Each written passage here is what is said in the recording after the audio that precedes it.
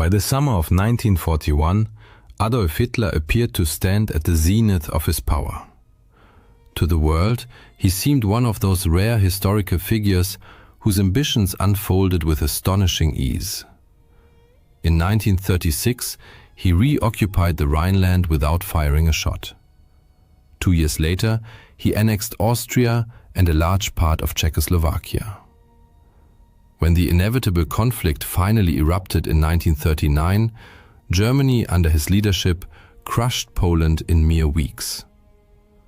The ensuing period of relative calm, dubbed the Phony War, gave way in the spring of 1940 to the swift collapse of Norway, Belgium, the Netherlands, and France.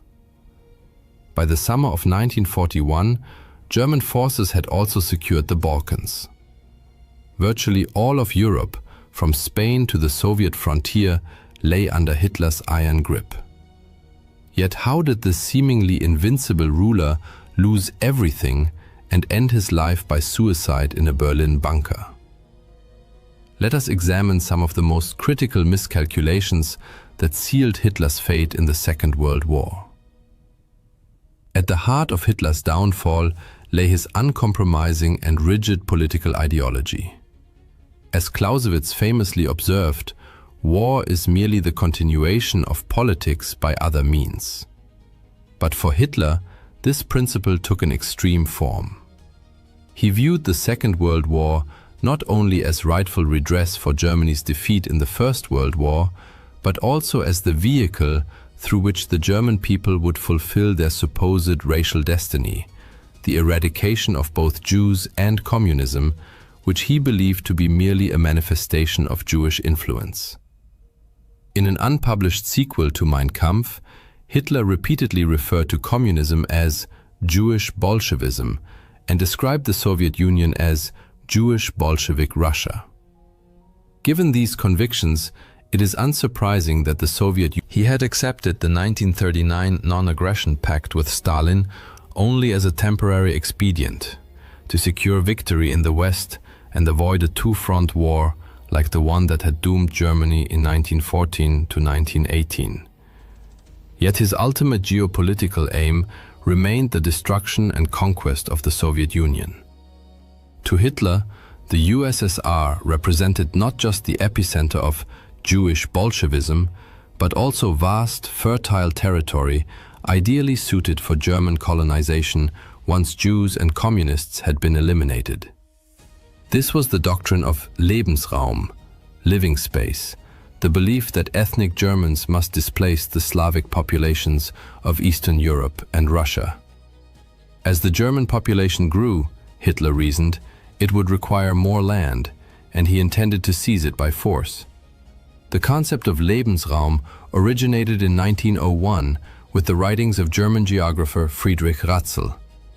Ratzel argued that every nation must be self-sufficient in resources and territory to defend itself effectively against external threats. Influenced by Darwin's theory of natural selection, Ratzel and his followers believed nations were locked in perpetual struggle for survival, and only the fittest would expand and thrive.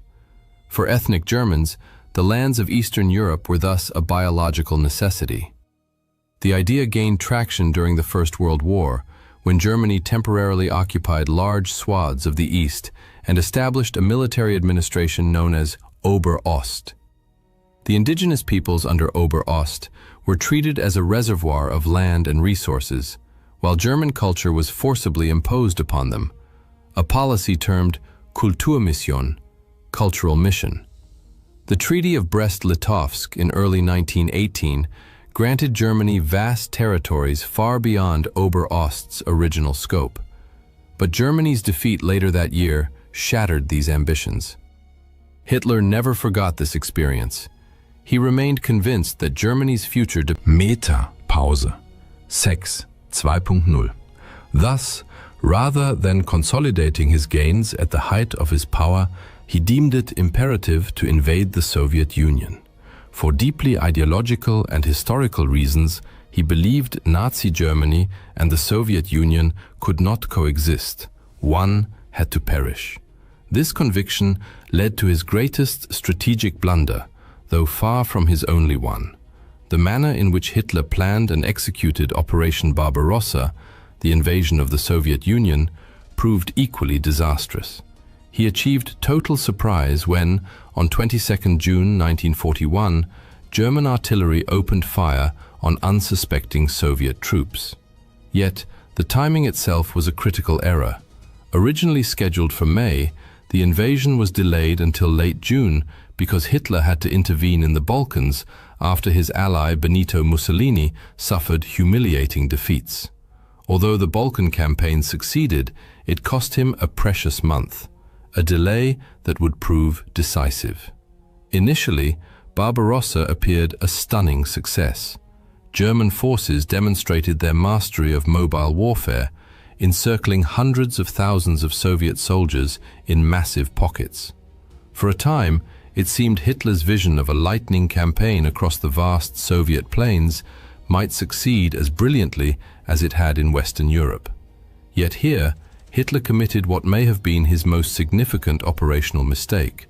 Instead of pressing forward toward Moscow, a drive that was advancing rapidly, he ordered the splitting of Army Group Center. He diverted key forces to reinforce Army Groups North and South, which were advancing toward Leningrad, now St. Petersburg, and Ukraine, respectively. On 21 August, he issued a directive prioritizing the capture of the Crimean Peninsula and Ukraine, economically vital regions, over the advance on the Soviet capital. His generals vehemently opposed the Meta-Pause, Sex 2.0. Though German troops continued to win battles, these were tactical victories that masked a strategic failure. When Hitler finally resumed the drive on Moscow in early October, he had already lost a crucial month. By early December, German units stood just 12 miles from the city. A reconnaissance patrol even reached within 5 miles. But this marked the high water mark of the German advance. On December 5th, the Soviets launched a massive counteroffensive that drove the overstretched and undersupplied German forces back 150 miles from the capital and industrial heartland of the USSR. By failing to take Moscow when he had the chance, Hitler ensured he would never do so, and that the Soviet Union would remain in the war. He ruthlessly dismissed any general who dared suggest tactical retreat during this critical phase. Others, fearing dismissal or worse, ceased to challenge his decisions, no matter how irrational.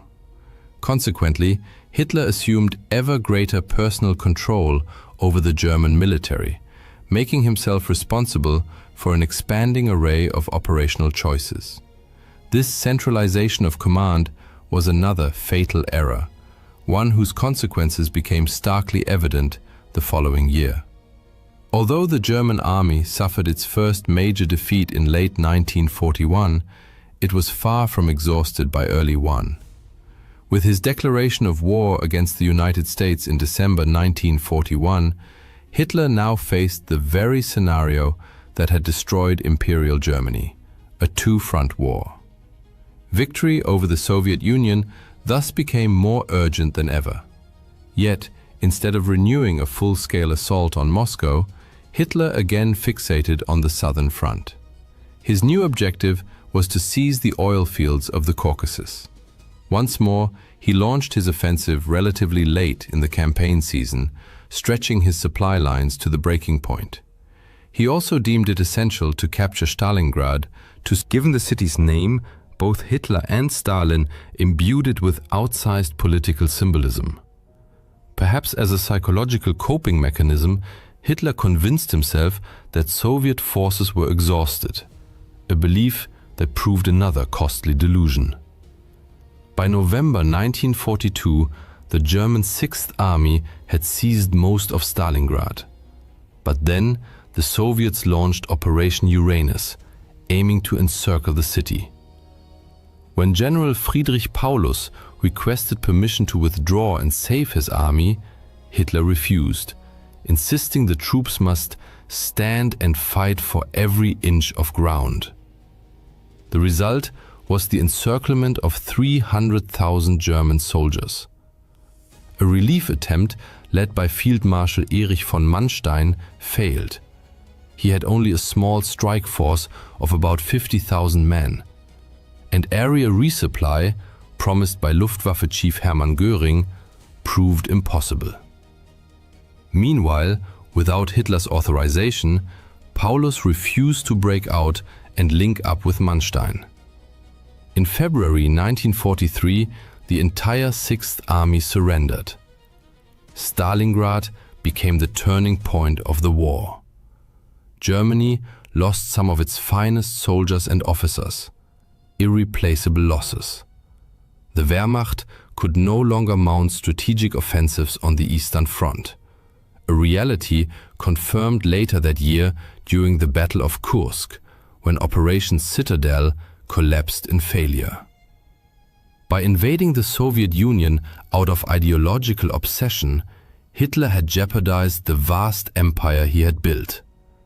His failure to destroy the USSR when he had the chance guaranteed a slow but inexorable decline from the pinnacle of power.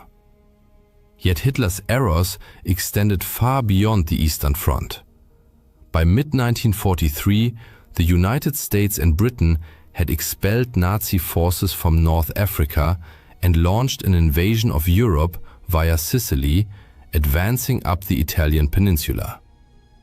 This shift in momentum forced Hitler to divert resources westward, ending any hope of winning the war before. By late 1943, it was clear the Allies planned to breach the Atlantic Wall, a chain of fortifications stretching from Norway to the Spanish border, and strike at the heart of Nazi-occupied Europe.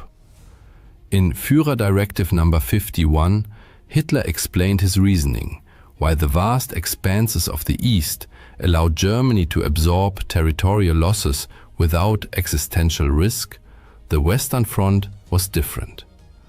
A successful Allied breakthrough there would bring catastrophic and rapid consequences. All signs pointed to an imminent invasion, no later than spring, possibly sooner. Therefore, further weakening the Western defenses for the sake of other theaters was unacceptable. Reinforcements were ordered, especially in areas deemed critical for launching long-range attacks against Britain, precisely where Hitler believed the decisive battle would unfold. By this stage, despite worsening military realities, Hitler's confidence in his own military genius had only grown.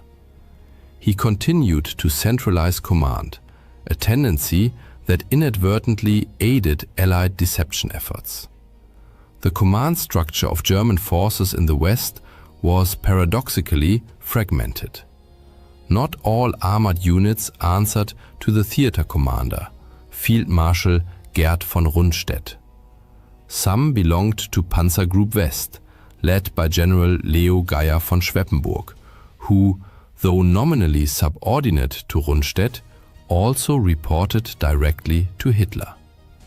Thus, any deployment of the feared panzer divisions required Hitler's personal approval.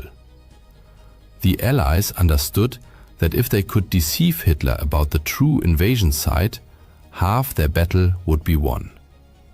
The confused command structure on the Western Front only reinforced this strategy. Long before D-Day, Hitler's indecision over panzer deployment, stemming from his insistence on Field Marshal Erwin Rommel, tasked with strengthening the Atlantic Wall, argued that armored divisions must be positioned near the beaches to annihilate Allied troops as they landed. Rundstedt disagreed, favoring a more flexible reserve strategy. When Rommel bypassed Rundstedt and appealed directly to Hitler, the Führer, unwilling to choose, attempted to please both. Rommel received 3 panzer divisions, 4 remained under Panzer Group West, and 3 were assigned to Army Group G, south of the Loire, also under Rundstedt's nominal command. As a result, on D-Day, Germany's best mobile forces were disastrously dispersed, with some stationed far from the invasion zone in a sector of negligible strategic importance. This was not Hitler's only blunder during the Normandy campaign. Allied deception operations, most notably Operation Fortitude, exploited the very logic outlined in Hitler's Directive Number 51. Since only a few locations offered viable conditions for a large-scale amphibious landing, the Allies focused their deception on convincing Hitler that the main invasion would come at the Pas de Calais, not Normandy. And Hitler, blinded by ideology and overconfidence, fell for it. The Allies' plan was to convince Hitler that the invasion would target Calais, the closest point across the English Channel. To reinforce this illusion, they created a fictitious formation, the 1st United States Army Group, FUSAG, which was to be commanded by General George S. Patton, widely regarded as one of the Allies' finest field commanders. The most famous element of this deception involved inflatable tanks, trucks, artillery pieces, and other military equipment visible to German aerial reconnaissance. But this was only the beginning. Carefully orchestrated fake radio transmissions were broadcast, counterfeit documents were prepared, and troops were permitted to troop movements were meticulously choreographed to suggest that Calais was the true objective. To further bolster the ruse, by this time, nearly all Nazi spies in Britain had been captured and turned into double agents under the Double Cross program. The most remarkable of these agents was Juan Pujol Garcia, a Spanish citizen codenamed Garbo. Unlike others, Garcia had originally intended to spy against Nazi Germany. After the British initially rejected his offer, he contacted the Germans, only to later reveal himself voluntarily and become a double agent for British intelligence. Garcia fabricated an entire network of 27 sub-agents, each equipped with highly detailed, plausible backstories. Through scrupulous attention to such details, and others, he and his imaginary network flooded the German high command with intelligence they believed credible, even when it was technically accurate, as it was often rendered useless by timing or context. This modus operandi dated back to 1942, when Garcia provided the Germans with just enough truthful details about Operation Torch landings to establish his credibility. The success of the D-Day landings on June 6th was only the first step toward breaching the Atlantic Wall and liberating Western Europe from Nazi control. Once ashore, the Allies needed to convince Hitler that the Normandy landings were merely a diversion, and that the real invasion was still to come at Calais. It was critical to prevent the Nazis from committing their full strength, especially their panzer divisions, to Normandy. Otherwise, the invasion might be driven back into the sea. On June 5th, Garcia sent his German handlers a warning that an urgent message would follow in the early hours of June 6th. He intended to report detailed intelligence confirming an imminent assault on Calais. But the radio operator This lapse allowed Garcia to relay more accurate information about the Normandy landings than the Allies had originally planned, though, as usual, it arrived too late for the Germans to act effectively. Garcia further cemented his credibility by expressing indignation. "I cannot accept excuses or negligence. Were it not for my ideals, I would abandon this work." Then, on June 9th, he informed the German High Command that the true invasion was still pending at Calais, backing his claim with forged documents that purported to reveal the elaborate structure of the FUSAG-led invasion plan under Patton. For Hitler, who had long believed Calais was the most likely invasion site, these reports were especially persuasive, as they appeared to validate his own military judgment. Field Marshal von Rundstedt was equally deceived. As a result, only a handful of tanks were deployed against the Allies during the critical early phase of Operation Overlord. On 29 July, nearly 2 months after D-Day, Hitler awarded Garcia the Iron Cross for his exceptional service to Germany. Even in August, numerous German forces, including 2 panzer divisions and 19 infantry divisions, remained stationed at Calais, awaiting an invasion that would never come. By then, it was far too late for the Nazis to push the Allies back into the Channel. Hitler's unwarranted self-confidence as a military leader and the chaotic command structure that reflected it cost him the chance to prevent the Allies from breaking through the Atlantic Wall and opening a 2-front war. Ironically, Hitler had been right about one thing. His earlier warning in Führer Directive No. 51 had come true. Yet his last gamble, the Battle of the Bulge in December and January, ended in failure. Less than a year after D-Day, Hitler shot himself in his Berlin bunker as Soviet forces, whose invasion he had so confidently dismissed, closed in on his position. This trait may even drive their initial quest for power. Once in control, however, megalomania tends to intensify. In Hitler's case, the combination of an already unstable personality, a grandiose millenarian ideology, and absolute dictatorial authority created the perfect conditions for self-destructive decisions made without informed criticism. Competent subordinates feared speaking up, lest they be dismissed, or worse. Adolf Hitler was far from the only dictator, before or since, to exhibit this pattern of behavior. But he remains the most infamous, not only for the war and genocide he unleashed, but also for the catastrophic strategic blunders he made in waging it. In numerous instances, Hitler could have averted defeat by choosing differently, but time and again he chose wrongly. On June 22, 1941, in the early hours of the morning, German shells rained down on the Brest fortress, reducing barracks to rubble and cutting off radio communications. Red Army soldiers, emerging from clouds of dust and making their way into shattered bunkers, found themselves completely encircled, cut off from command and facing vastly superior enemy forces. Despite this, they fought with unwavering determination. While fortress defenders withstood relentless assaults from aircraft, artillery, and flamethrowers, Soviet civilians risked their lives to deliver ammunition, and nurses braved enemy fire to drag the wounded off the battlefield. Graffiti scrawled on the fortress walls, "I am dying, but I will not surrender," became a powerful symbol of their indomitable spirit and desperate resistance. In the months leading up to that tragic June of 1941, the Soviet Union appeared to be at peace with Nazi Germany. The two powers had signed the Molotov-Ribbentrop Pact in August 1939. Secret protocols of this agreement stipulated the division of Eastern Europe between them, while the public non-aggression clause allowed Germany to focus its military efforts on its Western allies. For Stalin, the pact was a calculated strategic move. He believed it would sow discord among Western capitalist powers, weakening their positions and, more importantly, buy the USSR valuable time to strengthen its military might. Seizing the opportunity, the Soviet Union moved beyond Poland to annex the Baltic states, Bessarabia, and northern Bukovina, significantly expanding its borders. Yet this expansion fostered a false sense of strategic security.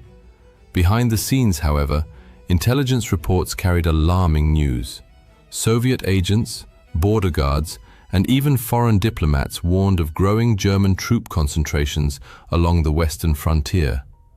He suspected the British of spreading disinformation to drag the USSR into war, and clung to Hitler's assurances that the massive German troop movements near the Soviet border were merely intended to keep aircraft out of range of British bombers. Even when the GRU and NKVD presented irrefutable evidence, troop concentrations and intercepted communications, Stalin dismissed much of it. Hitler himself had even sent Stalin a letter claiming that any German provocations would be the work of disloyal generals, urging Stalin not to respond with force, but instead to contact German officials through diplomatic channels. This reluctance to believe an invasion was imminent also stemmed from Stalin's profound distrust of his own military intelligence. The Great Purge of the late 1930s had decimated the Red Army and state security apparatus. Thousands of experienced officers, including most of the high command, had been dismissed, imprisoned, or executed. By 1941, a staggering 75% of Red Army officers had held their posts for less than a year. Experience had been replaced by obedience and fear, as a cautious and disoriented military hierarchy hesitated to deliver unwelcome news that might anger Stalin. Compounding these issues were serious flaws in Soviet deployment. The annexation of eastern Poland and the Baltics had shifted the USSR's western border 160 to 400 kilometers westward. Many fortifications along the old border were now obsolete, while Soviet divisions stationed in newly occupied territories were dangerously exposed. Airfields, barracks, and command centers lay vulnerable to immediate attack, as construction of new defensive positions had been delayed or cancelled altogether. Worse still, the Red Army lacked a deep defense system. Rather than deploying forces in echelons, with successive fallback lines and strategic reserves, many Soviet units were This meant that any German breakthrough of the initial defensive line would encounter little resistance beyond it. These defensive shortcomings were not taken seriously, largely due to prevailing Soviet military doctrine at the time. The Red Army in 1941 was structured primarily for offensive operations, reflecting the belief that any future war would involve subduing neighboring states. Much of this confidence stemmed from the USSR's vast tank inventory. The brand new T-34 and KV tanks were among the best in the world, but they constituted only a small fraction of Soviet armored forces. The overwhelming majority consisted of obsolete, mechanically unreliable models like the T-26 and BT series. Thousands of these tanks were rendered inoperable due to a lack of radios, spare parts, recovery vehicles, and trained mechanics. Numerical superiority meant little without logistics or a robust support network. The Soviet Air Force faced similar problems. On paper, Stalin's air fleet was the largest in the world, but this quantitative edge masked serious qualitative weaknesses. The backbone of its fighter force consisted of outdated Polikarpov 115, Chaika, and 116, Ishak aircraft. Though effective in the Spanish Civil War and against the Japanese at Khalkhin Gol, they were now outclassed by the Luftwaffe's Messerschmitt Bf-109s. At dawn on June 22, 1941, as the first rays of sunlight broke over the horizon, the illusion of peace shattered amidst the thunder of war. Without warning, across a staggering 2,900-kilometer front, the Wehrmacht unleashed its full might against Soviet positions. Artillery barrages shook the earth, while wave after wave of Luftwaffe bombers filled the skies, crossing the border in relentless formations. Airfields, barracks, and supply. On that fateful day, the Soviet Air Force suffered catastrophic losses. Between 1,800 and 2,000 aircraft destroyed, many while still on the ground, never given a chance to take off. One pilot later recalled, "I pulled back the tent flap and saw planes with German crosses strafing our tents. Everyone rushed out and saw the dead and wounded in the neighboring tents. I threw on my flight suit, grabbed my logbook, and ran toward the hangar. The alert aircraft, neatly lined up, were already burning. The Red Army was caught completely off guard.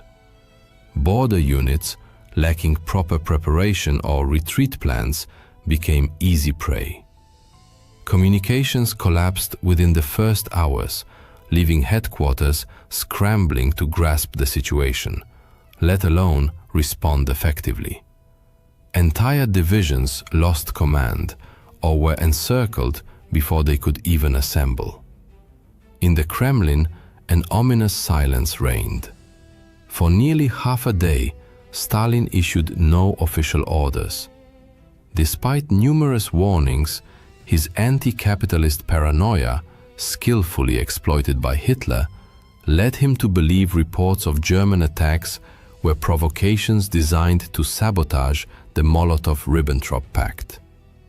On the front lines, initiative among officers was paralyzed. Years of purges had left the officer corps cautious and fragmented, unwilling to act without explicit directives from above. As the invasion deepened into Soviet territory, commanders faced an agonizing dilemma: resist or wait for confirmation.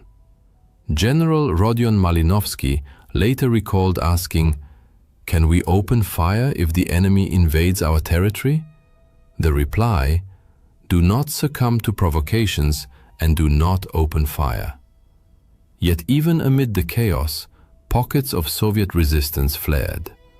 One of the first serious obstacles for the Germans, Germany's 45th Infantry Division, expected to capture the complex within hours, but instead became mired in brutal close-quarters fighting, cut off from command and deprived of clear orders.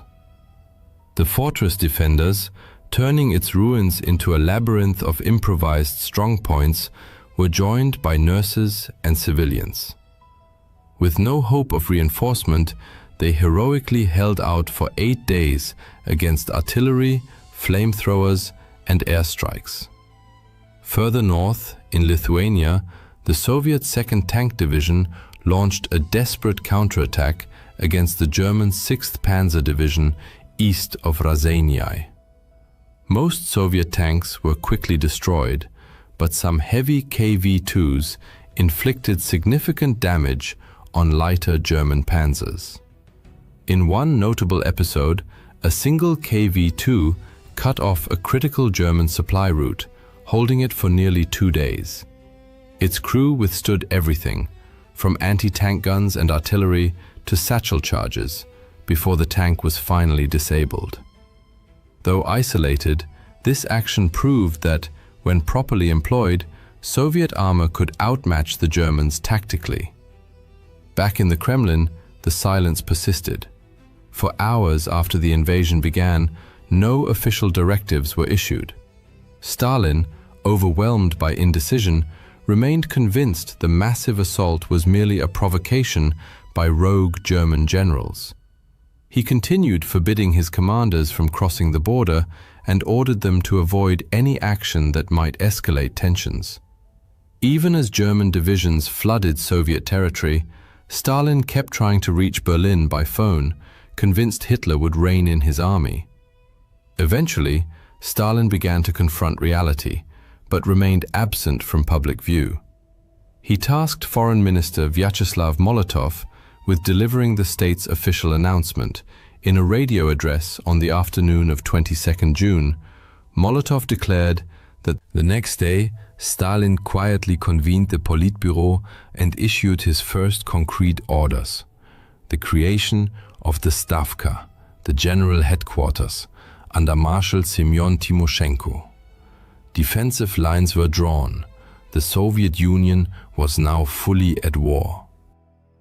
In the weeks that followed, the Soviet Western Front desperately tried to halt the German blitzkrieg, but the Red Army's disorganized defense nearly led to total collapse. Massive encirclements at Bialystok and Minsk trapped 4 entire armies. By July 9th, over 341,000 Soviet troops had been killed, gone missing, or taken prisoner. Material losses included thousands of tanks, artillery pieces, and aircraft. The situation in the south was no better. By early August, German and Romanian forces had advanced deep into Ukraine, reaching the Dnieper River and trapping 2 more Soviet armies in the Uman pocket. By early August, the situation along the Eastern Front remained dire. Behind the front lines, where the Luftwaffe reigned supreme, Soviet infrastructure suffered relentless bombardment. Factories, supply depots, and critical transportation hubs were devastated by continuous air raids. The few surviving rail lines became clogged with retreating troops, streams of refugees, and broken-down equipment, creating unimaginable chaos. Ammunition depots and airfields under enemy fire had to be abandoned in haste. The scale of the catastrophe forced the Soviet state to launch an unprecedented emergency operation. Key industrial plants were dismantled and evacuated eastward by rail. Even under constant German air attacks, the Soviets managed to relocate their industry beyond the reach of advancing troops. The increased distance from the front lines gave Soviet factories the breathing room needed to ramp up production of vital war material, ammunition, vehicles, and aircraft. In the Kremlin, Soviet leadership gradually. After 10 days of public silence, Stalin finally addressed the nation by radio on the 3rd of July. Gone was the language of diplomacy. Abandoning his formal tone as General Secretary, he called on citizens to defend the motherland, form partisan detachments behind enemy lines, and prepare for a long, brutal war. A month later, Stalin quietly assumed the role of Supreme Commander-in-Chief. As the Red Army began achieving more successes on the battlefield, Stalin's public profile grew. As Supreme Commander, he placed the defense of the entire USSR squarely on his shoulders. By mid-July, the Red Army was exhausted and bleeding, but not broken. As German forces advanced toward Moscow, the Soviets managed to stabilize the front enough to halt their advance near Smolensk. From early July, Marshal Timoshenko threw every available resource into stopping the German breakthrough. By month's end, Army Group Center succeeded in encircling the city and several Soviet field armies, but at a heavy cost. Not only did significant numbers of troops from the 19th and 20th armies break through back to Soviet lines, but the delay disrupted the German timetable for Operation Barbarossa, further straining their already fragile logistics. By late August, the Red Army was ready to strike back. West of Smolensk, Soviet forces under General Georgy Zhukov launched a successful counteroffensive near the town of Yelnya. Though costly and of limited strategic value, the operation provided a crucial morale boost. It marked the first time Soviet troops had forced the Germans into retreat. While major battles raged along the main front, resistance also began to coalesce in occupied territories. In the forests and villages of Belarus, Ukraine, and Western Russia, isolated soldiers, political officers, armed with little more than determination and minimal support, these early partisan units sabotaged railways, ambushed convoys, and carried out assassinations before vanishing back into the woods. By late summer, coordination with the NKVD improved, and partisan detachments became more structured and integrated into broader NKVD operations. Though they couldn't stop the German advance, their actions forced the Wehrmacht and SS to divert precious resources to secure rear areas, further straining German supply lines. Meanwhile, other branches of Soviet intelligence worked quietly in the shadows. Cryptanalysts of the NKVD under Sergei Tolstov successfully decrypted Japanese diplomatic communications, leading Soviet leadership to conclude that Japan would not attack the USSR. Meanwhile, Red Army codebreakers began intercepting messages exchanged between the Romanian High Command and General Erich von Manstein's forces in Ukraine, providing a broader understanding of the strategic situation. By late summer 1941, frontline Soviet commanders reported an unexpected shift in German activity. Armored units that had been advancing directly toward Moscow were diverting north and south. The Soviet High Command realized the Germans were no longer focused solely on the Central Front. In the south, Red Army commanders warned of a massive buildup of enemy forces targeting Kiev, but Stalin refused to authorize a retreat. Instead, the Southwestern Front mounted a valiant yet ultimately futile defense of Ukraine, resulting in its encirclement and destruction. Total losses amounted to nearly 760,000 men, with over 486,000 killed or missing. General Mikhail Kirponos, commander of the Southwestern Front, also perished in combat. Despite these catastrophic losses, while the Southern Front collapsed, the Central Sector remained quiet, granting the Soviets precious time to form new armies, regroup their defenses, and continue evacuating industry eastward. In the north, defenders of Leningrad held the line against combined forces of Army Group North and Finnish units in Karelia, which reached the city's outskirts by September. Germany's 4th Panzer Group spearheaded the assault but failed to break through. Instead, the Wehrmacht encircled Leningrad, initiating a siege that would last 872 days.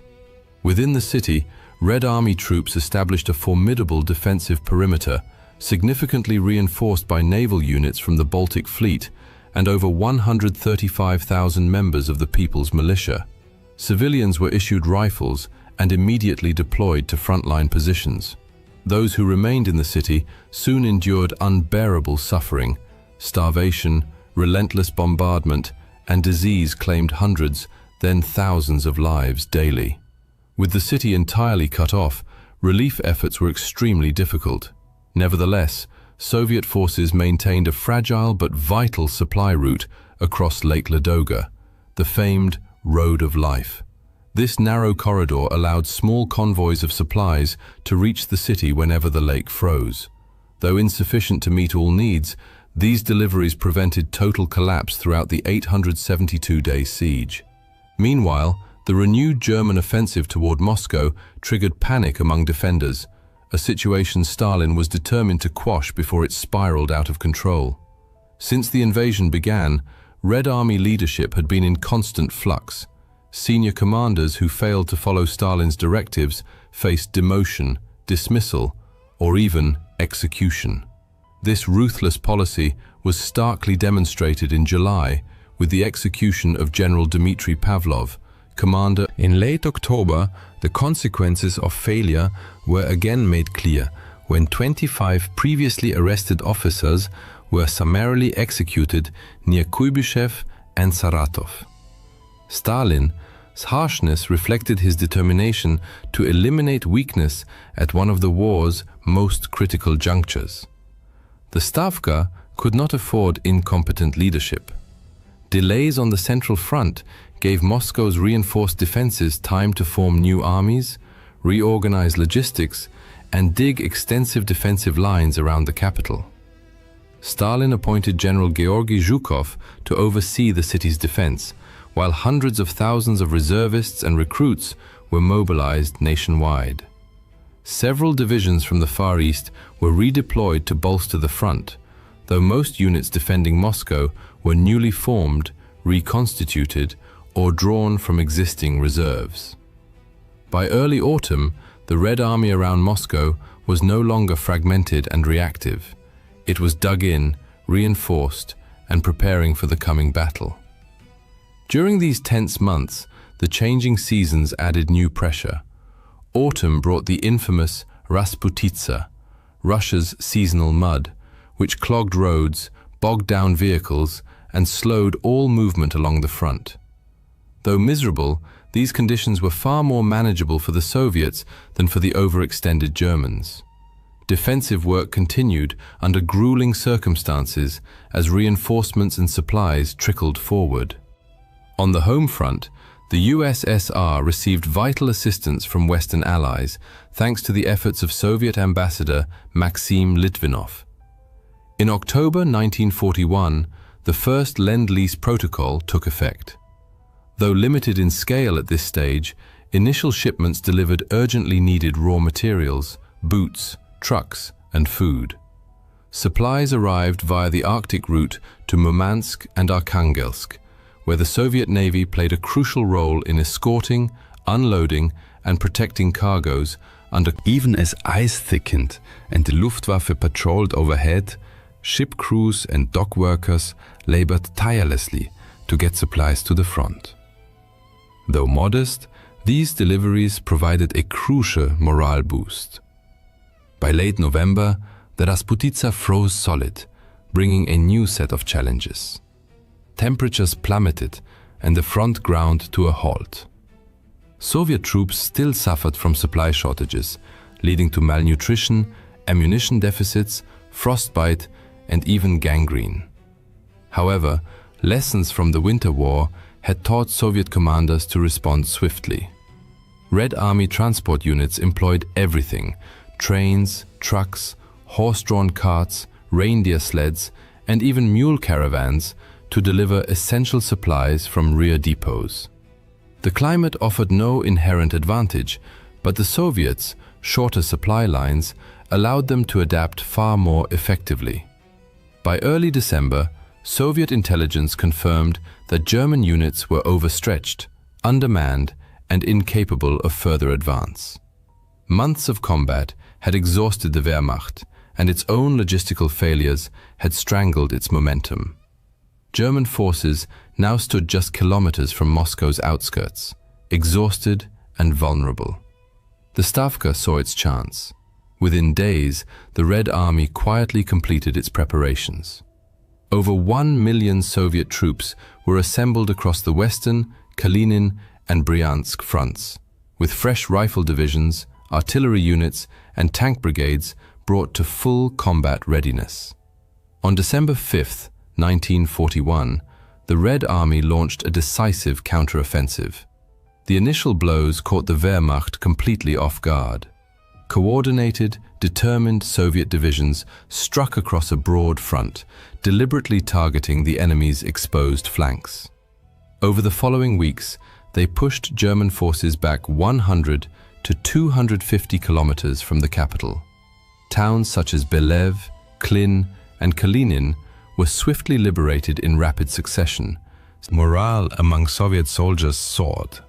For the first time since June, the Red Army was dictating the pace of war, seizing the initiative from the enemy.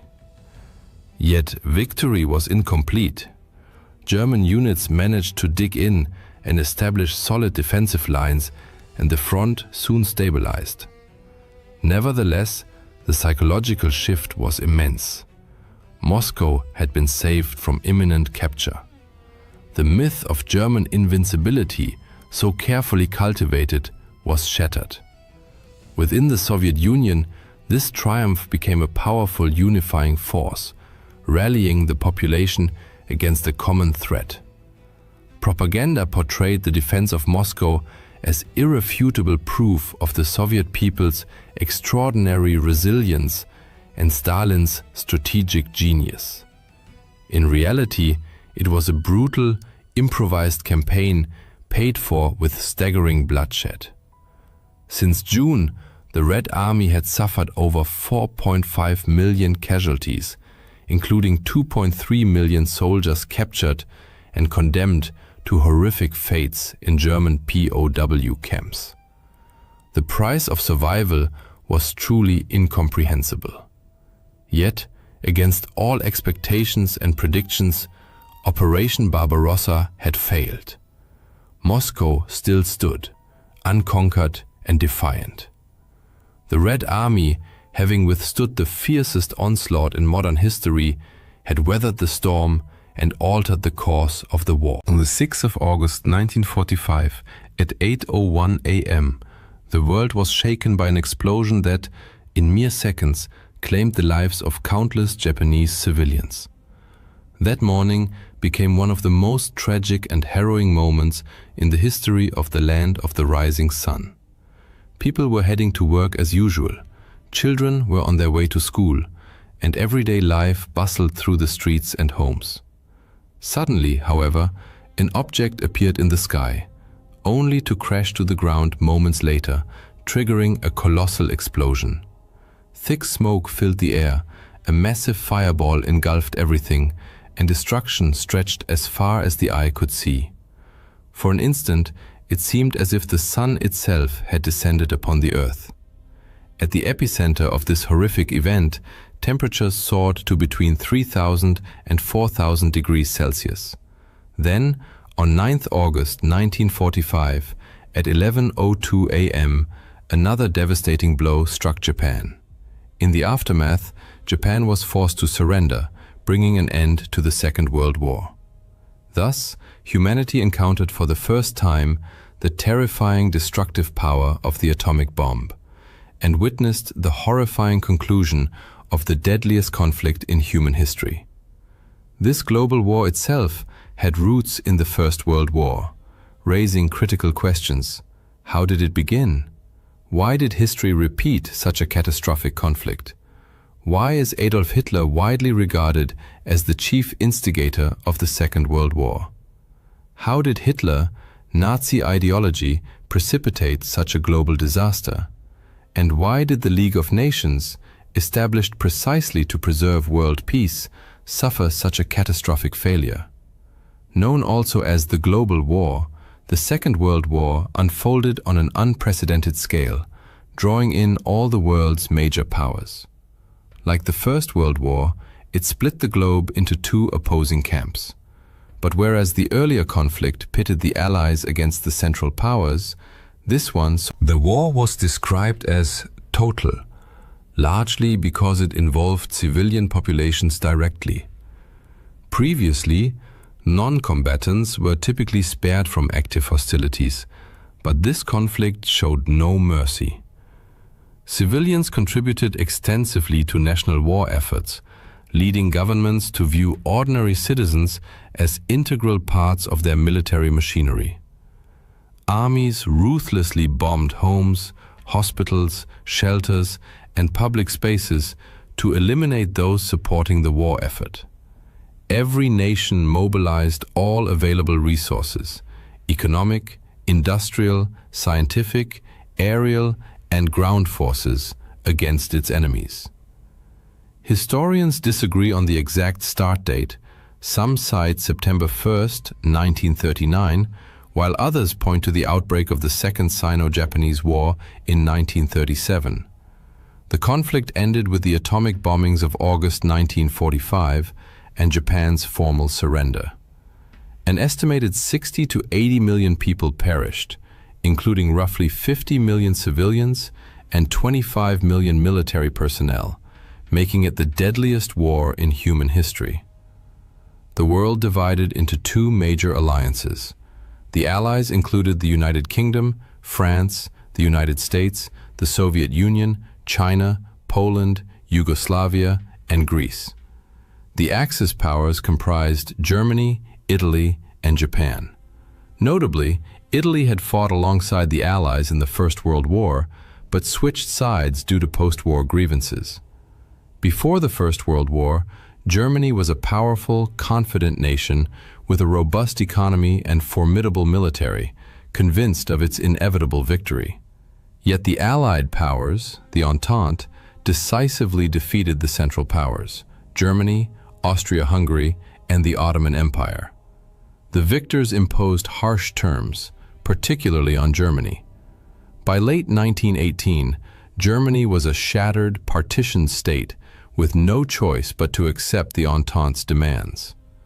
The war devastated its economy, impoverished it. Deep political, social, and economic upheavals followed.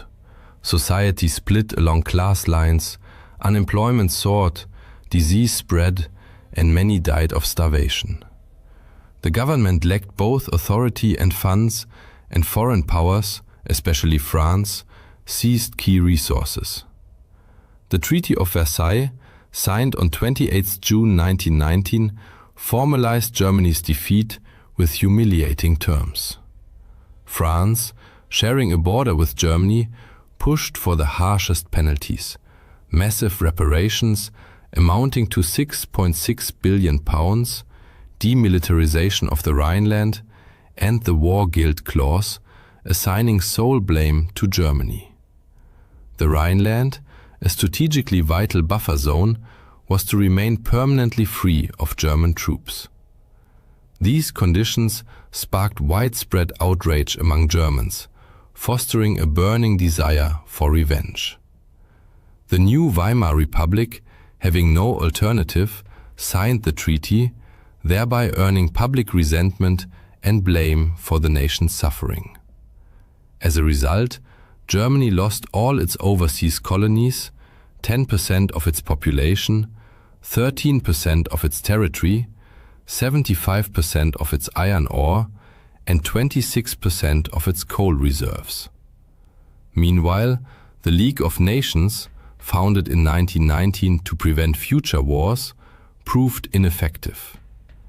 Lacking its own military and undermined by non-participation, the US never joined, and withdrawals, including Germany and the USSR, it failed to stop aggression. Its collapse became a key factor enabling the Second World War. Germany's post-war economic woes were compounded by reparations. Hyperinflation ensued, people needed wheelbarrows of banknotes to buy bread, children played with bundles of cash, and the currency became nearly worthless. In response, the US introduced the Dawes Plan in 1924, stabilizing the economy until 1928. But the 1929 Wall Street crash triggered a global depression. American aid ceased, delivering a double blow to Germany. By 1932, industrial output had dropped by 40%, and desperate citizens marched with signs reading, "Willing to do any work." Public trust in the Weimar government evaporated. Adolf Hitler exploited this chaos. Once an aspiring artist from an ordinary family, he rose by harnessing popular despair. Through charismatic speeches, mass rallies, and relentless propaganda, he promised to overturn the Versailles Treaty, restore Germany's glory, and exact revenge. His Nazi party gained massive support, and on the 30th of January 1933, President Hindenburg appointed him Chancellor.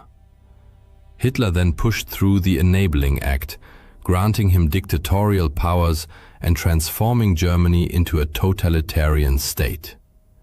He swiftly reshaped the nation, withdrew from the League of Nations in 1933, remilitarized the Rhineland in 1936, annexed Austria in 1938, the Anschluss, and occupied Czechoslovakia.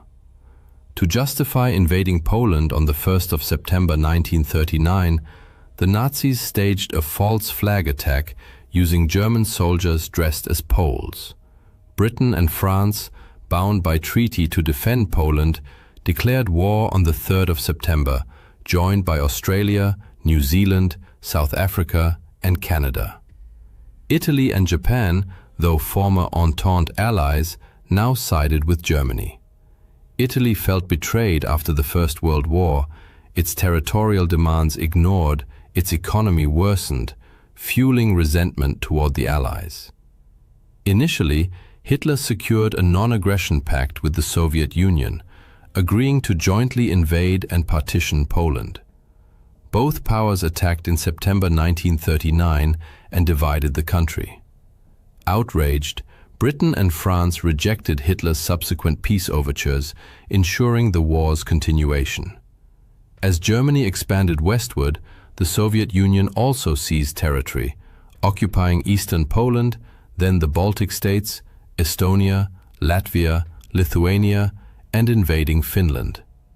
This aggression led to the USSR's expulsion from the League of Nations, further exposing the organization's impact. On the other hand, Hitler's ambition to seize ever more territory continued to grow, culminating in the German invasion of Denmark and Norway in April 1940. The primary objective was to secure iron ore supplies from Sweden, which the Allies were attempting to disrupt. In fact, The Allied powers had actively sought ways to halt these shipments, including plans to cut off the flow of Swedish iron ore to Germany, but their efforts failed. Germany swiftly overran both Denmark and Norway. This success, however, heightened German concerns about France's ongoing involvement in the war. Rather than launching a direct assault, Germany devised a strategy reminiscent of World War I, attacking France through Belgium. Italy, aligning itself with Germany, declared war on France on 10 June 1940. By 14 June, German and Italian forces had reached Paris, compelling France to surrender. Just 8 days later, France formally signed an armistice with Germany, acknowledging defeat. Germany's rapid victory over France, achieved in mere weeks, was a stunning military feat that sent shockwaves across the globe. Fear of Hitler spread rapidly. No nation wished to provoke him. His name became synonymous with terror, yet Britain refused to yield. Rejecting Hitler's peace overtures, Britain stood firm, prompting the outbreak of the Battle of Britain in July 1940. The Royal Air Force proved formidable, engaging the Luftwaffe in intense aerial combat. Despite Germany's relentless bombing of British cities, Britain remained defiant. Meanwhile, Hungary, Slovakia, and Romania joined the tripartite pact between Germany, Italy, and Japan, significantly bolstering the Axis powers. Emboldened by this support, Italy invaded Greece. Britain intervened, successfully repelling Italian forces. In response, Hitler dispatched German troops to aid Italy, leading to a joint Axis. By 1940, Hitler appeared unstoppable, with much of Europe either conquered or aligned with him. At the height of his power, however, he made a fateful error. Convinced of his inevitable victory, he turned toward fulfilling his long-held ambition, the conquest of Eastern Europe, then part of the Soviet Union. In June 1941, Germany launched Operation Barbarossa, violating the Molotov-Ribbentrop Pact. Initially, German forces advanced deep into Soviet territory, capturing vast areas. But by December, the brutal Russian winter set in, a condition only the Red Army was prepared to endure. The German offensive stalled, and Soviet counterattacks eventually pushed the Wehrmacht all the way back to Berlin.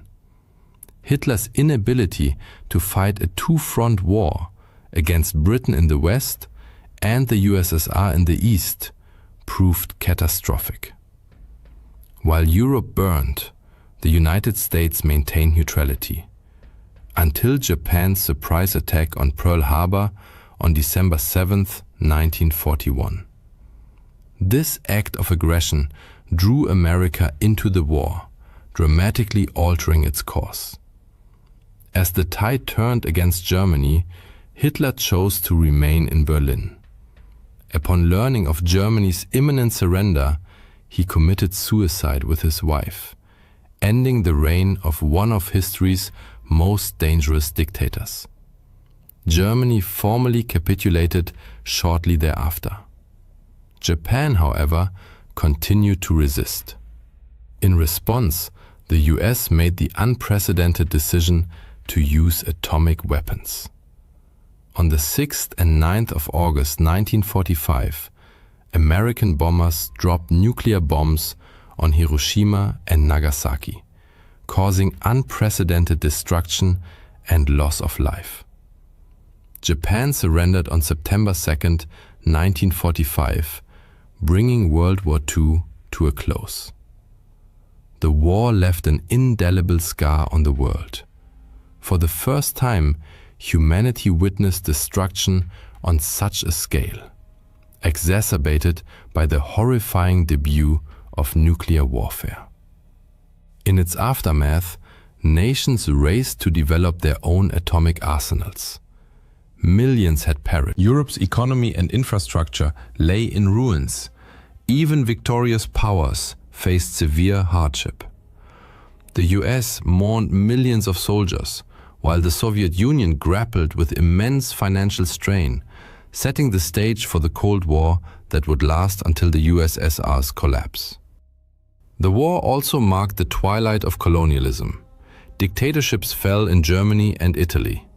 Germany itself was divided, the West occupied by the US, Britain, and France, the East controlled by the Soviet Union. Across Asia and Africa, independence movements surged. India, Myanmar, Egypt, the Philippines, Indochina, and Indonesia all sought and eventually achieved self-rule. Economic devastation and mass unemployment prompted the creation of the United Nations, which replaced the ineffective League of Nations and played a vital role in fostering global peace. During the war, India, then under British rule, was automatically drawn into the Allied camp. Approximately 2.5 million Indian soldiers fought against the Axis powers. Of these, around 87,000 died, 34,354 were seriously wounded, and 67,340 were taken prisoner. Echoing patterns from World War I, Britain continued to export Indian food supplies to support its war effort. In Bengal, workers were paid in cash instead of grain, which was shipped overseas. With money but no food available, prices soared, plunging ordinary citizens into crisis. Many rural families were forced to send members into military service, leaving women, children, and the elderly homeless. The result was the devastating Bengal famine of 1943, which claimed an estimated 3 million lives. India had long served as a source of raw materials like jute and cotton for Britain, but the wartime extraction of food exacerbated national hardship. In the war's aftermath, the Quit India movement gained unstoppable momentum. Weakened by global conflict and unable to suppress mass resistance, Britain finally granted India independence in August 1947. World War II undoubtedly stands apart in the annals of human history as the largest and most destructive conflict ever waged. Like a merciless whirlwind, it swept across every continent, leaving behind millions of shattered lives and shaping the world we know today. But what caused this outcome? Why did the Allies prevail? Or perhaps a more fitting question would be, why did the Axis powers collapse? By delving into the archives of World War II, we embark on a journey through pivotal events, turning points, and the fates of individuals who determined the outcome of this global drama. Our story begins in the 1920s. At that time, 6 great powers dominated the international stage, but 2 stood out unmistakably as true global superpowers, both of which would later join the Allied cause. Great Britain, mistress of the seas, ruled the largest empire in history, its mighty navy commanding the oceans without rival. The United States, meanwhile, was the wealthiest nation on Earth and the financial hub of the planet. Yet in 1929, the world changed beyond recognition. The global economy collapsed into the depths of crisis, and both Britain and the US effectively withdrew from the world stage. In this chaos, nationalist governments sprang up worldwide like mushrooms after rain, most prominently in Germany and Japan. Their new leaders harbored grand ambitions to build empires from which they could draw resources and elevate themselves to superpower status. Crucially, they were prepared to go to war to realize this vision. In stark contrast, the policies of Britain, France, and the United States were bent on avoiding war at all costs. The US passed neutrality laws, obliging it to stay out of any future conflict, while Britain pursued a strategy famously known as appeasement. Though widely Here in the World War II galleries, you can see the Anglo-German Declaration signed by Prime Minister Neville Chamberlain and Adolf Hitler, a document drafted after the Munich Conference, where Britain and France agreed to Hitler's annexation of German-speaking regions of Czechoslovakia in the hope of preserving peace.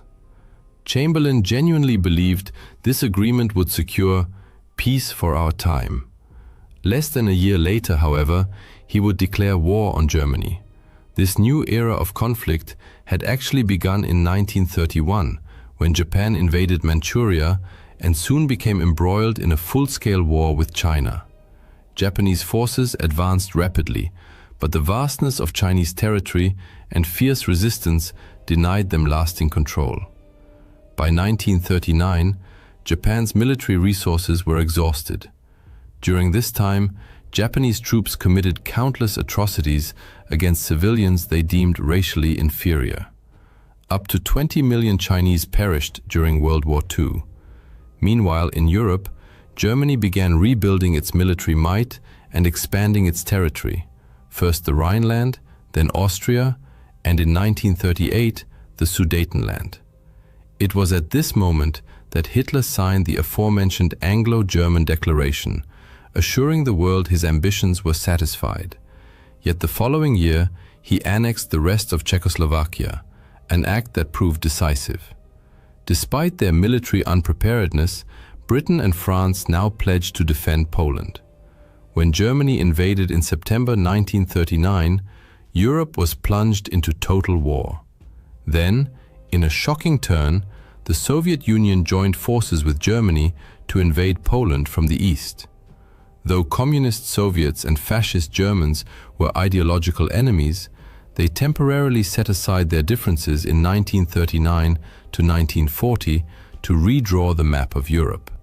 The Soviets occupied the Baltic states. Meanwhile, Germany captured Denmark and Norway before achieving one of the war's most stunning victories. Using advanced blitzkrieg tactics, German forces overran France and the Low Countries in just 6 weeks. Britain now stood dangerously exposed. During the evacuation from Dunkirk, British troops escaped aboard small civilian vessels, but left behind nearly all their heavy equipment. It seemed the German war machine was unstoppable, and Britain stood alone, isolated and vulnerable. Yet this was not entirely true. Britain received crucial support from its empire and dominions, from the United States and from governments in exile based in London. Germany expected Britain to surrender, but to Hitler's dismay, the new British Prime Minister, Winston Churchill, resolved to fight on.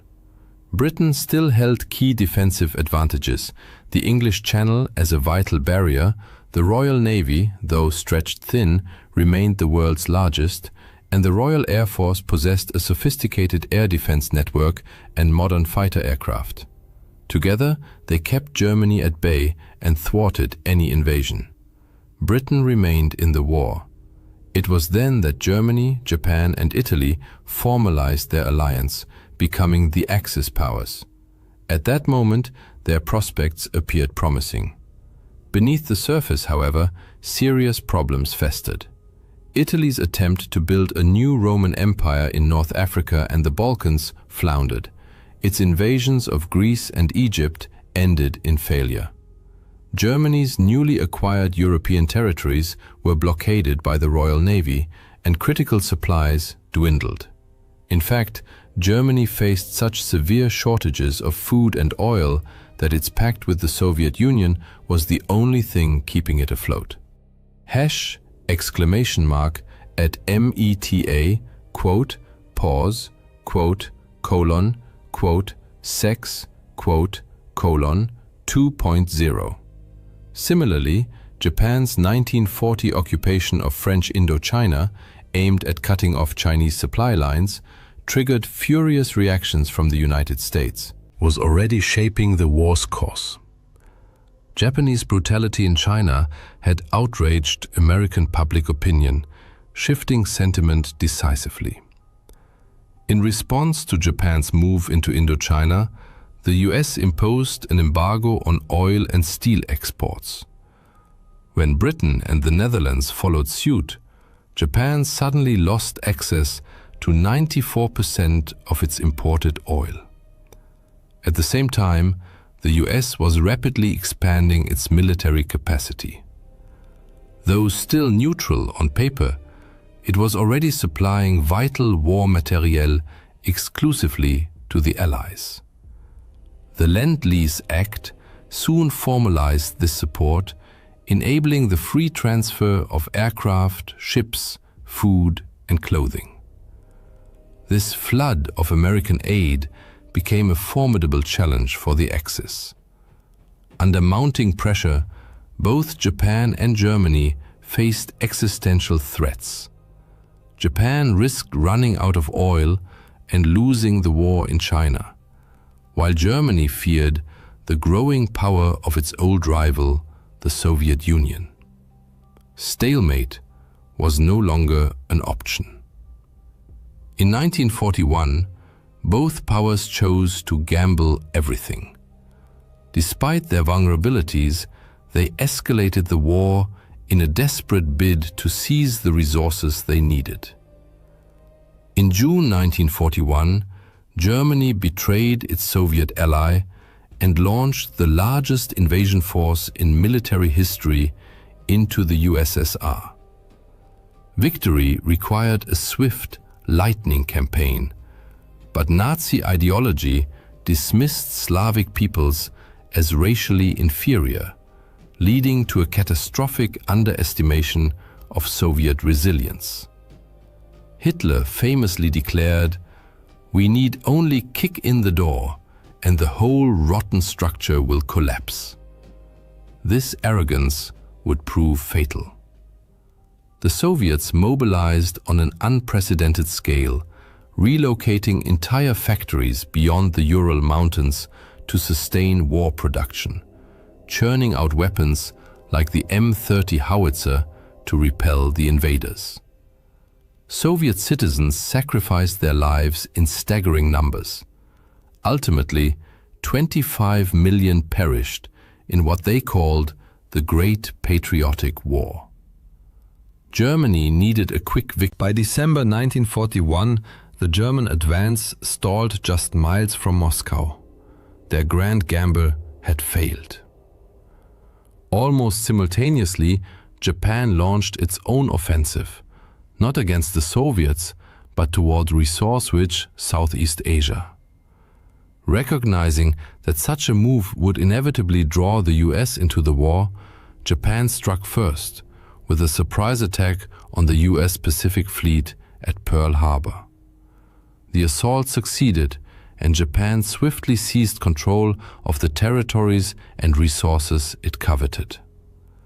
Believing Americans to be soft and unwilling to endure heavy losses, Japanese leaders hoped fierce defense of these gains would force the US to negotiate. Instead, the attack united the United States, Britain, and the Soviet Union in a common resolve. Only the unconditional surrender of the Axis would be acceptable.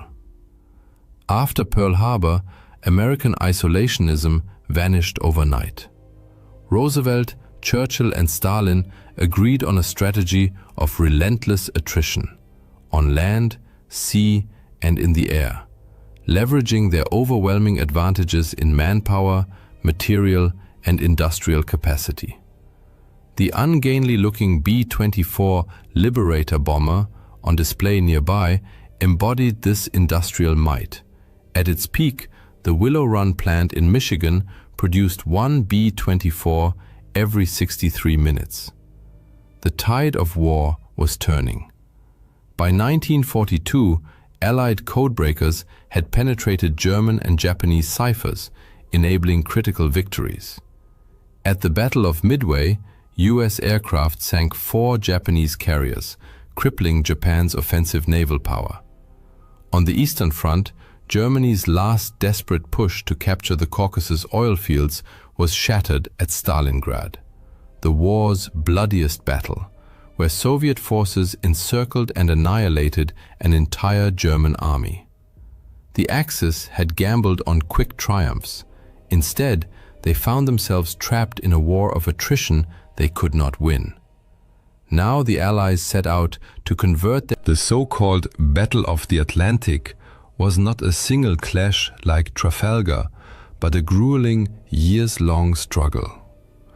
Germany deployed U-boats to starve Britain into submission, sinking millions of tons of Allied shipping, losses that peaked in 1942 during what German submariners called their second happy time. But the Allies turned the tide.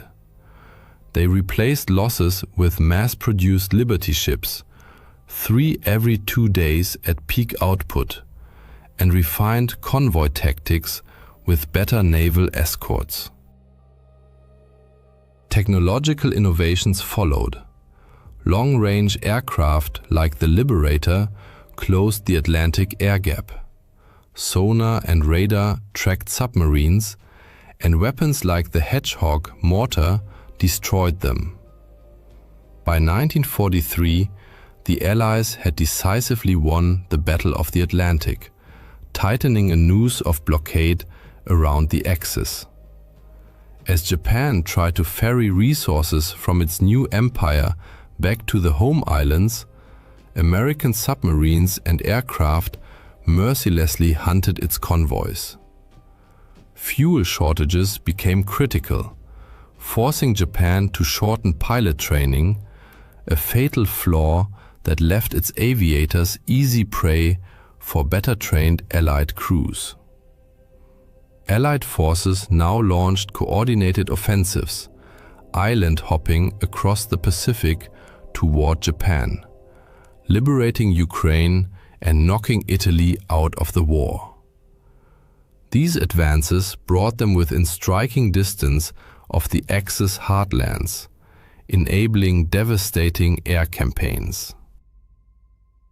British and American air forces subjected Nazi Germany to round-the-clock bombing, the RAF by night flattening urban centers, the US Army Air Forces by day precision striking industrial targets.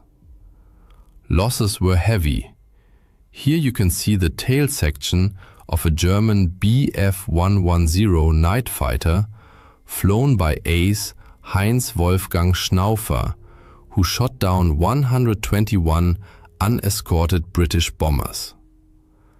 Yet the bombing campaign forced Germany to disperse aircraft production across countless small factories, sacrificing efficiency. Luftwaffe fighters were lured into the air by decoy bomber formations, escort fighters. In this war of exhaustion, the Allies prevailed. American bombers also unleashed firestorms on Japan, using incendiary weapons to reduce entire cities to ashes. Hundreds of thousands of Axis civilians perished in these strategic bombing campaigns.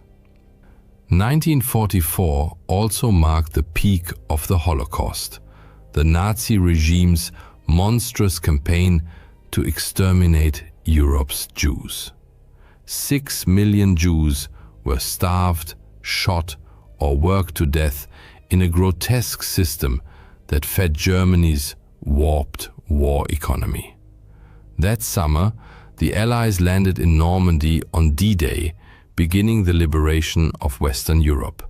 Simultaneously, the Soviet Union launched Operation Bagration, a colossal offensive that shattered German forces in the east.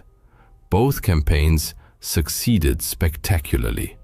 The Allies not only outnumbered the Germans in troops and tanks, but also enjoyed superior logistics, supplying their armies with trucks, while the Axis still relied heavily on horse-drawn transport.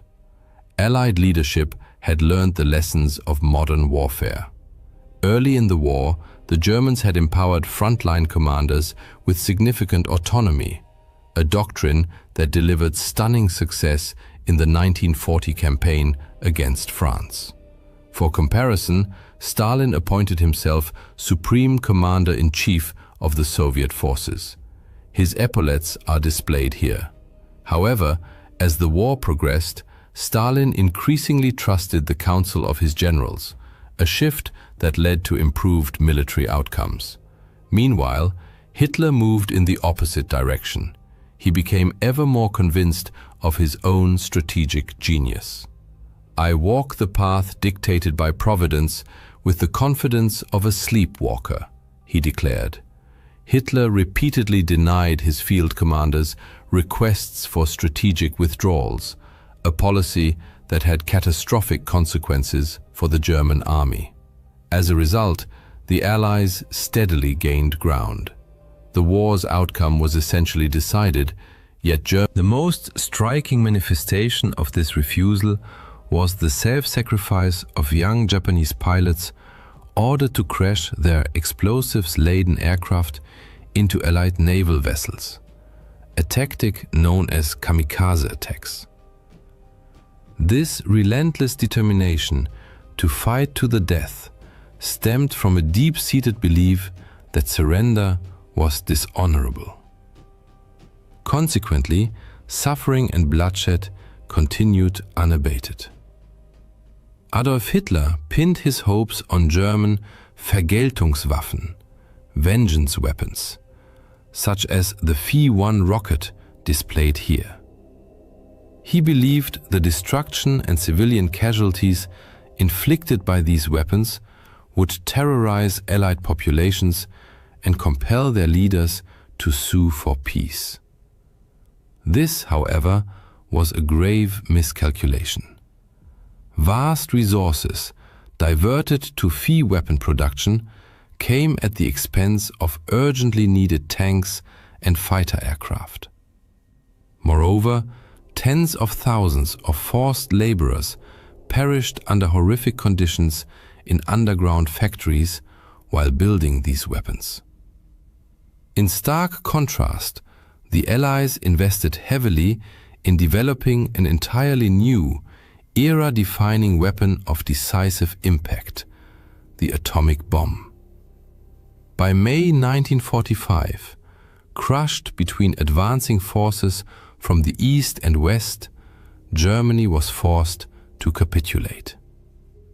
Japan, however, fought on, until the United States dropped atomic bombs on Hiroshima and Nagasaki, and the Soviet Union invaded Manchuria.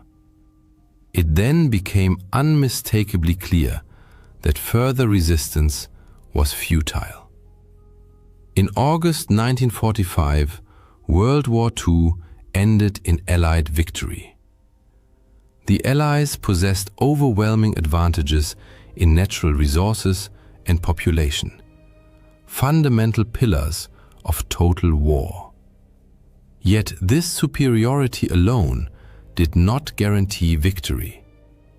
Through indomitable spirit and tenacious resistance, they overcame early setbacks to persevere.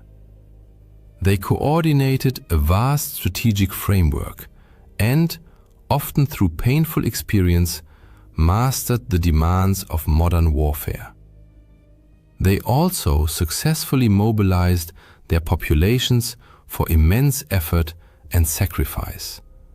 The peoples of the Allied nations demonstrated unwavering resolve and resilience, whether fighting the Axis powers, manufacturing the countless items required by mechanized warfare, or serving in numerous support roles. On Victory Day, Churchill addressed crowds in London with the words, "This is your victory." The Second World War was undoubtedly the largest, most destructive and bloodiest conflict in human history, leaving an indelible mark on every continent, including even distant Antarctica.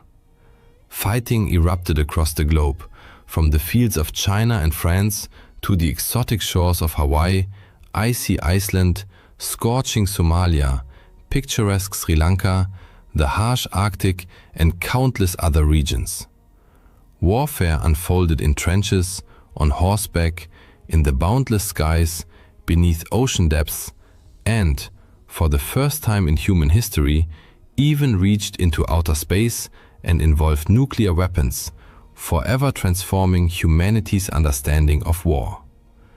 This global conflict radically reshaped the world order. Powerful European empires, British, French, Dutch, and others, never fully recovered from the blows they sustained. The remainder of the 20th century came to be dominated by two new superpowers, the United States of America and the Soviet Union, which dictated the geopolitical landscape for decades.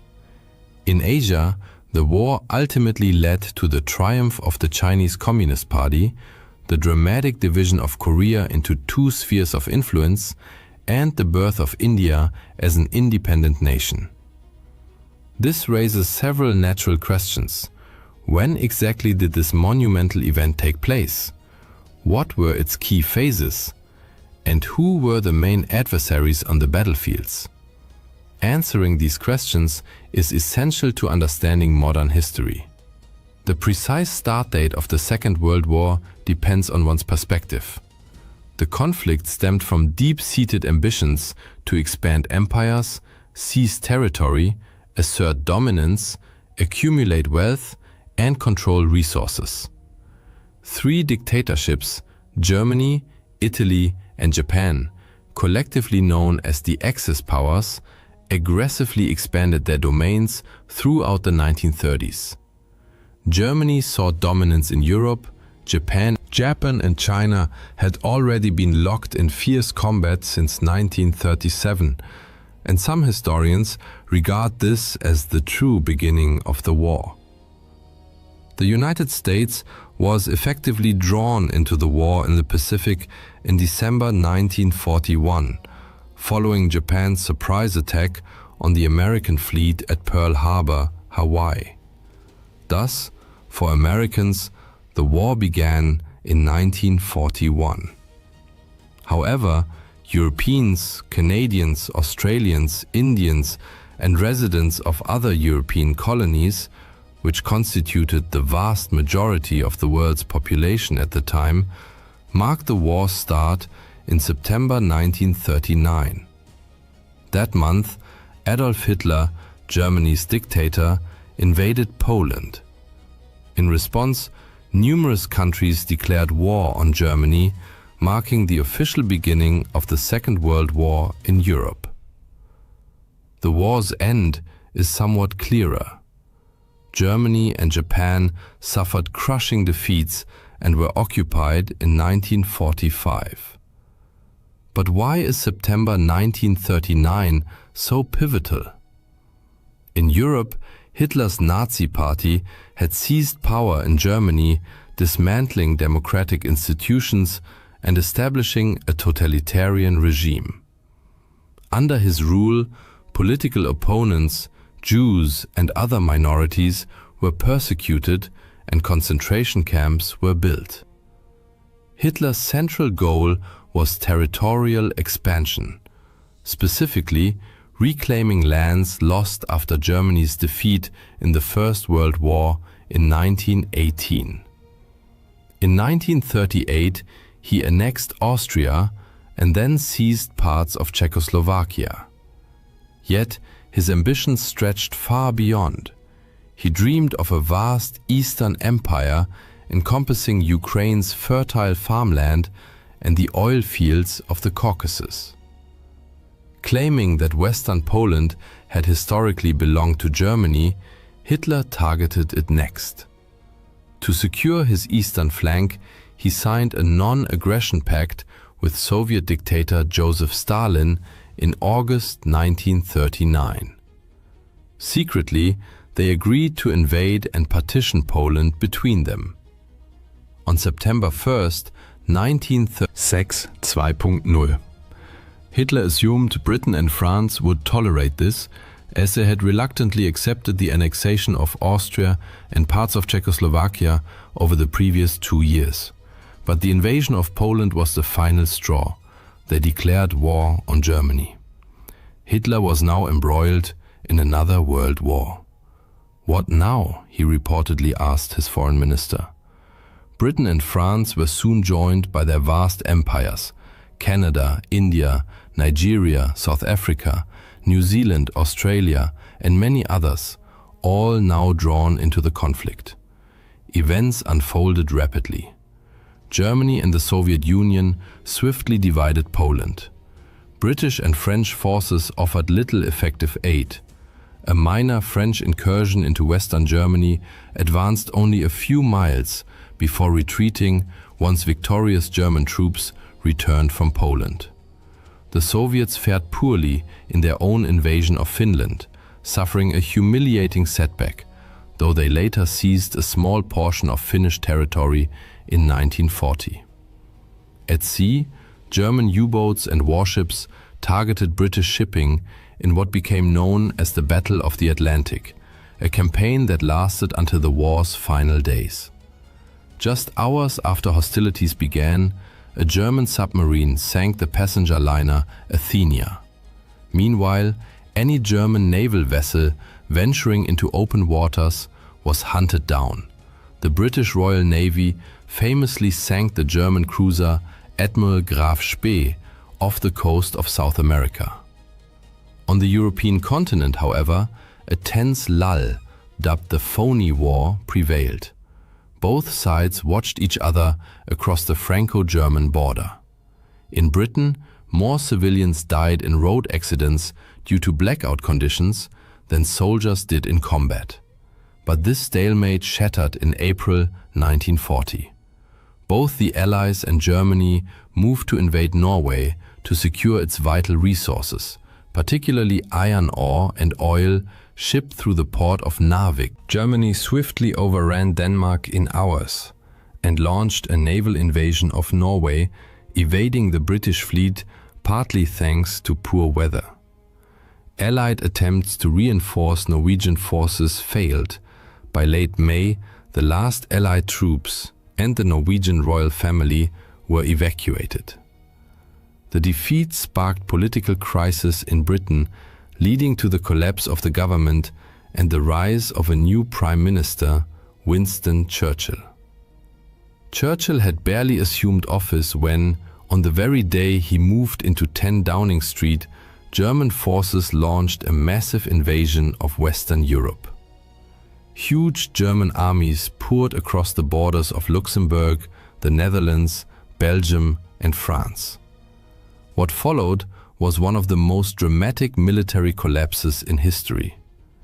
Employing tanks, aircraft, and motorized units in a revolutionary tactic later dubbed Blitzkrieg, Lightning War, the Germans achieved a stunning breakthrough. While Allied forces advanced into Belgium, expecting a repeat of the static trench warfare of World War I, the Germans struck unexpectedly through the Ardennes forest, a region most strategists considered impassable for large armored formations.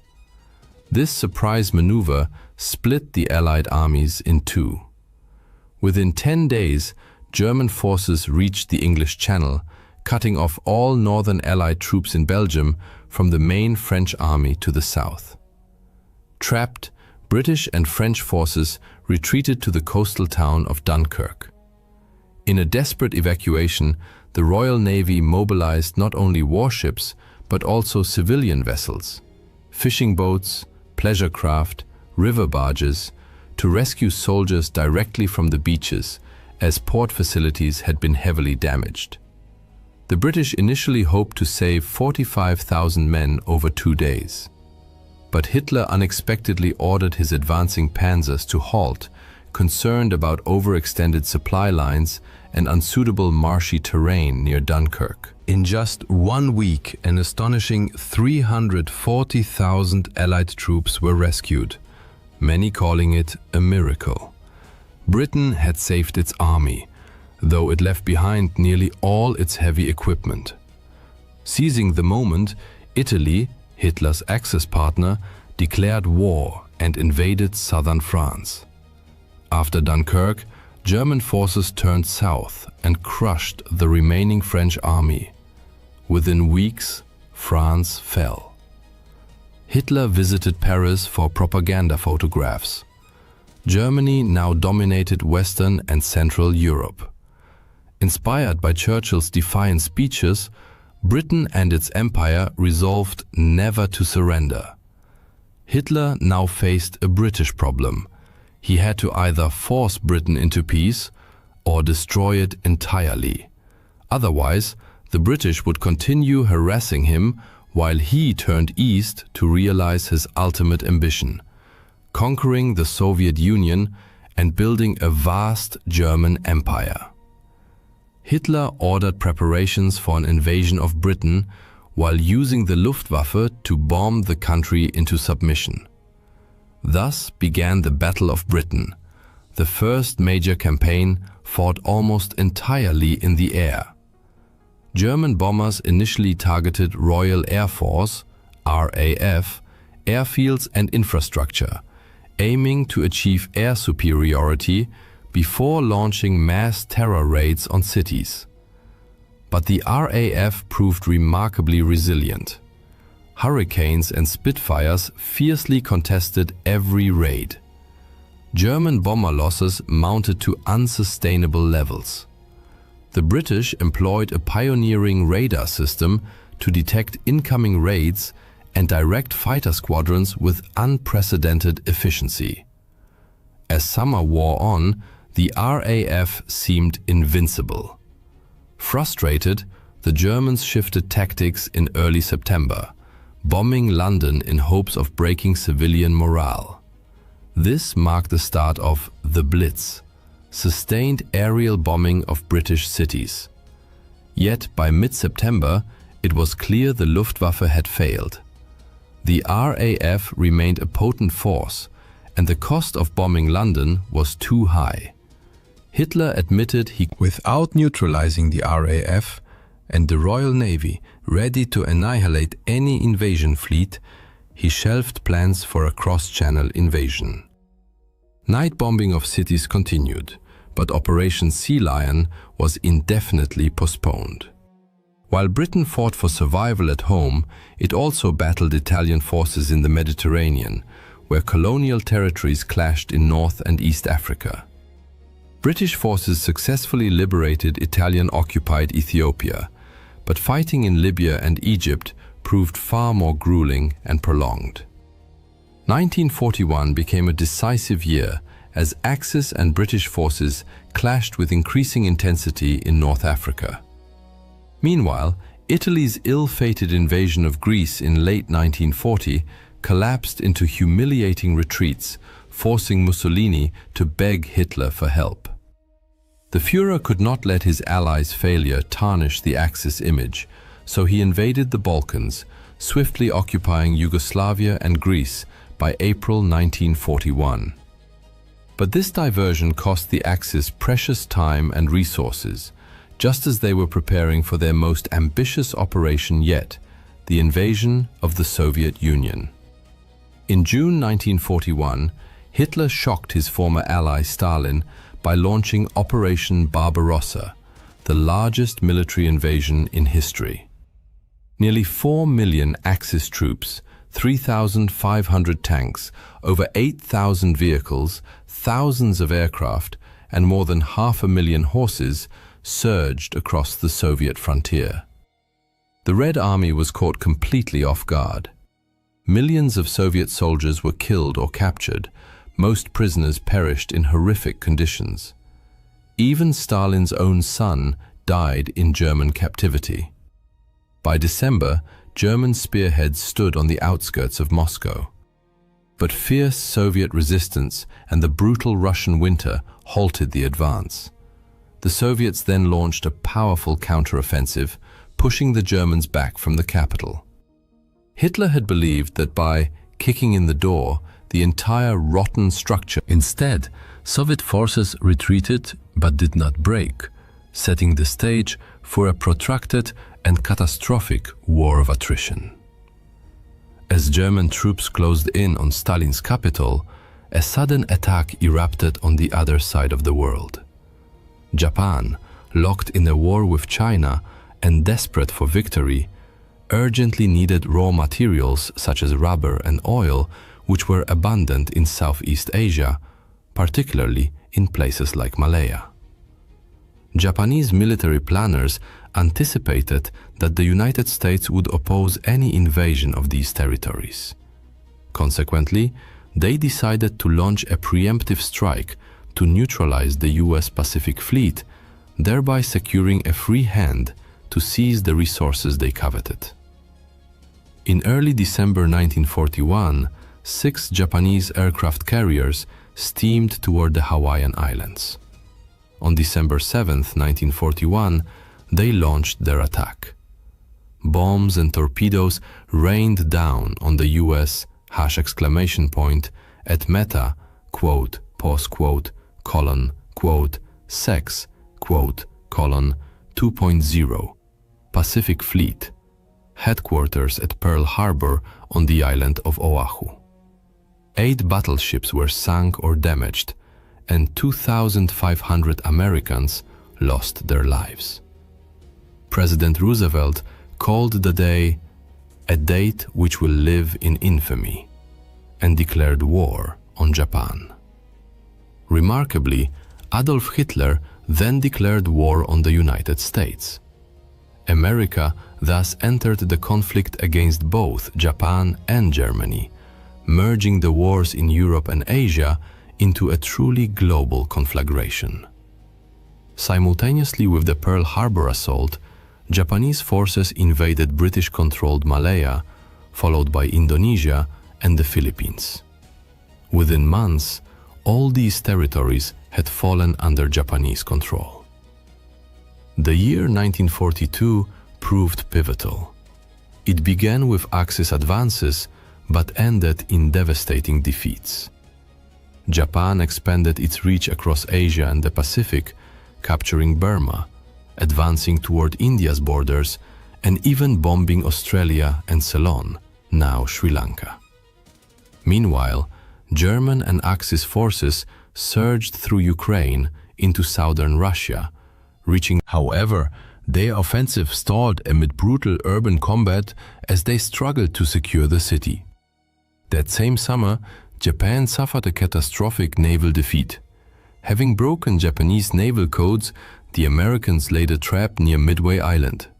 US carrier-based dive bombers sank 4 Japanese aircraft carriers, delivering a crippling blow to the core of Japan's naval power. The tide of war had turned. A similar shift occurred in North Africa. After a dramatic Axis advance deep into Egypt threatened Britain's entire Middle Eastern position, British forces counterattacked at El Alamein in October and pushed the Axis back, a turning point that began a long retreat. Days later, American troops made their first appearance in the European theater, joining British forces in landings in Morocco and Algeria. This move threatened to trap Axis forces between the advancing British army from Egypt and the new Allied front in the west. In November 1942, Soviet forces launched a massive counter-offensive against the Germans at Stalingrad. Within days, the German Sixth Army was encircled. Despite desperate resistance, the last remnants surrendered in February 1943, a crushing defeat for Nazi Germany.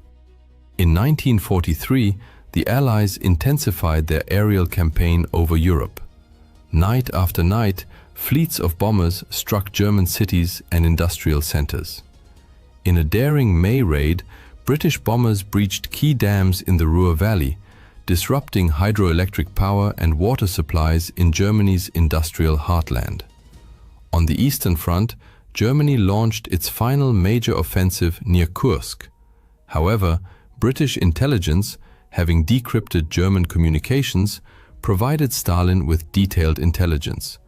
The Soviets constructed formidable defensive lines that inflicted horrific losses on the attackers before launching a powerful counteroffensive that in the Atlantic, Allied navies, British, American, Canadian, and others, developed effective tactics to counter the U-boat threat.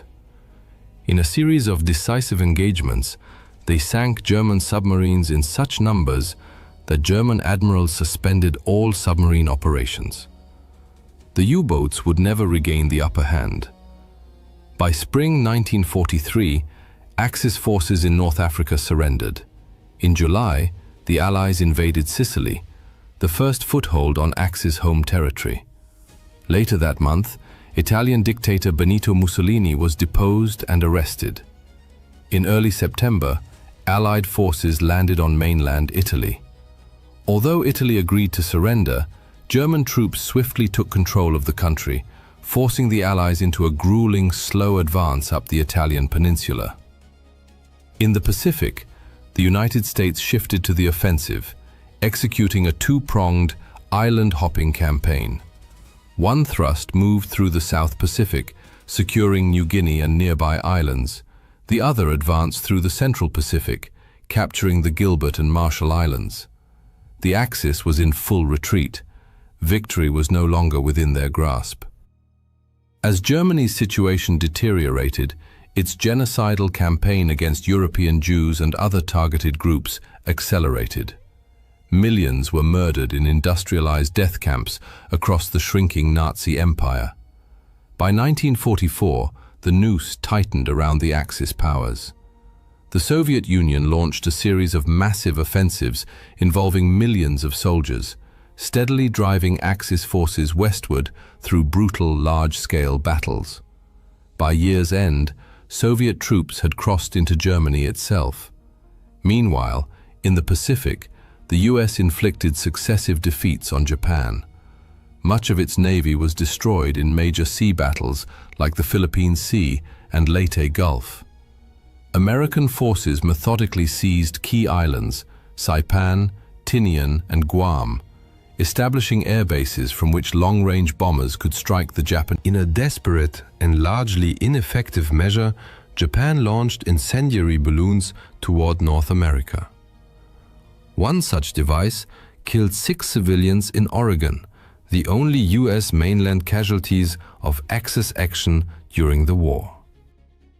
Japanese forces also attempted an invasion of India, but were decisively halted at the battles of Kohima and Imphal and forced into retreat. On June 6, 1944, D-Day, American, British, Canadian, and Allied forces launched the long-awaited invasion of Western Europe. Within 24 hours, some 150,000 troops landed in Normandy. Paratroopers dropped behind enemy lines, while the bulk crossed the English Channel in over 7,000 vessels to storm the beaches. Fierce resistance from German defenders in fortified bunkers made progress agonizingly slow on some sectors, but by day's end, the Allies had secured a foothold. Over the following days, vast quantities of troops and equipment poured ashore. German reinforcements rushed to Normandy, triggering a brutal battle of attrition. Not until early August did the Allies break out decisively, sweeping across northern France and liberating Paris by month's end. Victory seemed imminent. The Allies then attempted an ambitious airborne operation to seize bridges over the Rhine at Arnhem, but the Germans, though weakened, fought back fiercely and thwarted the plan. The war dragged into another horrific winter. In December, Hitler launched his last major offensive through the snow-covered Ardennes forest in Belgium and Luxembourg. Though the attack created a bulge in Allied lines, it failed to achieve a breakthrough. Reinforcements flooded the region, and the Battle of the Bulge ended in yet another German defeat, one that cost them irreplaceable troops, tanks, and fuel. All these events culminated in 1945. Yet the Axis powers fought on to the bitter end, inflicting immense, unnecessary... When the snows melted in spring, Allied forces surged through northern Italy, completing its liberation. On the Western Front, retreating Germans blew up one of their largest dams to flood the countryside and slow the Allied advance. But by March, Western forces had crossed the Rhine and pushed deep into Germany. By April, they stood just 50 miles from Berlin. In the east, the Soviets advanced relentlessly through Poland and eastern Germany. With nearly 2.5 million troops, they overwhelmed German defenses. Stalin, desperate to reach Berlin before the Western Allies, urged his generals forward. and they succeeded. By late April, Berlin was encircled. On 30 April, Hitler married his longtime companion Eva Braun, then killed her and committed suicide. Admiral Karl Dönitz, his short-lived successor as Führer, surrendered unconditionally on May 7th. The war in Europe was over. Some 43 million people had perished. 2/3 of Europe's Jews had been exterminated. Cities lay in ruins, cultural treasures destroyed, and the continent was left shattered. Japan, however, continued to resist. Its cities burned, its empire in ruins. American forces drew ever closer to the home islands. After horrific battles on Iwo Jima and Okinawa, where Japanese defenders employed suicidal but futile tactics, plans were drawn up for a full-scale invasion of Japan itself. But then, the United States stunned the world. A single aircraft dropped the most powerful weapon ever created, the atomic bomb. This wonder weapon was the product of a massive, secret American scientific and industrial effort, the Manhattan Project, to harness atomic energy. A successful test in July 1945 turned a stretch of New Mexico desert into glass. In August, President Harry S. Truman, having assumed office after Roosevelt's death in April, authorized the use of the bomb to. On the 6th of August, Hiroshima was obliterated. 3 days later, Nagasaki suffered the same fate. Hundreds of thousands were killed or grievously wounded. Simultaneously, the Soviet Union finally entered the Pacific War. The day after Hiroshima, Stalin launched a massive invasion of Japanese-held Manchuria. Faced with overwhelming force on two fronts, the Japanese government capitulated. The formal surrender ceremony took place on September 2, 1945, aboard an American battleship in Tokyo Bay. World War II was over. The world that emerged was irrevocably transformed. In Europe, Eastern territories fell under Soviet communist control, redrawing the geopolitical map. Germany, once Europe's powerhouse, was split. The East occupied by the Soviet Union, the West by Western democracies. The United States, now a nuclear superpower, assumed global dominance, eclipsing the war-exhausted British and French empires. In Asia, Japan underwent sweeping reconstruction under American occupation. Korea, like Germany, was divided, the South aligned with democracies, the North under communist rule.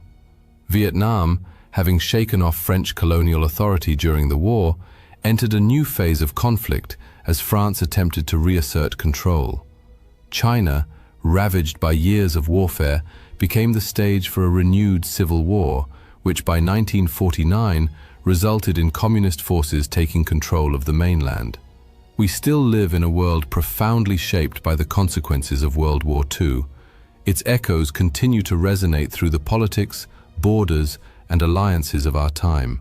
In May 1940, Nazi Germany launched a massive offensive on the Western Front. Despite the combined forces of France, Great Britain, Belgium, and the Netherlands significantly outnumbering the Germans in manpower, artillery, and tanks, and despite the French army being widely regarded as one of the finest in the world, German forces stunned the world by achieving a crushing victory over the Allies in just 6 weeks. This raises a natural question. How did Germany manage such a decisive and rapid triumph? When Germany invaded Poland in 1939, Britain and France declared war. Yet the Western Allies remained largely passive observers, while German and Soviet forces crushed Polish resistance. Meanwhile, German Chancellor Adolf Hitler was already planning his next move. He was in a hurry. His temporary pact with the USSR might not last, and the Allies were not yet ready for full-scale war. On September 27th, Hitler informed the High Command of his intention to attack France within a month. Most German generals, including Wilhelm Ritter von Leeb, were stunned. General von Leeb voiced his concerns. The French won't be caught off guard.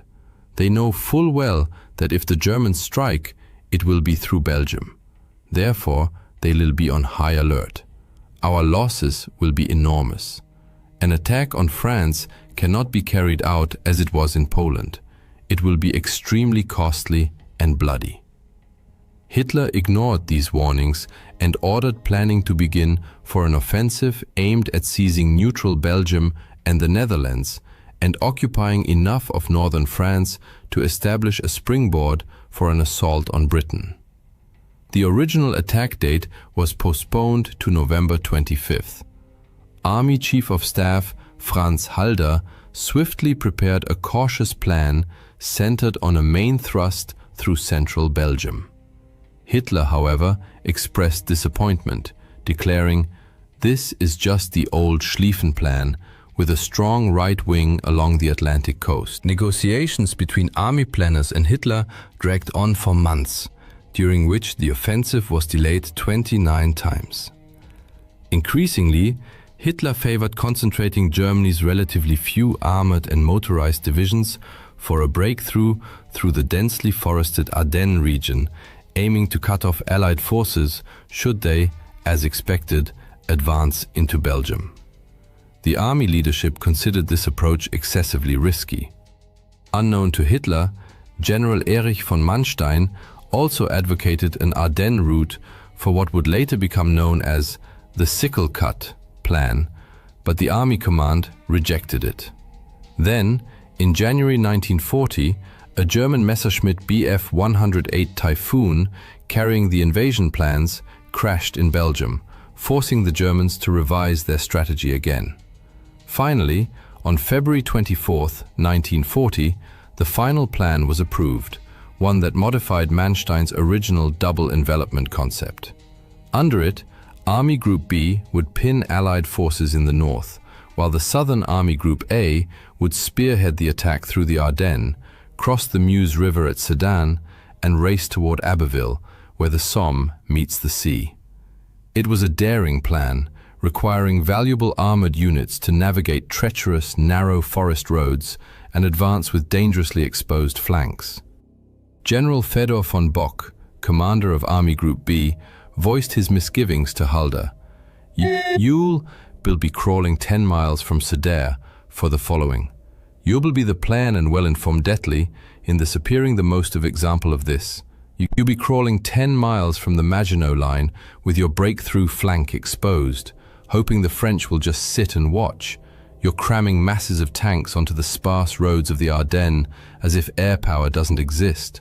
And then you expect to push all the way to the coast with a 200-mile-long open southern flank where the bulk of the French army is stationed." Meanwhile, the French and British were also making plans. The French and British planners trusted the impregnability of the Maginot Line and expected a German thrust through neutral Belgium and the Netherlands. However, the Dutch and Belgians refused to coordinate detailed plans for Franco-British forces entering their territory, hoping to avoid provoking Germany. Nevertheless, this scenario remained central to the Allied Plan D. The best French units and the British Expeditionary Force, BEF, were to enter the Netherlands if Germany attacked, attempting to halt them along the Dyle River, the Albert Canal, and fortresses like Eben-Emael. Plan D was itself risky. The Allies would lack the initiative, advancing to meet an enemy offensive, while their hinge, the Ardennes, was left lightly defended, as they deemed it impassable for large armored formations. French intelligence reports had flagged the Ardennes as a potential axis of attack, yet the High Command took no action. There was no strategic reserve either, as the French 7th Army was committed to advancing into the Netherlands, a politically expedient but militarily dubious move. On the eve of battle, the Germans fielded 2.8 million men, 7,500 artillery pieces, 4,000 aircraft, and 2,700 tanks and self-propelled guns on the Western Front. Only 16 of their 157 divisions were motorized. The Allies, including still neutral Dutch and Belgian forces, had 3.7 million men, 14,000 guns, 3,000 aircraft, and 3,700 tanks. The Germans began their offensive with approximately 3,700 tanks. While the Germans pinned their hopes on their audacious sickle-cut plan, the Allies pursued an ill-defined scheme to advance into the Netherlands. On May 10, 1940, German forces launched Operation Gelb, a campaign that shocked not only. They swiftly crossed into the Netherlands, aiming to create the impression that the main thrust was directed there, even using soldiers disguised in Dutch uniforms to seize bridges by surprise. Despite these ruses, German airborne landings at Dutch airfields largely failed due to Dutch resistance. Nevertheless, overall Dutch opposition was limited. On 14th May, the Luftwaffe bombed the port city of Rotterdam to intimidate the Dutch into surrender, a tactic that succeeded. Around 800 civilians were killed, though in the ensuing chaos, the Dutch government mistakenly believed the death toll was 30,000, and much of the city was destroyed. The government fled, and the Dutch army capitulated on 15th May. Belgian forces also retreated rapidly, though several units, unaware of the retreat order, held off German tanks for hours, a lesson Allied commanders overlooked amid the confusion. As Franco-British troops began moving late that evening, their advance along roads clogged with refugees was painfully slow. The Belgians had hoped Fort Eben-Emael would stop the Germans, but despite fierce resistance against German paratroopers and glider troops, the attackers prevailed by 11th May. Farther south, in the strategically vital Ardennes, the Germans advanced but encountered serious difficulties. Blown bridges and roadblocks delayed tanks, causing massive traffic jams stretching 250 kilometers behind the front. Only then did the French grasp the true scale of the Ardennes offensive. Local commanders had requested reinforcements days earlier, but none came. Now, French Commander-in-Chief Maurice Gamelin hastily dispatched 3 divisions. Some Allied commanders feared their armies might be trapped in Belgium, but Gamelin assumed German horse-drawn artillery would take 9 days to reach the Meuse, and that it was on the 12th of May, while a major tank battle raged at Hanout, where 630 German tanks routed a French force of 470, German units reached the Meuse farther south. General Erwin Rommel's 7th Panzer Division and Heinz Guderian's 19th Corps prepared to cross. A grim omen came when French units facing Guderian retreated without fighting. Many German tanks were relatively light, Panzer I, II, and 38T models, but they arrived en masse and with the element of surprise. Oberstleutnant Hermann Balck noted the mindset of some French prisoners. The French are performing terribly. When asked why they are fighting us, prisoners reply, because England and the rich want war. We are not waging war, they are waging it on us. Their eyes burn with hatred when they speak of England. The French have never been this bad. On the 13th May, German infantry and reconnaissance cavalry crossed the Meuse at Dinant and Sedan. The French were overwhelmed by the speed of the German advance. As one captured French general admitted, "You're too fast for us, that's all." Even before the crossing, rumors spread among French troops that the Germans were already behind them, triggering panic and flight in some units. German success stemmed not only from the armored thrust through the Ardennes, but also from overwhelming air power. The Luftwaffe relentlessly attacked Allied columns, though both sides suffered heavy aerial losses. Aircraft like the Ju-87 Stuka dive bomber pounded French defenses along the Meuse before ground troops crossed. German tanks crossed the river on the 14th, but incurred losses.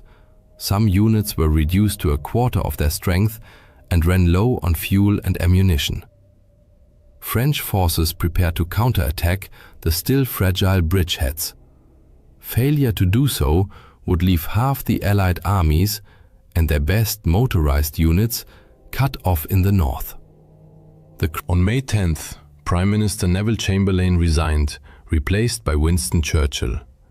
Days later, French Premier Paul Reynaud recalled General Maxime Weygand from Syria to assume command and appointed Charles de Gaulle as Undersecretary of National Defense. But he also brought in World War I hero Philippe Pétain as Deputy Premier, though Pétain believed the war was already lost and blamed Britain for starting it. Reynaud desperately requested 10 additional British fighter squadrons be sent to France. Churchill wanted to comply, but the British cabinet, fearing for home defense, agreed to only 4. Some in London had lost faith in the French army, especially after Gamelin admitted he had no strategic reserve. On 15th May, the Germans broke out from their bridgeheads and advanced 65 kilometers by evening. Gamelin finally recognized the danger and ordered Allied forces in Belgium to retreat. General von Bock wanted to exploit his Army Group B's advantage in Belgium, but Army High Command feared it might jeopardize the sickle cut. Both army groups halted for 3 days to keep northern Allied armies trapped in the developing cauldron and allow infantry to catch up and secure flanks against expected French counterattacks, a concern foreseen in Manstein's original plan. Yet, Allied commanders failed to capitalize on this pause. When a French general admitted he didn't know how to fight tanks, British General Henry Pownall lost composure. Good God, how awful to be allied to such a temperamental nation. However, the battle at the village of Stonne revealed the true power of French armor and explained the German command's hesitation.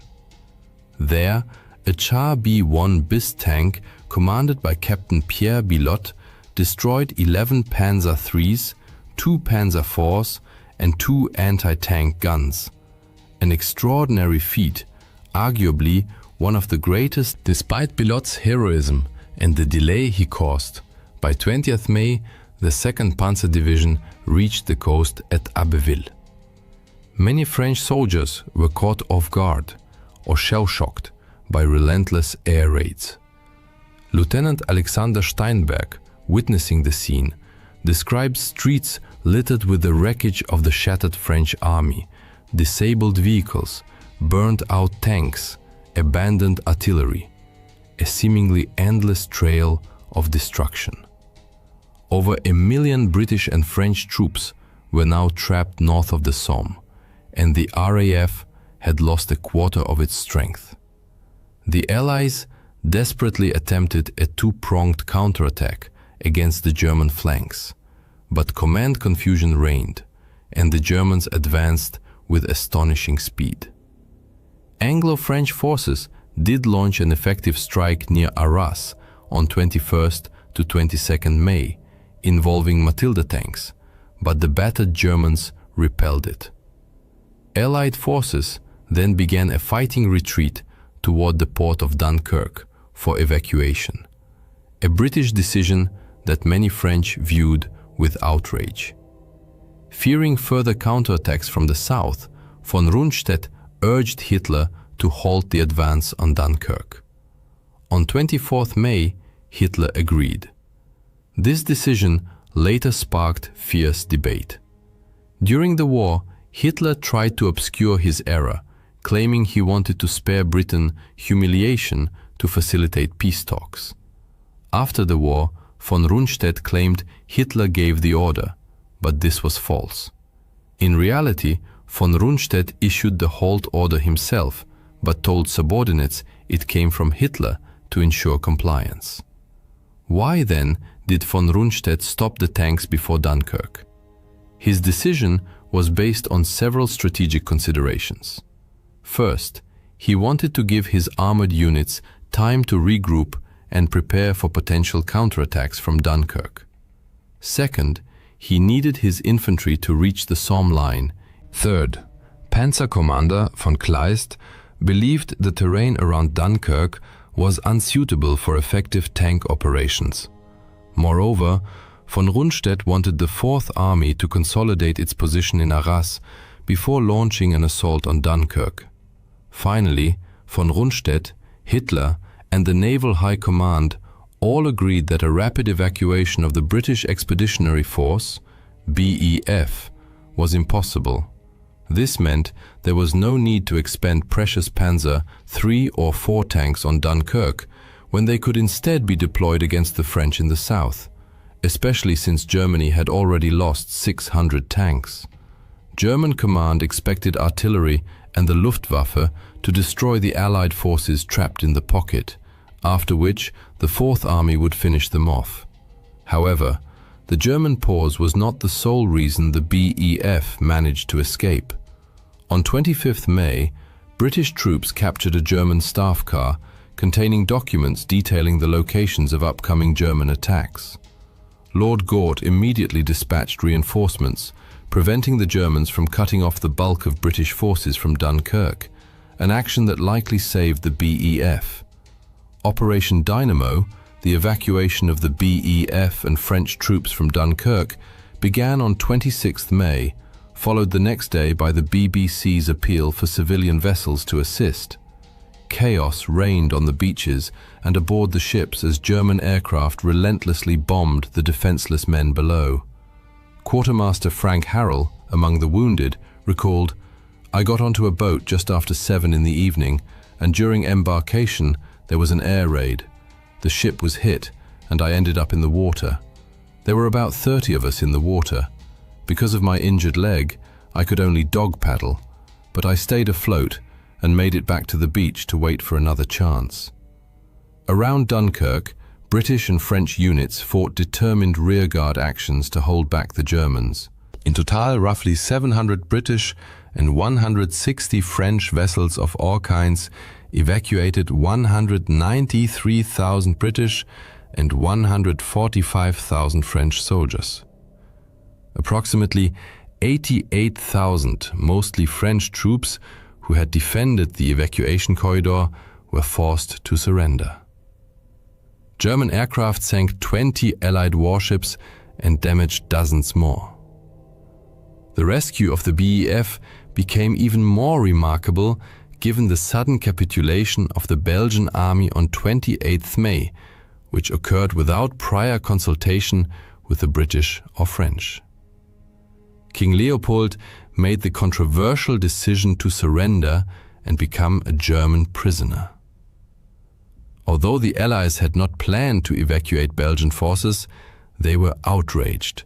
French Premier Paul Reynaud called the king a swine, and former British Prime Minister David Lloyd George denounced his actions as a model of treachery and cowardice. The collapse of the Allied front exacerbated tensions in London and Paris. Generals Vigan and Pétain pressured Reynaud to seek a separate peace with Germany, but he refused. Cologne 2.0. British Foreign Secretary Lord Halifax proposed peace negotiations through neutral Italy, but Churchill would have none of it. "Even if we are defeated, we will be no worse off than if we stop fighting now. We must avoid being dragged into the abyss with France." With the BEF and the most effective French units either evacuated or captured and stripped of their heavy equipment, German attention turned to the remaining French forces. South of the Dunkirk tragedy, the front line ran along the Somme and Aisne rivers, where the Germans had already established several bridgeheads. The bridgehead at Abbeville posed a serious threat to the remaining ports, vital for supplying the Second British Expeditionary Force.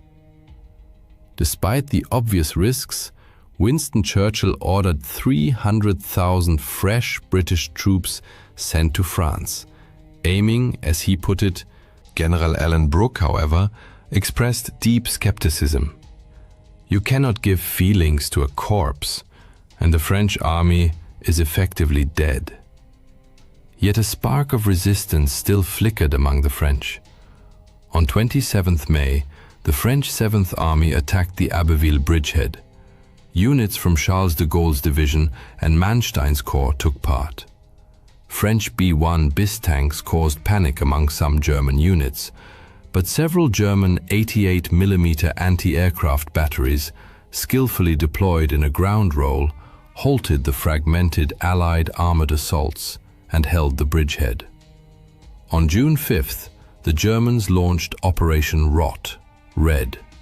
Their strategic aim was to swiftly cross the Somme and Aisne rivers and drive south to crush the French army before it could reorganize. In the first phase, 3 armies of Army Group B were to advance to the Seine, Oise, and Aisne near Paris. Then, Army Groups A and B would deliver the main blow east of Paris toward Troyes and Saint-Dizier. In the third phase, Army Group C would breach the Maginot Line near Saarbrücken and, in the fourth phase, cross the Rhine at Colmar. By this point, the Germans had twice as many divisions as the Allies. Weygand urged French troops to fight to the death, stressing that France's fate depended on the coming battle. He also introduced a new defensive tactic to counter deep German armored thrusts. French units constructed hedgehogs, fortified villages, and forest positions designed for all-around defense. Their purpose was to pin down German infantry while Allied tanks engaged German armor as it broke through. Initially, these hedgehogs proved effective, as noted in the diary of Luftwaffe General von Richthofen. What seemed a success this morning turned out to be nothing. The French are stubborn and resilient. They've fortified every village.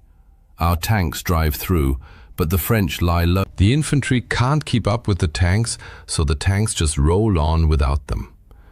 The infantry can't advance against the circular defenses of villages. That's how everything gets stuck. Fierce fighting erupted south of the Somme on June 5th to 6th.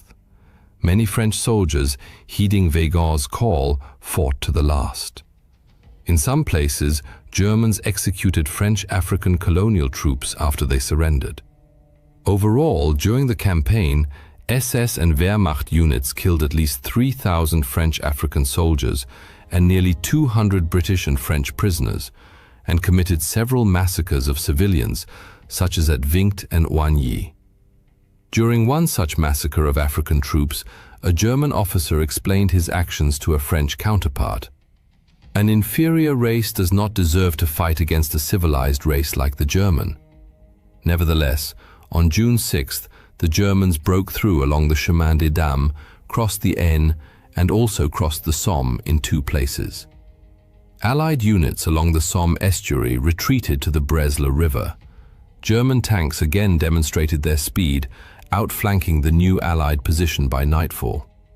On July 7th, General Hermann Hoth's tanks reached the crossroads at Forges-les-Eaux, splitting the French 10th Army in 2.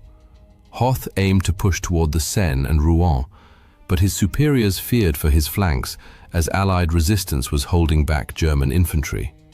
Rommel, however, ordered his 7th Division to race toward the Seine without waiting for permission, a pattern of aggressive improvisation by German commanders throughout the campaign. The French had blown up the bridges in Rouen, but Hoth's breakthrough triggered a general retreat that shattered Allied morale. The Germans noted that even French armored units, which could have posed a serious threat, avoided combat. As reported near Haute-Épine, the regiment encountered several isolated enemies. Some crews abandoned their vehicles without fighting. On 9th June, the second phase of Operation Rot began. Here too, the Germans found many French soldiers fighting tenaciously. Army Group A reported effective French artillery fire and organized defenses. But other French units were disintegrating, as one French staff officer observed, "A stunned and exhausted herd, a chaotic mix of units, regiments and services. It's not so much a matter of morale. These men are disoriented. They don't know what's happening to them. The sight of an aircraft terrifies them." Soon, German forces surged forward like an unstoppable tide, breaking through Allied lines on all fronts. Guderian's armored columns raced south from the Aisne, enveloping French units, while Manstein's infantry divisions crossed the Seine. The 9th Army reached the Marne and crossed it successfully the next day. Recognizing the hopelessness of the military situation, British command decided to evacuate the 200,000-strong 2nd British Expeditionary Force. Weygand declared the war lost and insisted on seeking peace with Germany. Renaud, however, firmly rejected the proposal, urging continued resistance. "You mistakenly see Hitler as Wilhelm I, a respectable gentleman who took Alsace-Lorraine from us and left it at that. But Hitler is Genghis Khan, a merciless conqueror." On June 14th, German troops entered Paris, coinciding with the start of the 3rd and 4th phases of their offensive. On June 16th, Verdun, the symbol of French resilience in World War I, fell. German forces reached the Loire River and the Swiss border, and the French army was utterly disorganized and defeated. Politically, the situation for the Allies was dire. On June 10th, Italy declared. By 16 June, most French cabinet ministers favored an armistice, and Pétain threatened to resign if Renaud did not request one, a move that would fatally undermine the government. Renaud appealed to President Roosevelt for help, but received only sympathy. London proposed a Franco-British union to continue the war, but Pétain saw it as a British plot to seize French colonies and called it a marriage with a corpse. He also sought peace to prevent a potential communist uprising.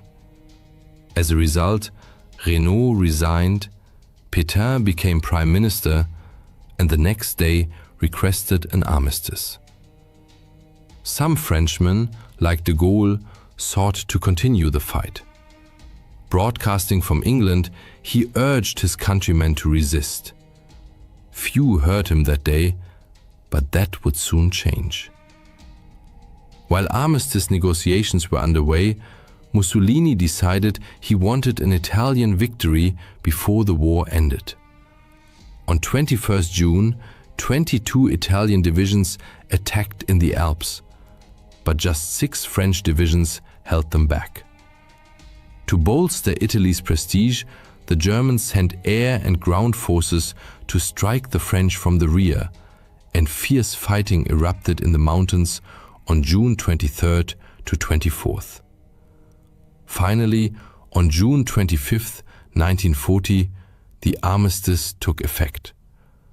The Battle of France lasted 46 days and claimed the lives of 2,900 Dutch, 7,500 Belgians, 12,500 British, and 59,000 French soldiers, as well as 45,000 Germans and 1,250 Italians. Nearly 30,000 French, Dutch, and Belgian civilians died, and 8 million became refugees. Over 2 million French and Belgian soldiers were taken prisoner. The scale of Germany's victory is evident in material losses. The Germans lost 1,800 aircraft compared to the Allies' 3,020. 839 German tanks were destroyed versus 3,300 Allied tanks. Immediately after the campaign, debates erupted over the General Gamelin blamed soldiers for cowardice. De Gaulle argued the army had been misused. Pétain claimed the nation was spiritually weak. An officer, historian, and future resistance member Marc Bloch emphasized the incompetence of the High Command. Ultimately, the Allies were defeated on the battlefield because they failed to respond effectively to the speed and power of concentrated German armored formations.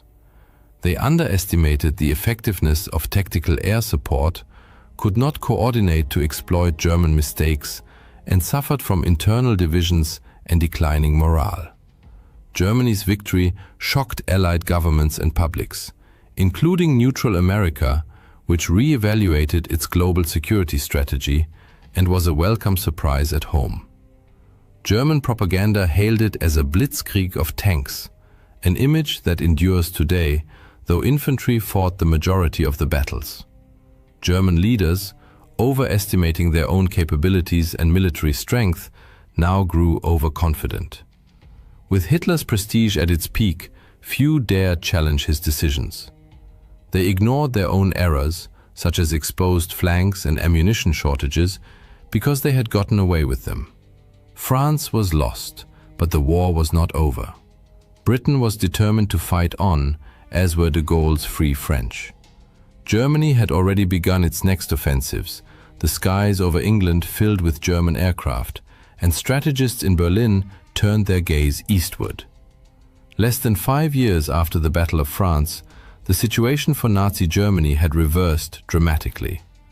American, British, and Free French forces were crossing into Germany and approaching the Rhine, while the Red Army prepared to cross the Oder and storm Berlin, the Reich's capital, where Hitler hid in his bunker. D-Day stands as a defining moment in world history, a pivotal turning point in the Allies' victory over the Nazi regime.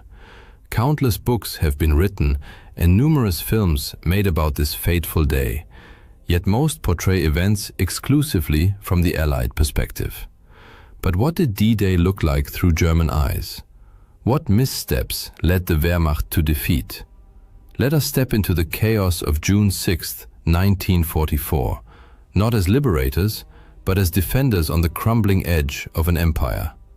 At 10 o'clock in the morning, the air over Omaha Beach in Normandy hung thick with smoke and the acrid stench of gunpowder. The relentless thunder of artillery and desperate cries of men echoed across blood-soaked sand. Behind Corporal Heinrich Falk, a young Wehrmacht soldier crouched behind a crumbling concrete bunker, the English Channel churned with Allied landing craft, disgorging wave after wave of troops onto the shore. As the invaders surged forward, Falk's mind raced. How did it come to this? Why didn't we see it coming? Just days earlier, on June 3rd, Falk had stood in a dimly lit German command bunker near Pas-de-Calais, listening as officers debated the likely invasion site. Maps of the French coast sprawled across a heavy table, studded with red and blue pins marking potential Allied landing zones.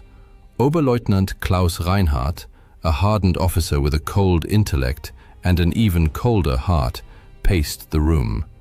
His boots clicked against the concrete floor like a metronome counting down to catastrophe. He declared, jabbing a finger at Pas-de-Calais. It's the shortest crossing from England, the logical choice. Falk shifted uneasily by the door. Barely 20, he looked young, but his eyes betrayed the weight of war. He'd seen enough to know that logic often crumbles in battle. But what if they don't, sir? He ventured cautiously. What if they choose Normandy? Reinhardt stopped dead and fixed Falk with a steely glare. The beaches are too exposed, the terrain too difficult. The Allies aren't fools, Falk. They strike where we least expect them, but their very kit are not inventions. The beaches are too exposed, the terrain too difficult. The Allies aren't fools, Falk. They'll strike where we least expect them. The Allies know that we least where. They created where we were share, from anyone who's seen it hence. The Allies aren't fools, there's we least expect them, but where we are strongest. Falk nodded, unconvinced. He'd heard the whispers. The Allies were feeding false intelligence, suggesting an attack on Calais while planning the real blow elsewhere. And as it turned out, his doubts were profoundly justified. Since March 1944, the Allies had waged an elaborate deception campaign, Operation Fortitude North, designed to convince the Germans of an imminent invasion of Norway. It succeeded brilliantly, diverting vital German troops and resources away from France. Emboldened, they launched Operation Fortitude South, using double agents like Juan Pujol Garcia, codenamed Garbo, to feed fabricated reports to German intelligence.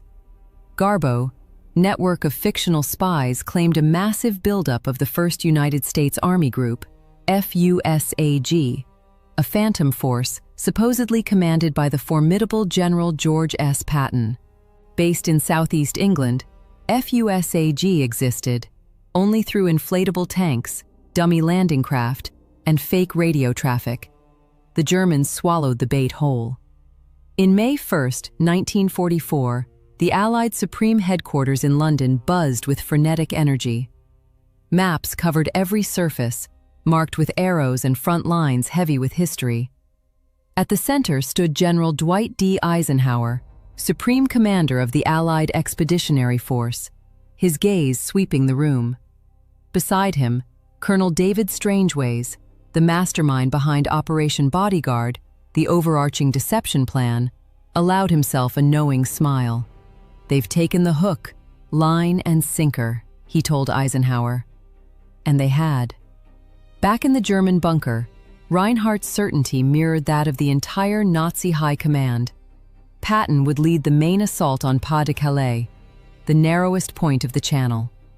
For weeks, Garbo had flooded German handlers with hundreds of... Even after D-Day began, he insisted the Normandy landings were a feint and the real attack was still coming at Calais.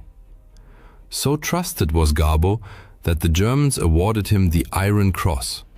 Unaware, he was one of MI5's most effective double agents under the Double Cross system, a brilliant counterintelligence operation that turned nearly every German spy in Britain into a British asset. As a result, just 2 days before D-Day, much of the German command remained convinced the true invasion would strike Calais, not Normandy. On June 4th, soldiers of the 352nd Infantry Division labored along the Normandy coast, stringing barbed wire, planting mines, and erecting massive concrete obstacles. This division, among the most experienced and well-equipped in the Atlantic Wall, had fortified Omaha Beach with interlocking fields of fire designed to annihilate any landing force. Sergeant Erich Bauer, a veteran whose face was etched like a weathered cliff, barked at Falk to stop daydreaming and clean the machine guns. Falk obeyed, but a deep dread clung to him. No matter how strong their defenses, something terrible was coming. Soon. The Atlantic Wall itself was a colossal undertaking. Ordered by Hitler in Directive No. 40, March 1942, its construction began in late 1941 under the Organisation Tod, which mobilized 500,000 workers, many of them forced laborers. Concrete, steel and timber were stripped from across occupied Europe. Thousands perished from exhaustion, starvation or Allied bombing. By 1944, over 15,000 bunkers lined the coast, along with millions of mines, steel hedgehogs, wooden stakes, and massive coastal batteries, like the 155mm and 210mm guns near Cherbourg. Calais, the narrowest channel crossing, received special attention with more than 2,000 bunkers erected. Yet the wall was never finished. Sections remained Still, Normandy, especially Omaha, was heavily defended, precisely because the 352nd Division had been moved there in secret, unbeknownst to Allied intelligence. On June 4th, under grey, oppressive skies, Falk scanned the horizon from his bunker. In the command post, Reinhardt grew increasingly uneasy. Conflicting reconnaissance reports gnawed at him. "What if they outsmarted us?" he muttered, staring at the map. "What if they were going somewhere else?" The phone rang sharply. "Reinhardt," he answered. A calm voice replied, "We've intercepted an encrypted message. The Allies are attacking, but we don't know where." He slammed the receiver down. Damn them all. The question haunting every German commander was simple yet decisive. Where will the Allies strike? The answer would determine the fate of the Third Reich, but consensus was impossible. .. exclamation point at meta, quote, pause, quote, colon, quote, sex, quote, colon, 2.0. At the heart of the confusion lay a bitter strategic rift between Germany's two top Western commanders, Field Marshal Gerd von Rundstedt and Field Marshal Erwin Rommel.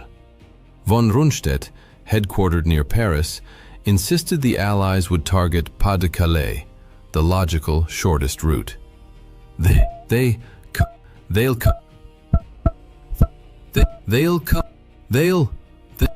come where we strongest, but they never had to move it down.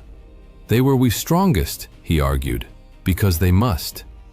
Rommel, inspecting Normandy's beaches from his chateau at La Roche-Guyon, disagreed. They'll strike where we works, weakest, makes themselves, he warned, and they do it soon. Even Hitler wavered on. At his Berghof retreat, torn between intuition and doubt, he received contradictory intelligence on June 5th. One report claimed Normandy was a diversion. Another, based on the same intercepted Allied signals that unsettled Reinhardt, hinted at imminent invasion, but without a location. Convinced by his own instinct, Hitler declared, "The Calais, Normandy, we'll do it. Normandy's not then for his set," he warned. They love the works out the lookout. For consider, Hitler dead friendly being quickly. Normandy they compared of them. Involved improved to make it, the blessed positions to provide the business premier. From hard colon, Normandy discussed in a vage, they all 50. Meta, Pause, 6, 2.0.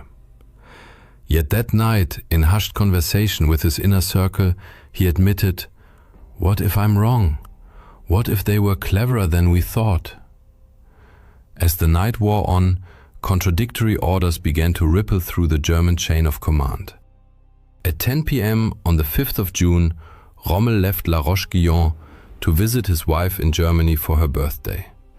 Convinced the weather was too foul for an invasion, he had nonetheless ordered his troops to remain on high alert and even authorized the deployment of his formidable panzer reserves near the coast, though this met with resistance from higher command. As Rommel headed for Germany, the storm along the beaches intensified. The wind howled like a banshee, and thick sheets of rain lashed the shoreline. Then, the tempest began to subside. By midnight, the rain had stopped and the clouds parted, revealing a sliver of moonlight. Heinrich felt a chill run down his spine. Something was about to happen. But before it did, the Allies launched their final, masterful deception operation to mislead the Germans about the invasion site. On the night of June 5, 1944, a fleet of small vessels and aircraft dropped thousands of aluminium strips, known as window, to simulate a massive invasion fleet heading toward the Pas de Calais. Simultaneously, a small team of paratroopers released dummy parachutists and played recorded battle sounds to further confuse the enemy. Around midnight, the 1st Allied paratroopers, members of the US 101st and 82nd Airborne Divisions and the British 6th Airborne Division, began landing behind enemy lines to seize key positions. Their mission? Secure vital roads, bridges and towns to block German reinforcements from reaching the beaches. The Germans had anticipated such airborne assaults, and casualties among the paratroopers were high. Yet their chances of success remained substantial. Meta. Pause. 6.2. German coastal radar stations in the English Channel began detecting unusual activity, registering numerous targets. Command dismissed these reports, assuming they were Allied decoys or minor air raids. Then, around 2 a.m., alarming messages arrived, confirming Allied paratrooper landings behind the front lines in Normandy. General Erich Marx, commander of the 84th Corps stationed in the region, immediately grasped the gravity of the situation. He ordered his troops to mobilize at once and urgently messaged both Rommel and von Rundstedt, demanding reinforcements. While the Nazi High Command remained paralyzed by indecision, the first waves of Allied landing craft reached the Normandy coast at 4 a.m. The scale of the invasion was now undeniable, yet German leadership remained frozen. Von Rundstedt, still convinced the Normandy landings were merely a diversion and that the main assault would come at Pas de Calais, delayed committing his reserves. On Omaha Beach, Heinrich awoke to the sound of distant explosions. He leapt to his feet, grabbed his rifle, and at that moment Bauer burst into the bunker. "They're here!" Bauer shouted, his voice a mix of fear and resolve. "The Allies are landing!" Heinrich's heart pounded as he took position behind the machine gun. Through the narrow slit of the bunker, he saw the horizon lit by flashes of light. The sea teemed with ships, their silhouettes dark against the pre-dawn sky.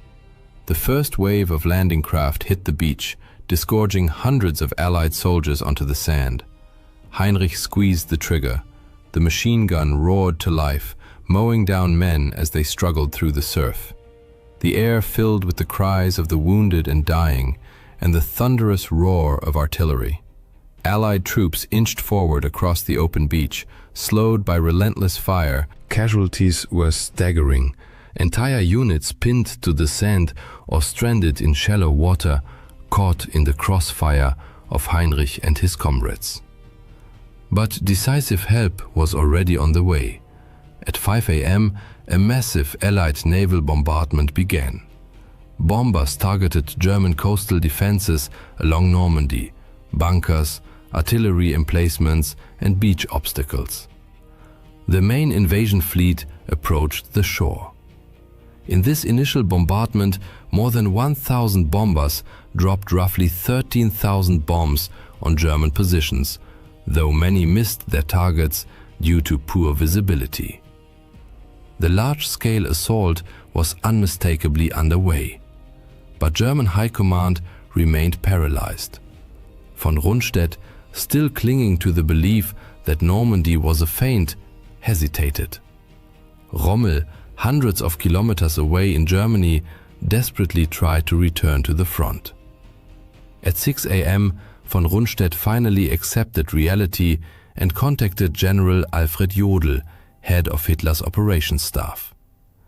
Jodl refused to wake the Führer and denied the request, stating, "The Führer believes the main attack will come at Calais. We must not rush." He added, "The Führer must not be disturbed." On the battlefield, the intensity of combat escalated. At 6:30 a.m., the first major wave of Allied troops landed on Omaha Beach. The US 1st and 29th Infantry Divisions met fierce resistance from the German 352nd Infantry Division. Hundreds of soldiers were cut down by machine gun and artillery fire before even reaching the sand. Many Sherman DD tanks sank in the rough seas or were disabled by the beach obstacles, leaving the infantry without armored support. At 7 a.m., a second wave landed, only marginally more successful. Without tank support, the infantry relied on their own weapons and sporadic naval gunfire. Engineers desperately tried to clear paths through the obstacles, only to be mowed down. Yet despite the carnage, staggering losses, and slow progress, the Allies pressed forward relentlessly. To Heinrich and his comrades defending the beach, it seemed like an endless tide of enemy troops washing ashore. Their sheer numbers and determination began to wear down the defenders. Heinrich's hands grew slick with sweat as he reloaded the machine gun. The bunker floor was littered with spent casings. His mind had numbed from the horror unfolding around him. Bauer shouted orders beside him, but Heinrich couldn't hear, his voice drowned out by the chaos. Though the Americans had already suffered over 2,000 casualties and the beach was strewn with dead and wounded, by 8 a.m., small groups of Allied soldiers began breaking through. Using grenades, Bangalore torpedoes, and sheer grit, they cleared key bunkers and started climbing the bluffs overlooking the beach.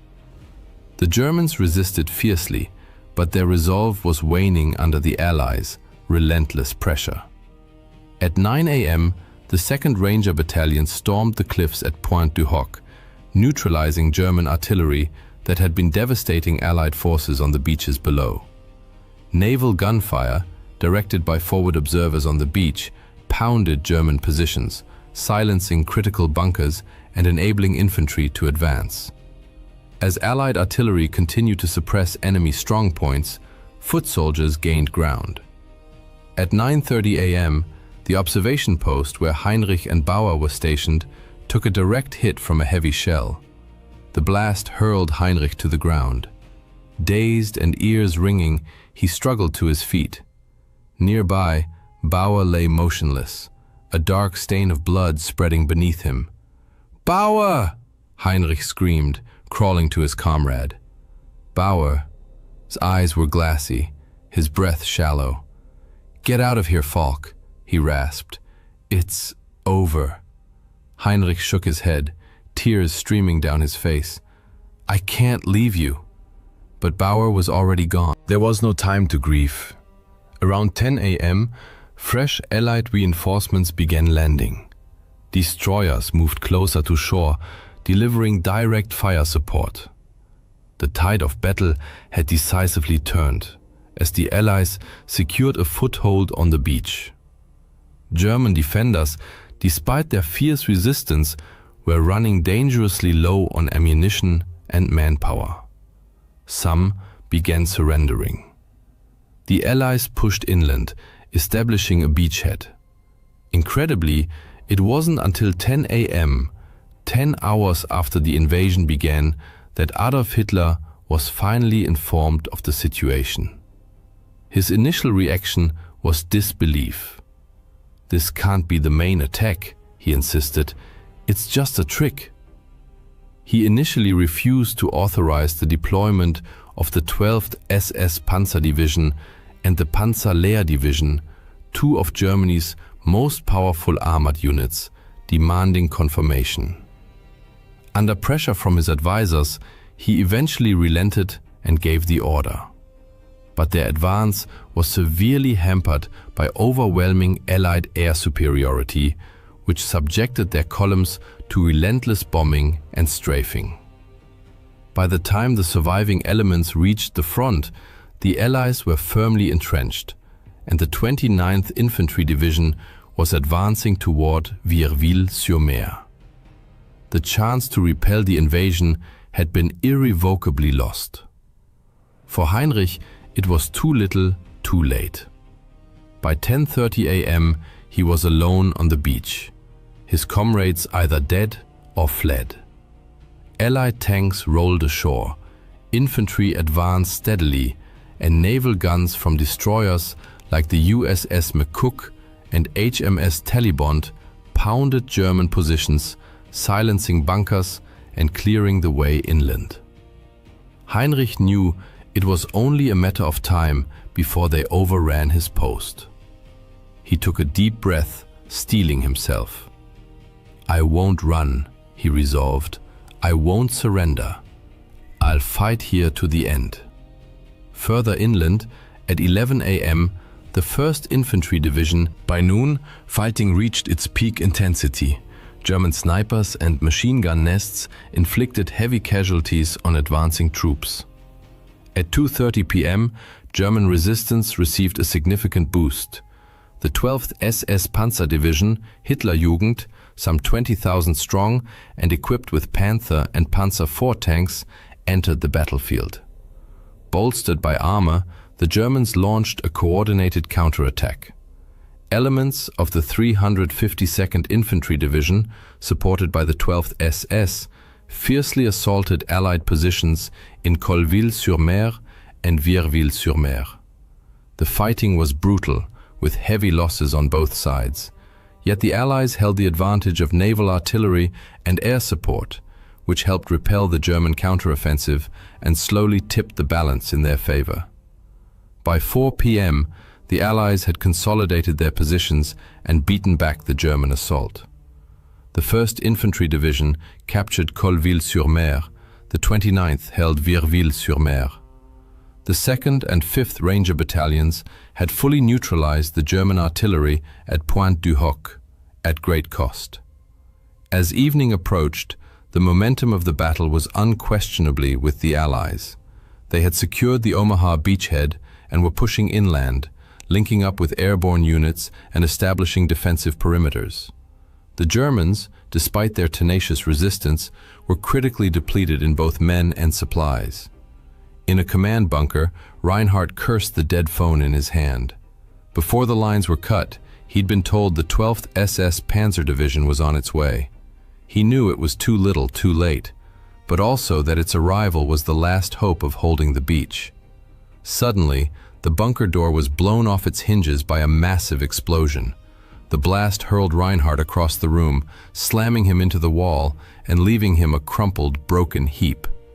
By the time Allied soldiers crossed by midnight, the beach was littered with the bodies of both Germans and Allies.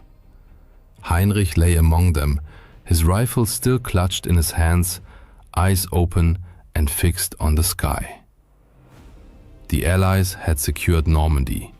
Their victory marked a turning point in the war. For the Germans, it was the beginning of the end. The tide had turned, and there was no going back.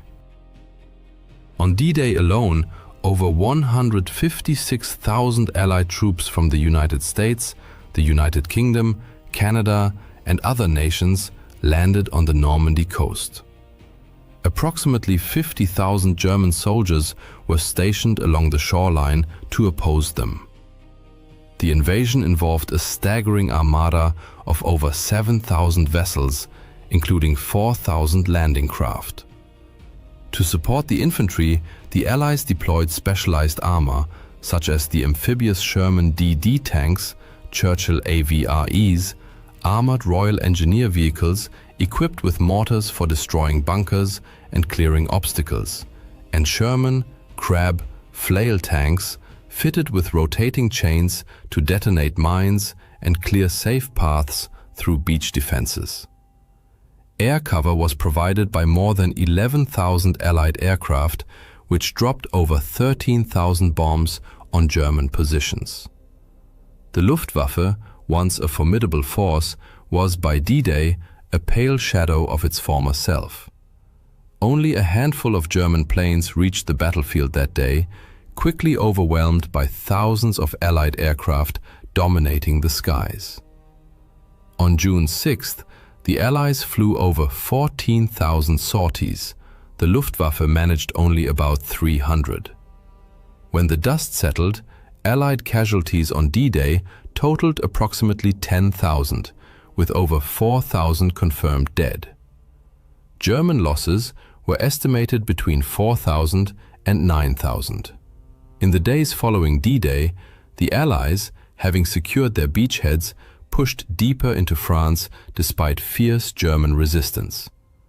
The German High Command, now fully aware of the crisis, scrambled to reinforce. But the initiative... This marked the beginning of France's liberation and the relentless march toward the fall of the Third Reich. For soldiers on both sides, the battle stood as a harrowing testament to the brutal reality of war. It served as a reminder that, in the end, the highest price is paid not by generals and politicians, but by ordinary people on the ground, fighting and dying for ideals they may not fully understand. For Heinrich Falk and countless others who fell on both sides of that blood-soaked beach, their sacrifice, their fear, and their courage are now only memories, swallowed by the relentless river of time. Yet, had the German High Command responded more swiftly and with better coordination, the outcome of the battle, and with it the fate of the entire world, might have been entirely different. In the early hours of December 16, 1944, as freezing air pierced the Ardennes forest, 3 German armies, numbering over 200,000 men, launched a surprise counteroffensive. They struck weakly held Allied positions in a desperate bid to reverse the course of the war in Europe. This bloody confrontation, later known as the Battle of the Bulge, raged for an entire month and became one of the fiercest engagements of World War II, before the Allies finally halted the German advance. Yet the question of whether the outcome might have been different remains a subject of historical debate. By the second half of 1944, Nazi Germany's strategic and military situation had deteriorated sharply. The Allied landings in Normandy and the Red Army's summer offensive had liberated vast occupied territories, depriving German war industries of vital resources. In September 1944, Reich Minister of Armaments and War Production Albert Speer estimated that Germany had enough resources to sustain war for only another year. Amid this crisis, a group of officers attempted to assassinate Adolf Hitler on July 20, 1944, but he miraculously survived. Convinced that only a successful Western counteroffensive could restore internal control and reclaim military initiative, Hitler pressed forward with plans for a bold strike. Meanwhile, the Western Allies, after their rapid advance across Western Europe, faced severe logistical constraints. They decided to pause major offensive operations temporarily to regroup and replenish supplies. On the Eastern Front, Soviet forces had crossed into German territory for the first time in October, but the Germans managed to halt their momentum. The Red Army was now preparing a winter offensive to break through German defenses in Poland. In Germany, radical measures and full-scale mobilization under the Total War campaign allowed the Nazi regime to... It was a desperate effort, but even under relentless Allied bombing, German factories produced more tanks and artillery pieces in 1944 than ever before. From the German perspective, however, morale and training levels among new units were generally poor. Veteran instructor Günter Koschorek noted in his diary on the 9th of October, "The rabble were supposed to train in our company consists of a mix of elderly ethnic Germans from Eastern Europe and naval personnel who, due to a lack of ships, are being retrained as armored infantry." Manpower shortages meant that new German divisions had significantly reduced combat strength. While a typical US division numbered over 13,000 men, the average German division by late 1944 had dwindled to just 9,000. Equipment was often obsolete or inadequate, and artillery batteries relied on a hodgepodge of mostly captured Soviet guns. Despite their poor quality and being Germany's last reserves, these forces gave Wehrmacht commanders the breathing room needed to develop Hitler's offensive plans. By September 1944, Hitler was determined to attack, and on the 16th of September, he first discussed the idea with his generals. He ultimately chose what became known as the Grand Solution, overruling most of his generals who favored a more limited operation toward Aachen and Liège. Hitler's plan envisioned a large-scale thrust through the Ardennes, aimed at cutting off all Allied forces in Western Germany and the Netherlands, and capturing the strategically vital port of Antwerp. German planners selected the Ardennes not only because it was lightly defended by American troops, but also because the Wehrmacht had achieved a stunning breakthrough there in 1940. The first phase of the operation called for crossing the Meuse River, followed by a northward drive to seize Antwerp. Significantly, plans for the second phase remained vague, with no concrete strategy. Hitler hoped the offensive would shatter Allied morale and compel Britain and the United States to accept a negotiated peace, allowing Germany to shift all forces eastward. Most of his generals were deeply skeptical. After the war, Gerd von Rundstedt wrote of his doubts. "If we had reached the Meuse, we should have dropped to our knees and thanked God, let alone attempted to reach Antwerp." The plan was hastily drawn up, leaving Chief of the Operations Staff Alfred Jodl no time for a proper assessment of American forces in the area, leading to a serious underestimation of enemy strength. Although many German units carried fuel for only 30 to 40 kilometers, Jodl expected armored spearheads to cover nearly 200 kilometers to the Meuse in a single day. This meant the success of the entire operation hinged on capturing Allied supply depots along the way. Weather was another critical factor in German calculations. The offensive depended on poor conditions to ground the Allies, overwhelming air superiority. 3 German armies participated in the attack. The strongest was the 6th SS Panzer Army under Josef Dietrich, comprising all remaining SS Panzer divisions, equipped with 500 tanks and over 1,000 artillery pieces. Its mission was to cross the Meuse and capture Antwerp. Hasso von Manteuffel commanded the 5th Panzer Army, with 400 tanks, tasked with establishing a front line around Brussels. Finally, Erich Brandenberger's 7th Army, the weakest of the 3, largely non-motorized and tankless, was to advance into Luxembourg and southern Belgium and establish defensive positions against the expected counterattack by Patton's US Third Army. The 7th Army's weakness was a major flaw in the plan, leaving the entire operation's left flank vulnerable from the outset. A collapse in this sector could nullify any gains made farther north. German commanders recognized. Altogether, the Wehrmacht assembled over 200,000 men in 29 divisions, including 9 panzer divisions. Yet even internal Wehrmacht assessments acknowledged that most of these divisions were of low combat readiness. Facing them were the US First Army's 5th Corps under Leonard Jarrow and the 3rd Army's 8th Corps under Troy Middleton. The Allies in the region faced their own challenges.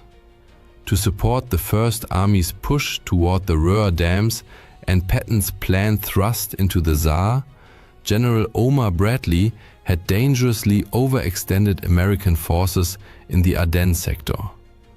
Additionally, many units stationed there were cavalry groups, light, highly mobile formations ideal for pursuit, but ill-suited for static defense or forest combat. The US Army had not yet adequately transitioned from its rapid summer offensives to the more static autumn conditions. Roughly 80,000 American troops were stationed in the Ardennes. Thus, 3 German armies stood ready to strike 2 unsuspecting American corps. And, when forecasts predicted poor weather, the Germans set their plan in motion. Throughout November and early December, they moved troops and supplies under deep secrecy, operating only at night. No cooking fires were lit, and no daytime movements occurred. 2.0. German reconnaissance aircraft flew low over deployment areas at night to monitor progress, spot unauthorized lights, and mask engine noise. Although Allied intelligence detected some signs of German buildup, the warnings were either delayed or dismissed, leaving US forces unprepared. The secrecy imposed further logistical problems. Fearing detection, much of the materiel was unloaded too far from the front. Hitler and his generals prioritized security over supply. When the offensive began, the Germans had only about 15,000 tons of artillery ammunition. Yet they required 1,200 tons per day, meaning the operation would exhaust its ammunition in just 10 days. Motorization shortages also plagued the advance. 17-year-old artilleryman Emil Frie, serving in a rocket battery, later recalled, "Often, one truck pulled 3 launchers. Sometimes they even hitched a VW Kübelwagen used by the unit commander. The whole convoy looked more like a circus than a dangerous military unit." Across the front line, American soldiers were resting. Colonel Daniel B. Strickler remembered, "It was considered a quiet sector, as there had been no aggressive combat on either side since the initial breakthrough to the German border in September. Yet some soldiers noticed odd activity. One reported, "We're constantly hit by reconnaissance patrols. All night, as soon as it gets dark, they start firing to drown out the noise of heavy equipment, tanks moving into position and so on. Something's happening." There was no more quiet time for the Americans. On 15th December, German units received their final orders. 17-year-old former sailor Friedrich Schmeske recalled that night. The peaceful silence of the bunker gave way to restless murmuring. Some comrades fell into wild euphoria. Then we had a hot meal, which some grimly called our last meal.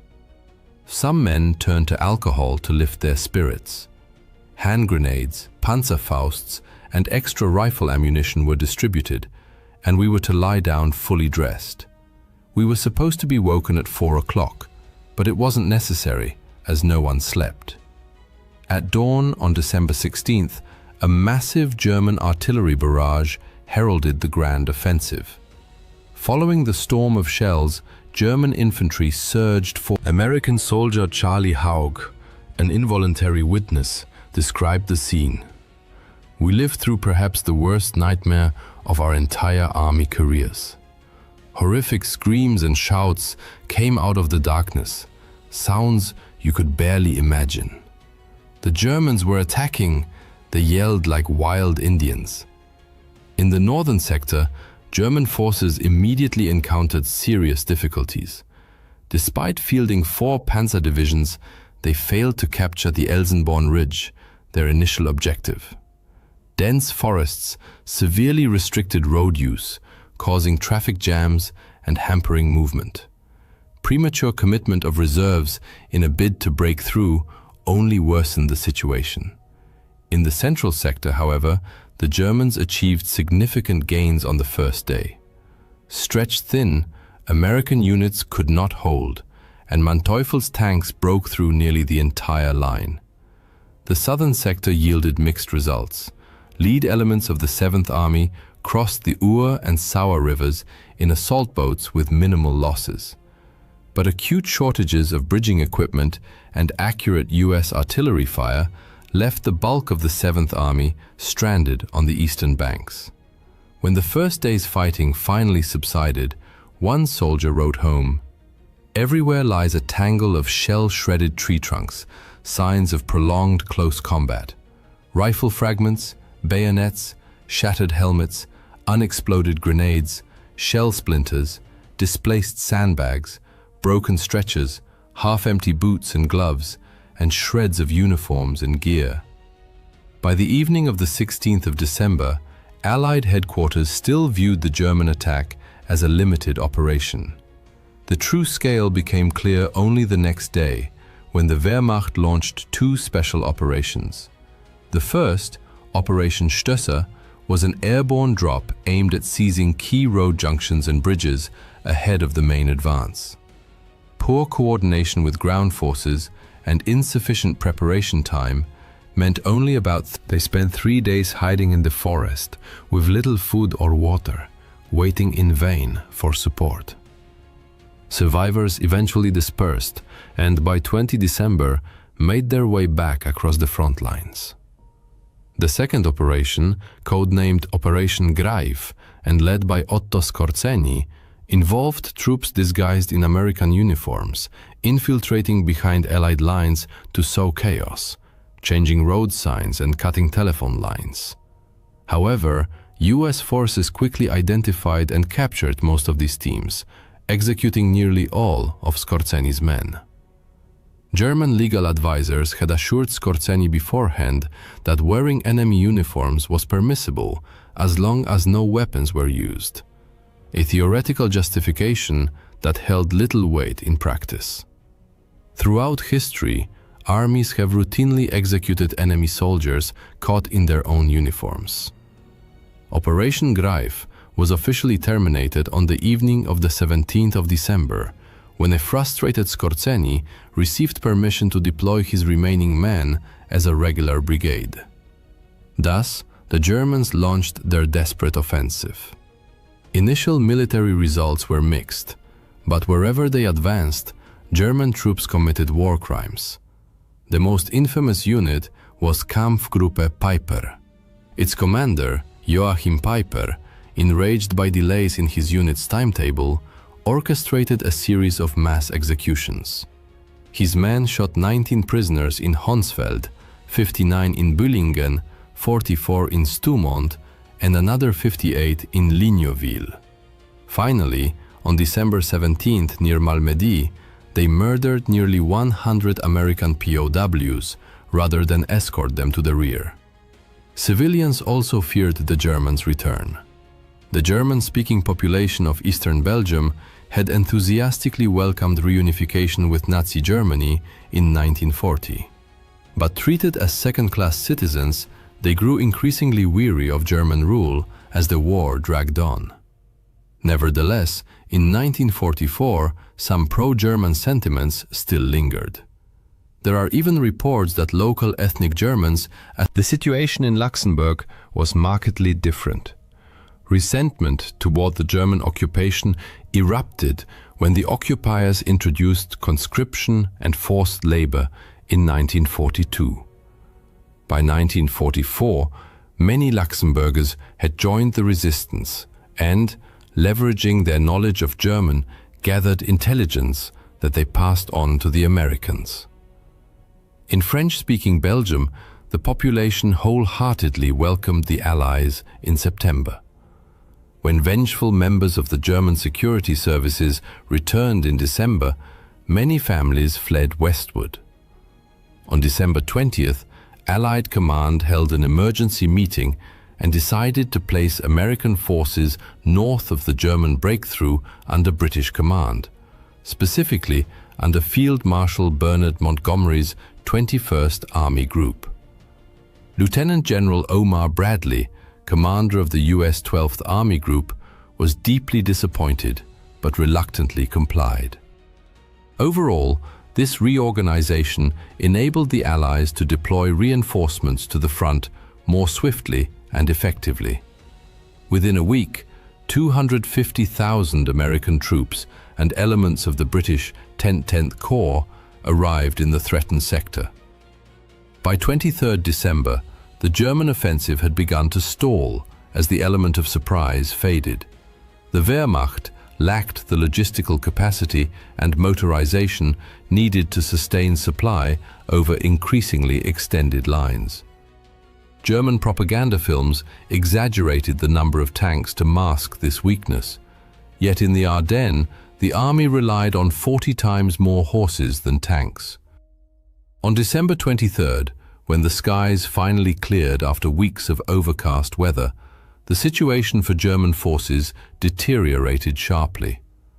Allied fighter bombers immediately unleashed devastating attacks on German columns, forcing them to move only under cover of darkness, thereby sacrificing the mobility, and poorly equipped German infantry suffered heavy casualties from American artillery fire, while tanks were often forced to assault towns alone, a role entirely unsuited to their design. The German offensive peaked on Christmas Eve. Although momentum had already begun to wane by the 24th of December, the Battle of the Bulge was far from over. As early as December 20th, German forces had successfully encircled Bastogne, a vital Belgian transport hub, trapping roughly 15,000 American soldiers. Private Joseph Sajak, caught in the encirclement, later recalled, "Early Tuesday morning we were surrounded and the Germans started tightening the noose. All day they pounded us with mortar, artillery and machine gun fire. Men were losing their minds. There was no organization, no way out. We were all terrified." The Germans had initially planned a swift, surprise capture of Bastogne, but this failed when US command, recognizing the town's strategic importance, swiftly dispatched the 101st Airborne Division, an impressive display of tactical agility. Orders were issued on the 17th of December, and within 2 days, over 3,000 trucks delivered 12,000 American troops and essential supplies to Bastogne. Initial German probing attacks proved unsuccessful, prompting a fateful decision to split their forces, while 2 panzer divisions pressed westward. The 26th Volksgrenadier Division remained to continue the siege. After the war, Panzer Commander Fritz Bayerlein lamented this choice. One of the greatest mistakes was not immediately capturing Bastogne with a concentrated assault by all our forces after the initial plan failed. Had we done so, it would certainly have fallen. Lacking sufficient artillery ammunition to suppress the American defenders, the Germans resorted to bluff on 22nd December. Brigadier General Anthony McAuliffe famously responded with a single word: nuts.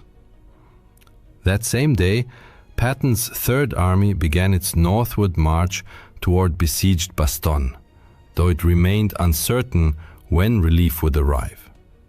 The first tangible support came on December 23rd, when 240 Douglas C-47 transport planes dropped over 230 tons of supplies into the town. In the following days, German attacks grew increasingly desperate but futile, while Patton's relief force drew ever closer. Patton's army broke the siege on the 27th of December, punching through the disintegrating and starving German 5th Parachute Division. American tanks rolled straight through enemy positions, firing all weapons, and made contact with the surrounded paratroopers.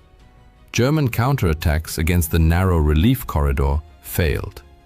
The US Third Army then advanced beyond Bastogne and linked up with the First Army advancing from the north at Houffalize on the 16th of January, marking the end of the Battle of Bastogne.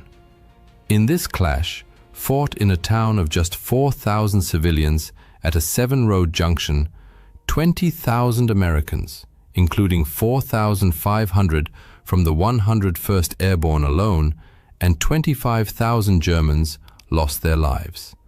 Yet, the Battle of the Bulge extended far beyond the dramatic siege of Bastogne. Once strategic initiative returned to the Allies, American forces launched counteroffensives to reclaim lost ground, backed by overwhelming firepower. Artillery and fighter bombers systematically reduced German-held villages to rubble before US ground troops cleared them of resistance. German morale began to collapse under relentless pressure. Those still fighting grew increasingly desperate, sometimes forcing civilians or prisoners to dig trenches or build fortifications. On January 1st, US forces committed a war crime. Following the Sergeant John Feig described the scene. "I know some of our guys lined up German prisoners in fields on both sides of the road, about 25 or 30 in each group. They were mowed down with machine guns. We were committing the same crimes we now accuse the Japanese and Germans of. I turned away and walked up the hill." That same day, the Germans launched another special operation, Operation Bodenplatte, this time with the Luftwaffe. All available fighter aircraft on the Western Front were ordered to simultaneously attack Allied airfields and destroy enemy planes on the ground. Shortly after dawn, around 1,000 German aircraft took to the skies. Pilots were awed by the scale. I was stunned myself. The sky was full of planes. Civilians stood frozen. As we flew over the front, soldiers stopped to watch in admiration. We all flew low. But the euphoria was short-lived. Luftwaffe Chief Hermann Göring issued brutal orders. Anyone who returns without effectively attacking an enemy airfield or fails to find it must immediately take off again and attack once more. This proved catastrophic. Pilots on second sorties lost the element of surprise. Poor coordination with ground forces led to numerous friendly fire incidents, and fuel shortages, exacerbated by long flight distances, further undermined the operation. In total, the Germans lost over 300 aircraft. The Allies lost 260, but could quickly replace them. Germany could not. Fighting continued through early January as Allied forces slowly but steadily advanced against stubborn German resistance. On January 10th, Germany's High Command finally acknowledged defeat, ordering 3 panzer divisions withdrawn from the Ardennes and redeployed to Hungary. From 12th January, when the Red Army launched its massive Vistula-Oder offensive, Germany was forced to shift all available reserves eastward, stabilizing the Eastern Front just 70 kilometers from Berlin, though Soviet advances soon outran their own supply lines. From this point, remaining German units in the Ardennes were reduced to fighting rearguard actions. On 28th January, the US Army officially declared the Battle of the Bulge over. Casualties and consequences were staggering. The Americans suffered approximately 8,600 killed, 21,000 missing, and 47,000 wounded. An additional 20,000 non-combat losses, mainly frostbite and trench foot, were recorded. German losses included around 15,500 killed, 27,500 missing or captured, and 42,000 wounded. Over 2,500 Belgian and 500 Luxembourgish civilians also perished, most executed by marauding German soldiers or security personnel. Another 1,000 civilians died in Allied air raids on occupied villages. Towns and villages across the region were devastated. Years were needed to rebuild infrastructure, recover soldiers, remains, and clear unexploded ordnance. The Ardennes offensive ended in clear German defeat after a month of brutal combat. But did the German battle plan ever stand a chance? It suffered from fundamental flaws. Supplies were insufficient and stockpiled too far from the front. Most participating units learned of the attack only the night before, leaving no time for reconnaissance, forcing them to assault blindly. These factors revealed the growing paranoia of German leadership, which prioritized secrecy over proper preparation.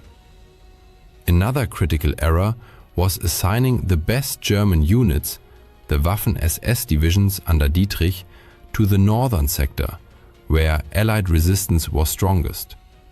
This defied basic military doctrine, which dictates reinforcing success where resistance is weakest to exploit breakthroughs and encircle the enemy. This misallocation was partly political.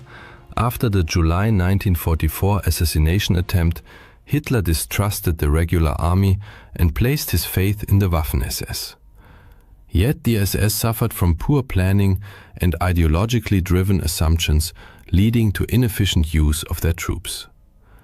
Even with better leadership, success depended on factors beyond German control, such as unfavorable weather and the capture of Allied fuel depots. It remains unclear how Germany, far less motorized than the Allies, ever expected to seize these depots before the Americans. By late 1944, the German army, composed largely of conscripts equipped with outdated weapons and crippled by logistical shortages, could not sustain a prolonged offensive.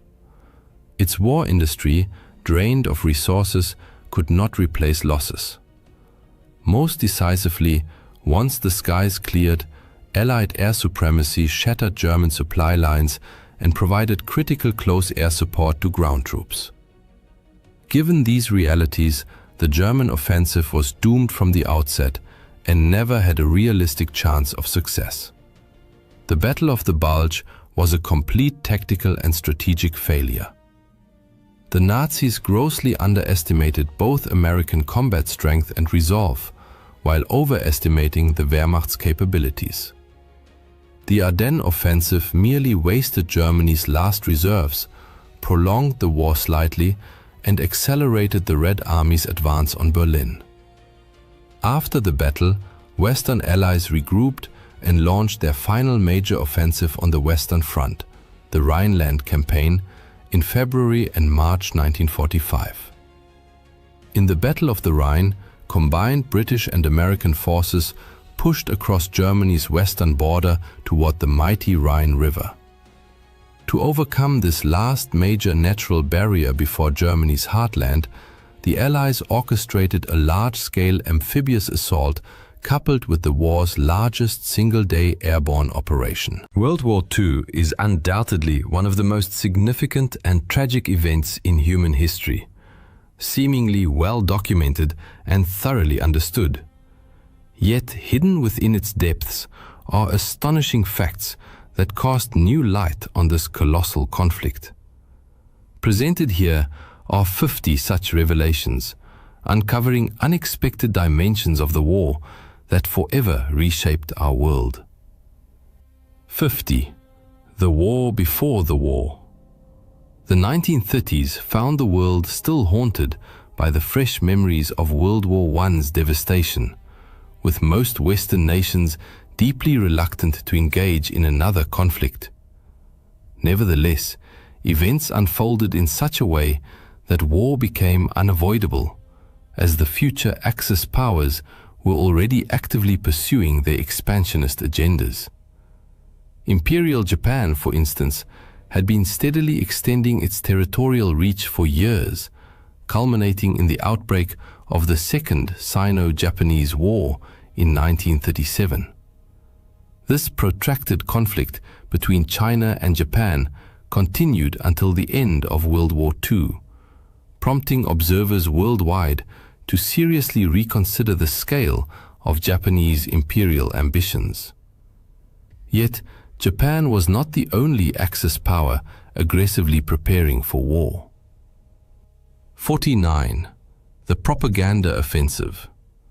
Unlike Japan, Germany in the 1930s, still reeling from the catastrophic aftermath of its defeat in World War I, logically should not have been ready for another major conflict.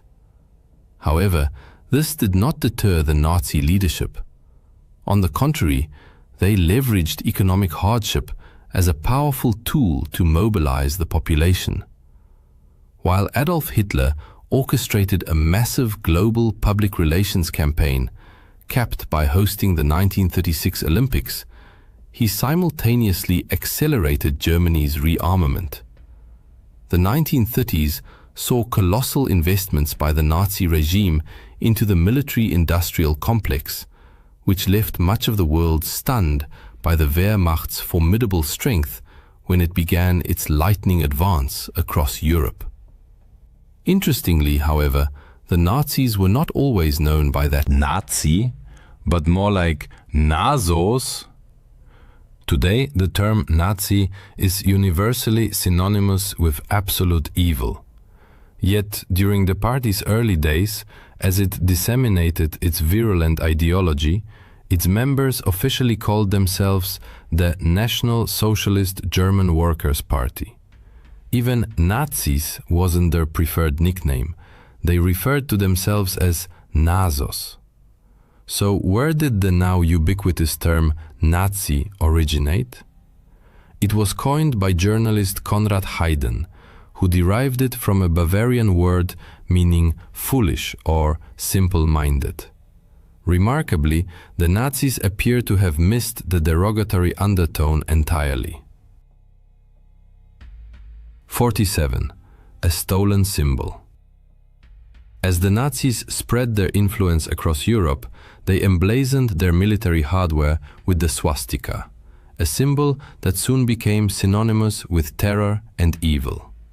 This horrified many for whom the sign held profoundly positive spiritual meaning. Though its traditional orientation differed slightly, the swastika was originally an ancient religious symbol, its name derived from the Sanskrit word for hooked cross. Commonly associated with fertility and good fortune, it appeared across ancient civilizations worldwide, from Greece to India. Many who once used it in sacred rituals now advocate for its complete removal from public life due to its painful association with Nazism. 46. Fire the death ray. Rumors of a Nazi death ray capable of shooting down aircraft with radio waves prompted public concern and turned attention to Robert Watson Watt, a pioneering British radio engineer. When asked whether such a weapon was feasible, Watson Watt concluded it was not. Yet his research proved invaluable. By the late 1930s, his work led to major breakthroughs in radar technology, greatly aiding British forces in detecting German aircraft and submarines. A pinky promise? Desperate to avert war, European governments made significant concessions to Adolf Hitler. Most notably, territorial sacrifices forced upon Czechoslovakia, whose leaders weren't even invited to the Munich conference. Hitler solemnly pledged to honor the agreement, until it no longer served his interests. The final straw came with Germany's invasion of Poland, which crossed Britain's declared red line. On September 3, 1939, Britain declared war, marking the official start of World War II. 44. Scapegoat? For decades, historians have fiercely debated the legacy of Prime Minister Neville Chamberlain, whose name became synonymous with the policy of appeasement. Critics argue he granted Hitler every concession without gaining anything in return, while defenders insist he acted in good faith and that Europe was genuinely shocked by Hitler's ruthlessness. Regardless, his political fate was sealed swiftly. His own party ousted him before the next general election, and Winston Churchill succeeded him as Prime Minister. 43. The Dark Pact. Adolf Hitler and Joseph Stalin seemed diametrically opposed, one leading a fascist regime, the other a communist revolution. Yet both shared a deep hostility toward Western democracies. Just months before Germany invaded Poland, the two powers signed a non-aggression pact that secretly outlined how they would divide Eastern Europe. Like most of Hitler's agreements, however, this one proved fleeting. At this stage, the conflict had not yet escalated into the truly global war it would soon become. 42. Under the boot. At the war's outset, Poland displayed extraordinary courage and resilience. but its forces faced two vastly superior enemies determined to crush resistance. During the September to October 1939 invasion, the Polish army was nearly annihilated. 70,000 soldiers were killed. On the Eastern Front, fighting against the Soviets was equally brutal. Poland lost 50,000 troops, while Soviet casualties numbered fewer than 1,000. Surprisingly, international reaction to these events was far from unified. 41. War or phony peace? Although Britain declared war after Germany's invasion of Poland, the front lines remained distant, and early British actions lacked urgency. The Royal Air Force largely dropped propaganda leaflets over Germany, a phase later dubbed the phony war. In both Britain and the still neutral United States, many citizens opposed involvement in another European conflict, favoring isolationism. Yet not all Axis initiatives met with immediate success. 40. Defeat in the North.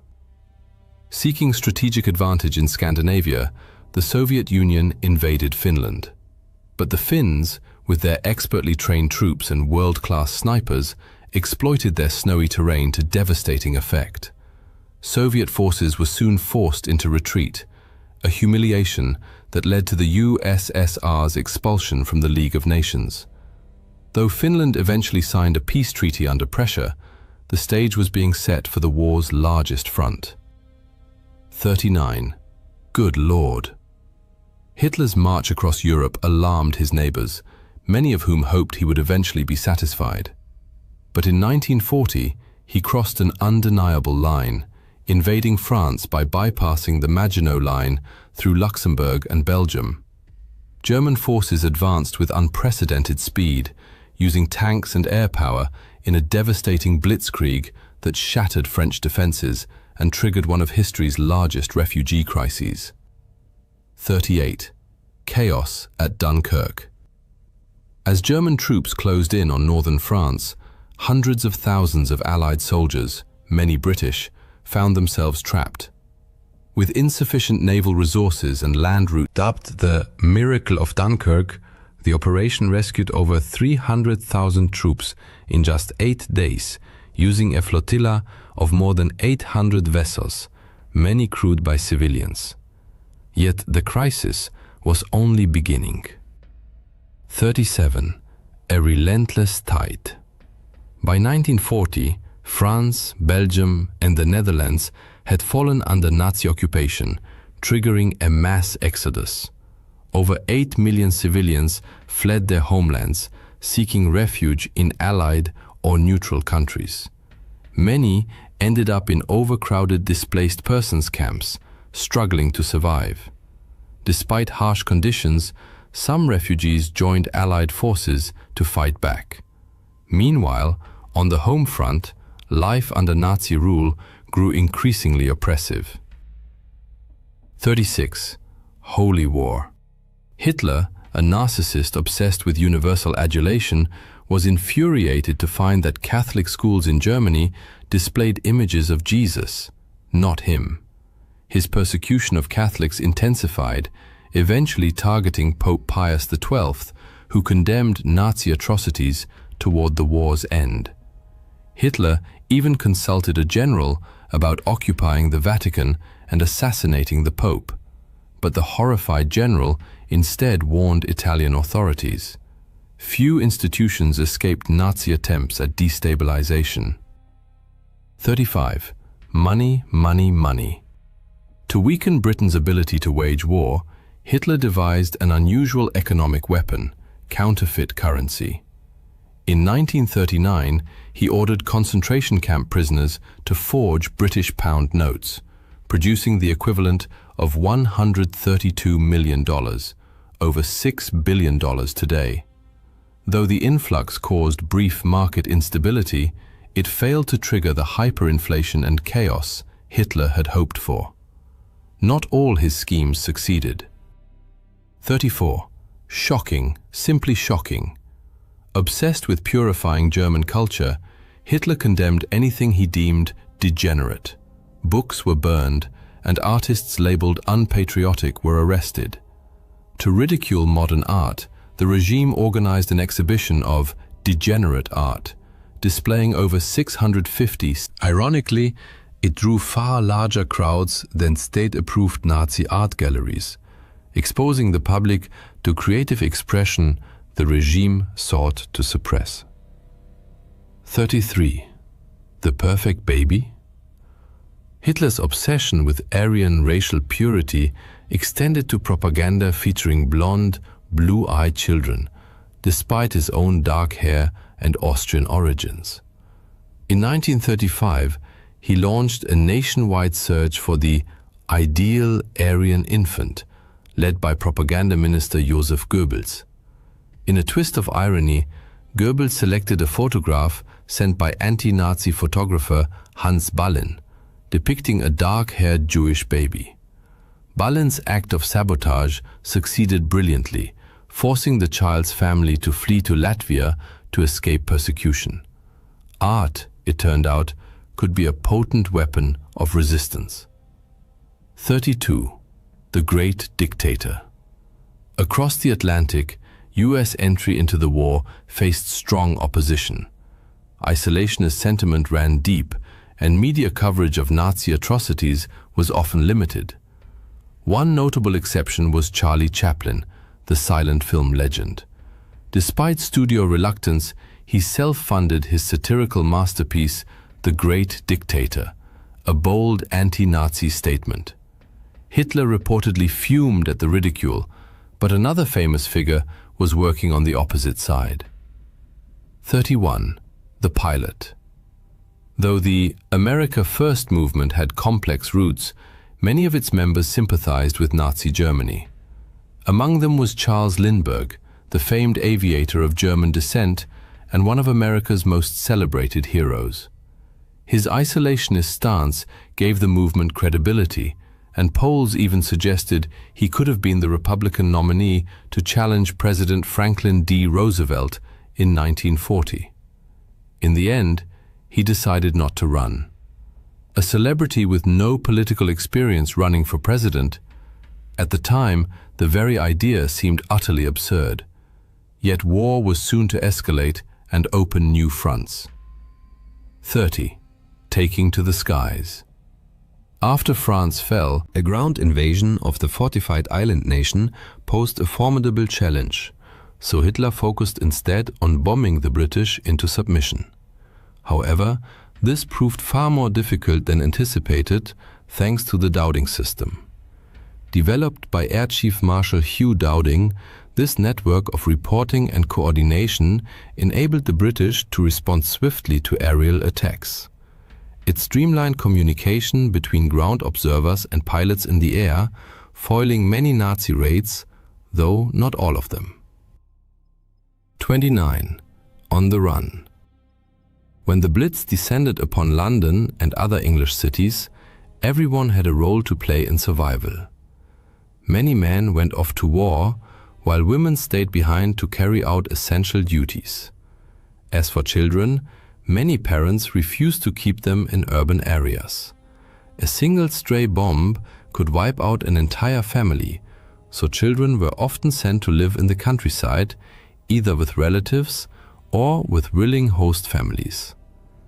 It was this very evacuation that inspired C.S. Lewis' famous novel The Lion, the Witch and the Wardrobe. Yet, at the outset, Britain appeared a clear underdog. 28.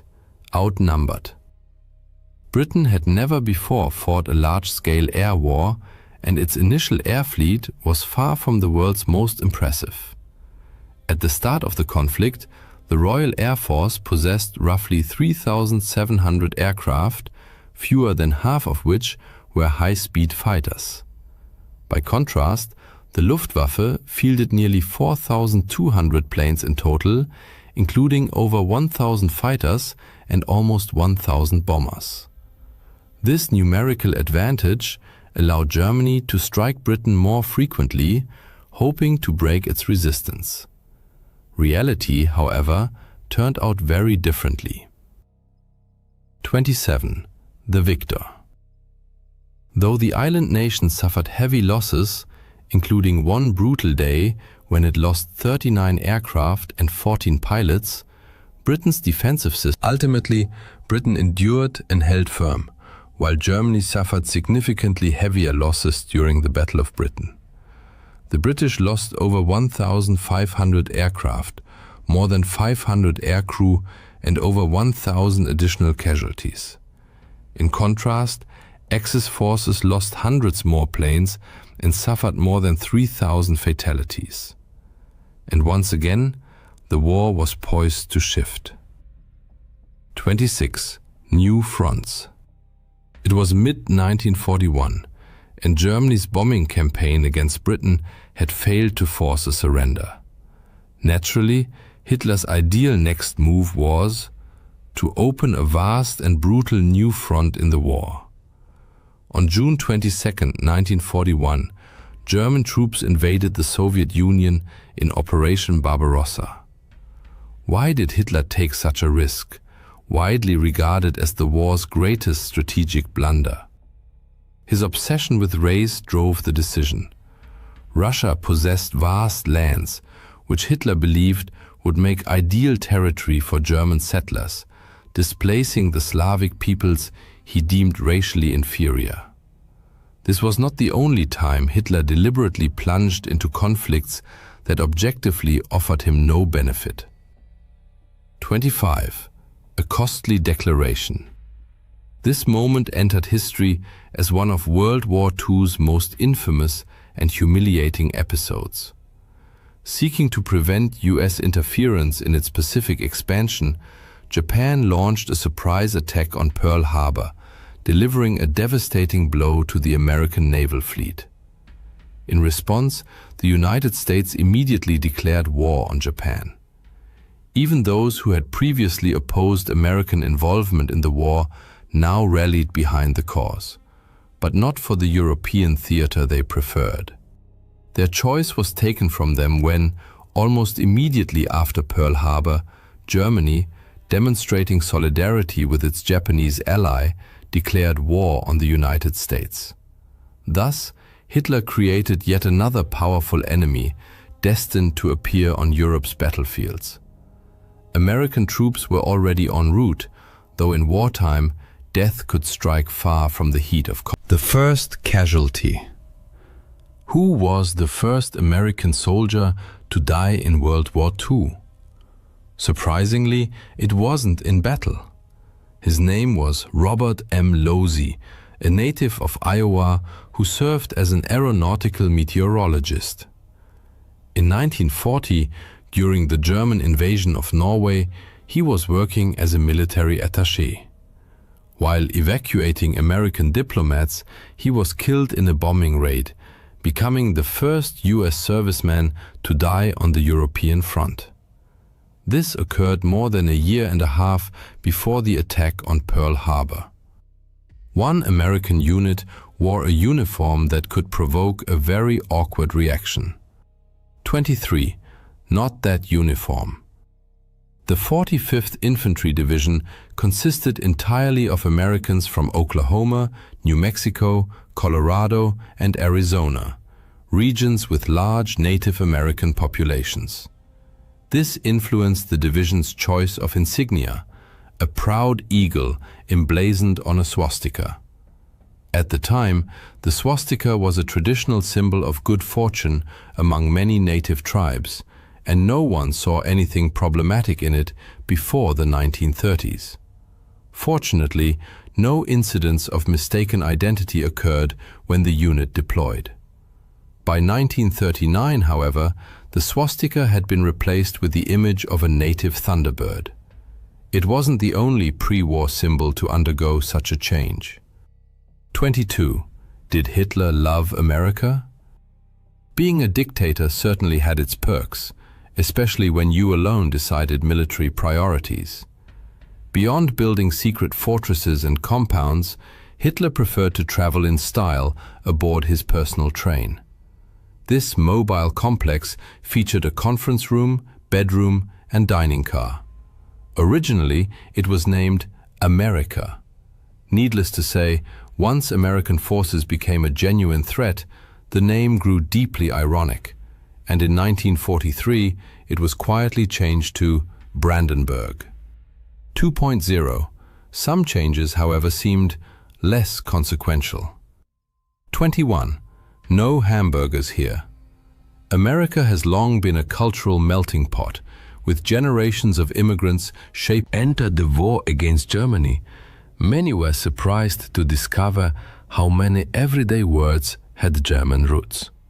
The most famous example, the humble hamburger, renamed in many places as the Liberty steak. Of course, it was the exact same dish, making the rebranding somewhat pointless.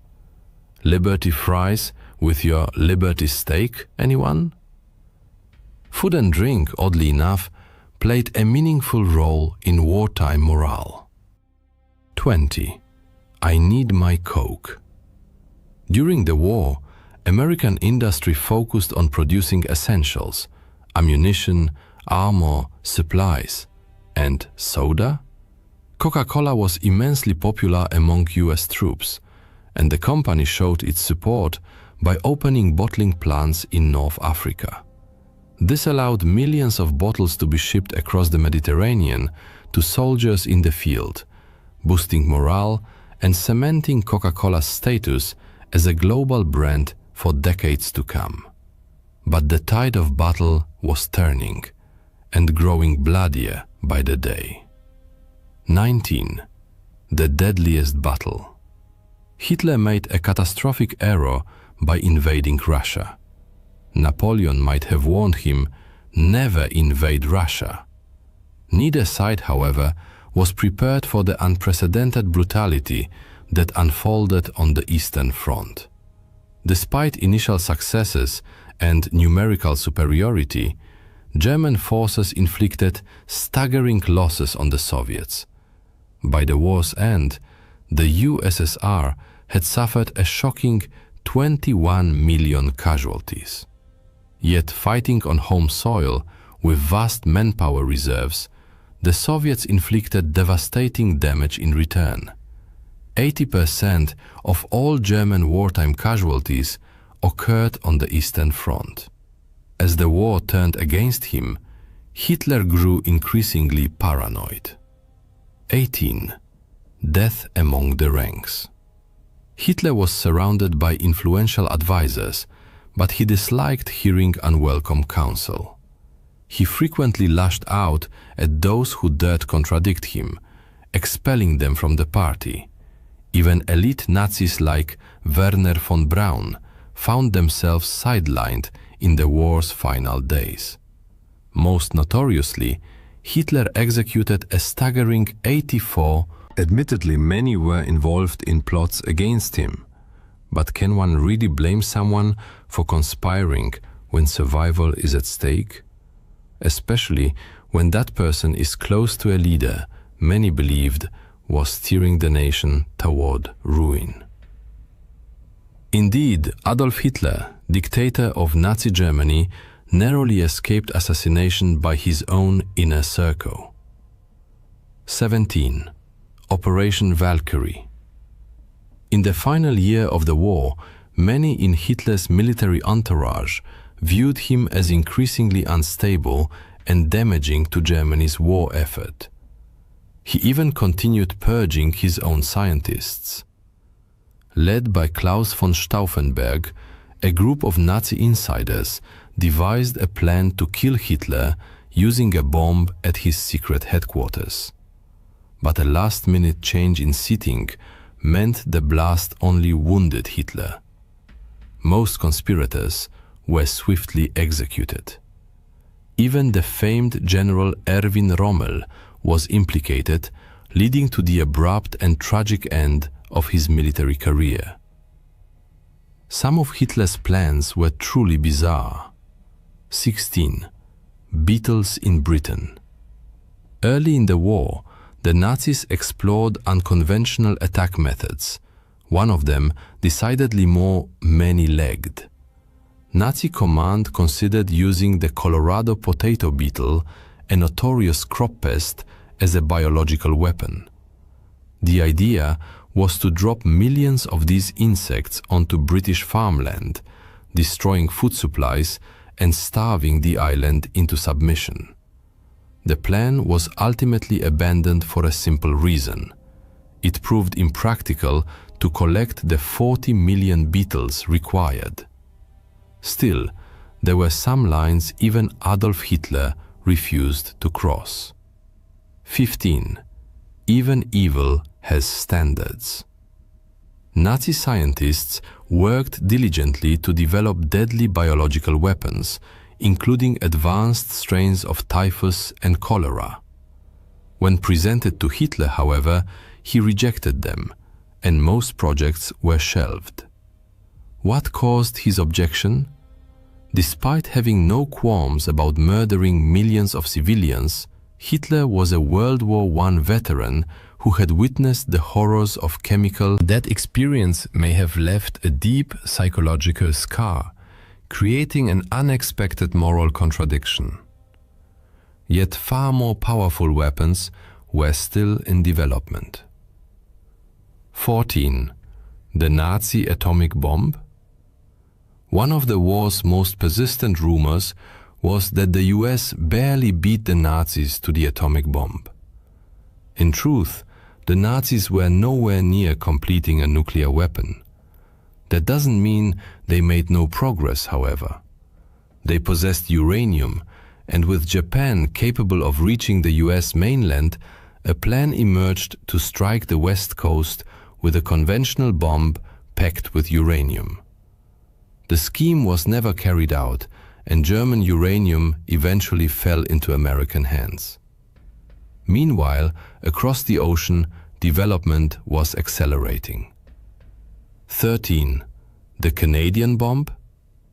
Canada entered the war long before the US, joining the Allies while America remained neutral. It even launched its own atomic bomb project, jointly with Britain, called the Tube Alloys Program. Eventually, it merged with the American Manhattan Project to speed development, with both sides pledging full information sharing. But the US broke that promise, and it would be another 7 years before Britain successfully tested its own atomic bomb. And the first bomb ever detonated wasn't used in combat. 12. Let's go. The hope was that the atomic bomb would end the war with a single, overwhelming strike against the Axis powers. Enormous resources had been poured into its creation, and the Allies needed to be certain it worked before deployment. The first successful test took place in the New Mexico desert, an immense triumph that horrified one of its chief architects. J. Robert Oppenheimer famously quoted from an ancient Hindu scripture, "Now I am become death, the destroyer of worlds." Yet the first 2 bombs dropped in war had a similar yet different. The first 2 nuclear weapons ever used in combat, and still the only ones to date, were nicknamed Fat Man and Little Boy. But their names and sizes weren't the only differences. They employed entirely different mechanisms. Little Boy used uranium-235 fission, while Fat Man, 40% more powerful, relied on plutonium. Now, for some truly shocking wartime revelations. 10. A. Good? Hitler? William Patrick Stewart Houston appeared to be an ordinary British man. Raised in Liverpool, he eventually immigrated to the United States and served in the US Navy. But he harbored a secret. His father was Alois Hitler Jr., Adolf Hitler's half-brother.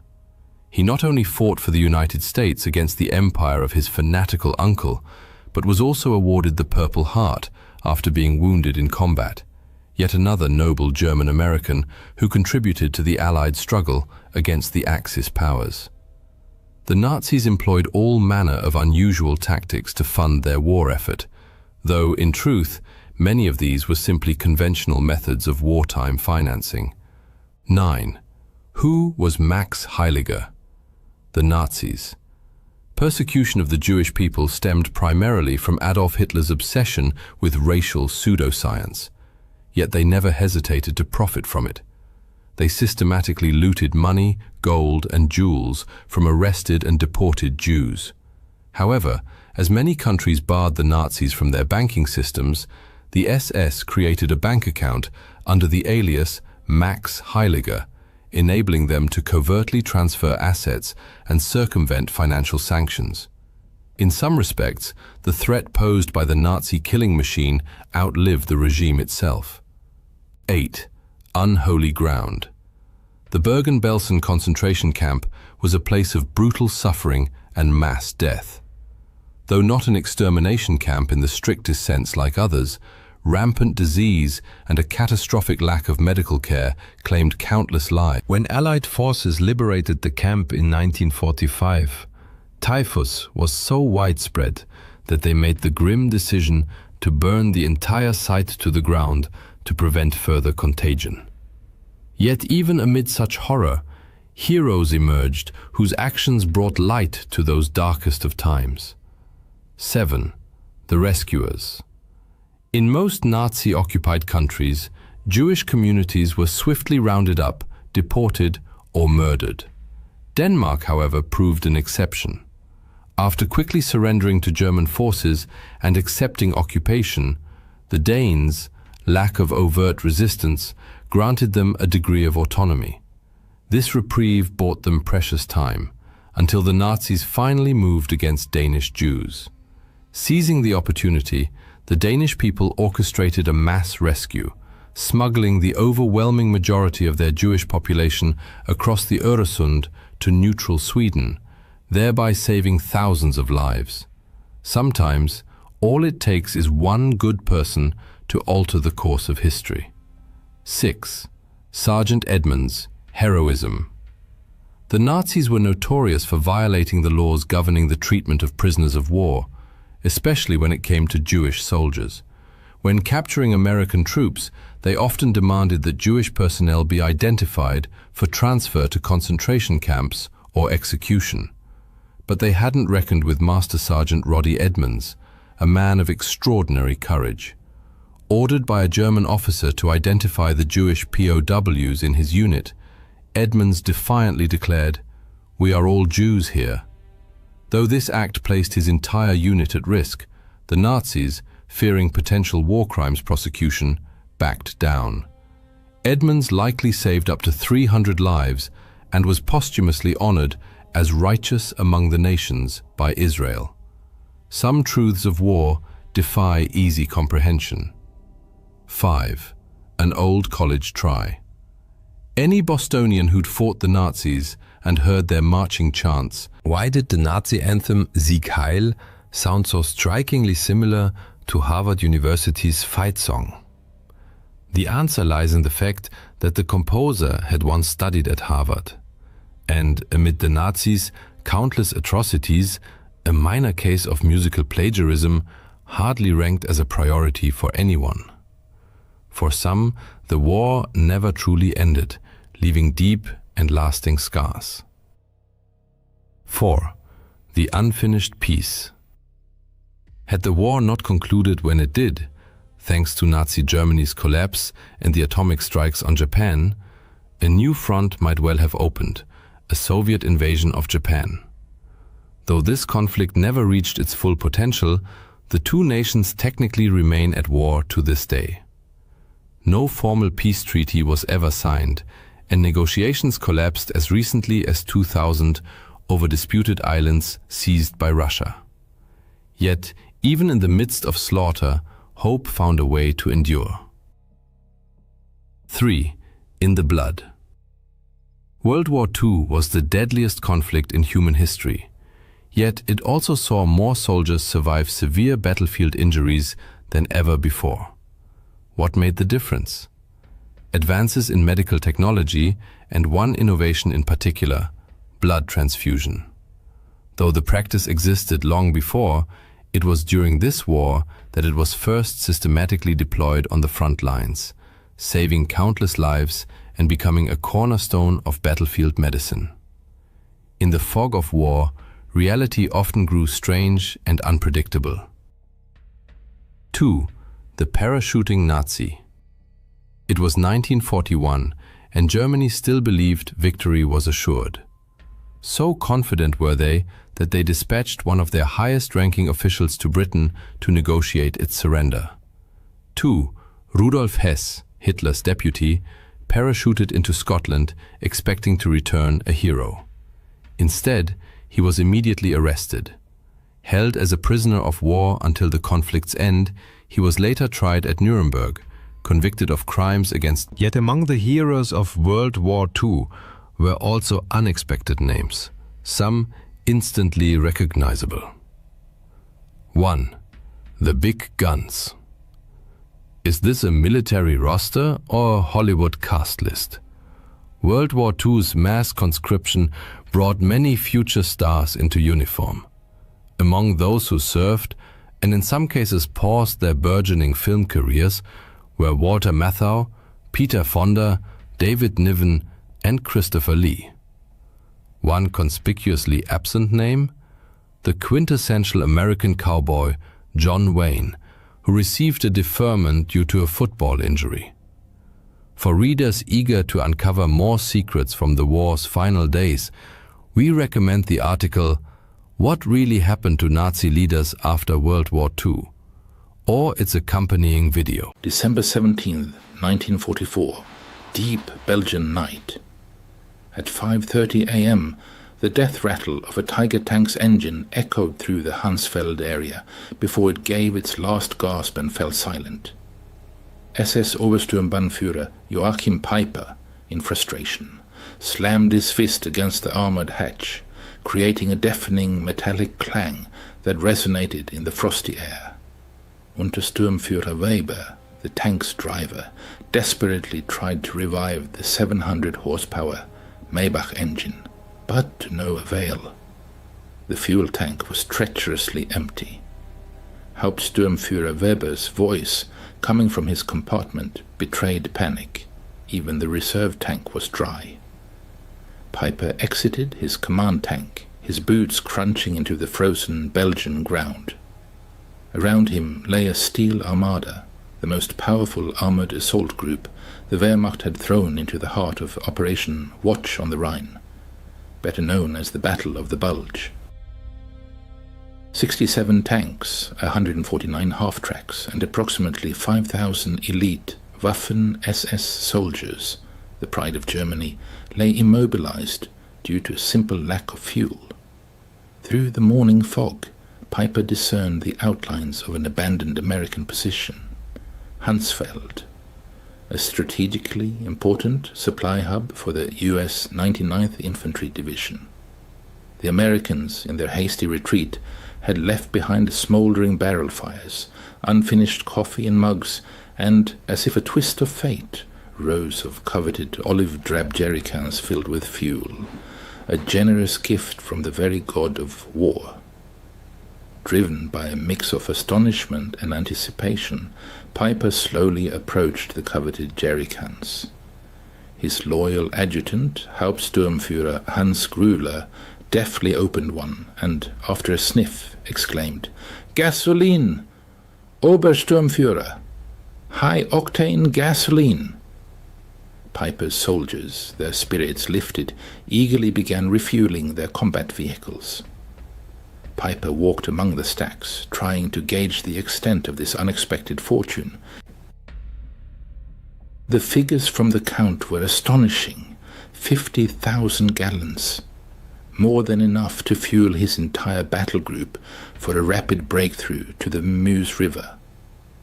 This quantity could have been enough to turn the tide of the entire offensive. At this single depot, the Americans had left more fuel than most German divisions received in 6 months. However, as Peiper stood amidst this abundance, watching his soldiers pour American fuel into the German tanks, a bitter realization descended upon him like the heavy morning fog. If the Americans could afford such wastefulness, if they could abandon without regret what Germany would have guarded with entire divisions, then the outcome of this war was predetermined. Germany had not merely made a tactical miscalculation, Germany had fundamentally misjudged the power and resources of its adversary. 6 months before the tragic events at Hunsfeld, specifically in June 1944, Albert Speer, who served as Minister of Armaments and War Production in Hitler's government, presented a report to the Führer strongly recommending an immediate halt to all offensive operations. The reason was the systematic destruction by Allied air forces of German synthetic fuel production plants, a vital resource for the Wehrmacht. For example, the Leuna plants, which produced 175,000 tons of fuel in April, could only yield 5,000 tons by September. A similar situation was observed at other facilities, such as the hydrogenation plants in Pörlitz, Blechhammer and Brux, which were operating at less than 10% capacity. The figures presented eloquently testified to the impending defeat. During 1944, the United States managed to extract 1.8 billion barrels of crude oil. In contrast, Germany, including all synthetic production and captured Romanian fields, produced only 33 million barrels, less than 2% of American output. Thus, the Third Reich was attempting to wage modern, mechanized warfare based on logistics more suited to the age of horse-drawn transport. While the American army was literally awash in oil, Major Friedrich Seemann of the Wehrmacht's Logistics Command estimated that 4.5 million gallons of fuel would be needed to reach Antwerp during the Ardennes offensive. Hitler allocated 5 million gallons, but due to transportation issues, only half reached the front lines. Ultimately, the German High Command gambled on capturing enemy supplies, which was more a sign of desperate weakness than strategic strength. While American engineers laid a network of oil pipelines across France under the code name Pluto, which stood for Pipeline Under the Ocean, the American Army also organized the Red Ball Express, a colossal system of truck convoys that daily delivered approximately 12,500 tons of various supplies to the front lines.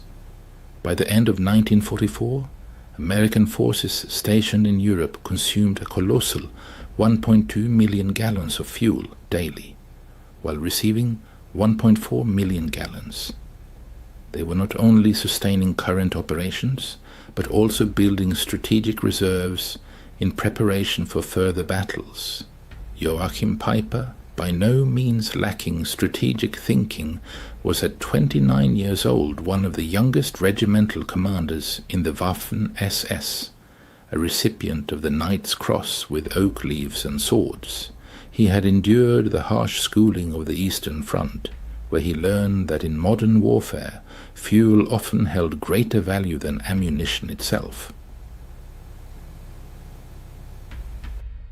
His battle group was designated as the Schwerpunkt Vernichtung, the focal point of the entire Ardennes offensive, on which special hopes were placed. 2 days before the offensive began, on December 14th, Peiper attended a final briefing in Tondorf. General Sepp Dietrich, commander of the 6th SS Panzer Army, laid out the situation with stark clarity. You will only have enough fuel to reach the Meuse if you capture American supplies. Peiper's battle group was allocated 31,000 gallons of fuel, providing a combat range of only 50 miles. However, the distance to the Meuse was 65 miles. Thus, the offensive plan itself inherently contained the mathematics of defeat, casting doubt on the success of the entire operation.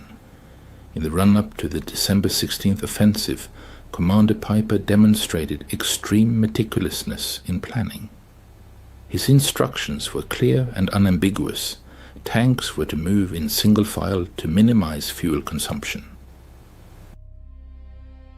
For stops exceeding 5 minutes, engines were to be immediately shut off.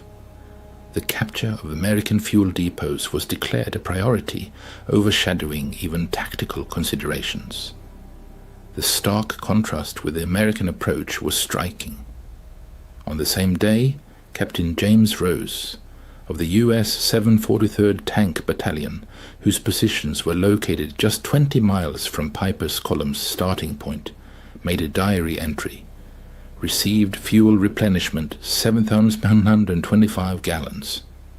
This is the third delivery this week, and our tanks are overflowing. December 16, 1944, 5:30 a.m. A powerful German artillery barrage, marking the start of Operation Watch on the Rhine, consumed more ammunition in 2 hours than the Wehrmacht had allocated for entire campaigns at the beginning of the war. However, even behind this impressive barrage lay serious problems. Piper's Column began its advance at 7:00 a.m., already behind schedule. The roads, which German maps had marked as high-speed thoroughfares, turned out to be narrow country lanes, often unpaved. After the German breakthrough, armored columns surged deep into the Ardennes forests, but soon encountered difficulties. Equipment designed for the vast Russian steppes proved ill-suited for the narrow, winding roads of the Ardennes. Resulting traffic jams hampered the advance, forcing the columns to move at a snail's pace. Piper's first objective was Lanzerath, where his forces unexpectedly met resistance from a small American reconnaissance platoon. 18 American soldiers held up a powerful German armored column for nearly 10 hours, an unpleasant surprise for the attackers. During this delay, Piper's tanks idled, consuming precious fuel. When Piper's column finally broke through and reached Hansfeld at dawn on December 17th, it had covered only 20 miles, consuming 40% of its fuel in the process. At this rate of advance, fuel would run out long before reaching the Meuse River. Interestingly, the American supply depot at Hansfeld was not a strategically important facility. It served as a forward supply point for the 99th Infantry Division and was classified as a Class 3B depot, a temporary refueling station. However, to the Germans' surprise, the amount of fuel found there exceeded a month's supply for an entire German panzer division. Hauptsturmführer Hans Grüler later recalled, "We stumbled upon entire pyramids of jerry cans, each containing 5 gallons of gasoline.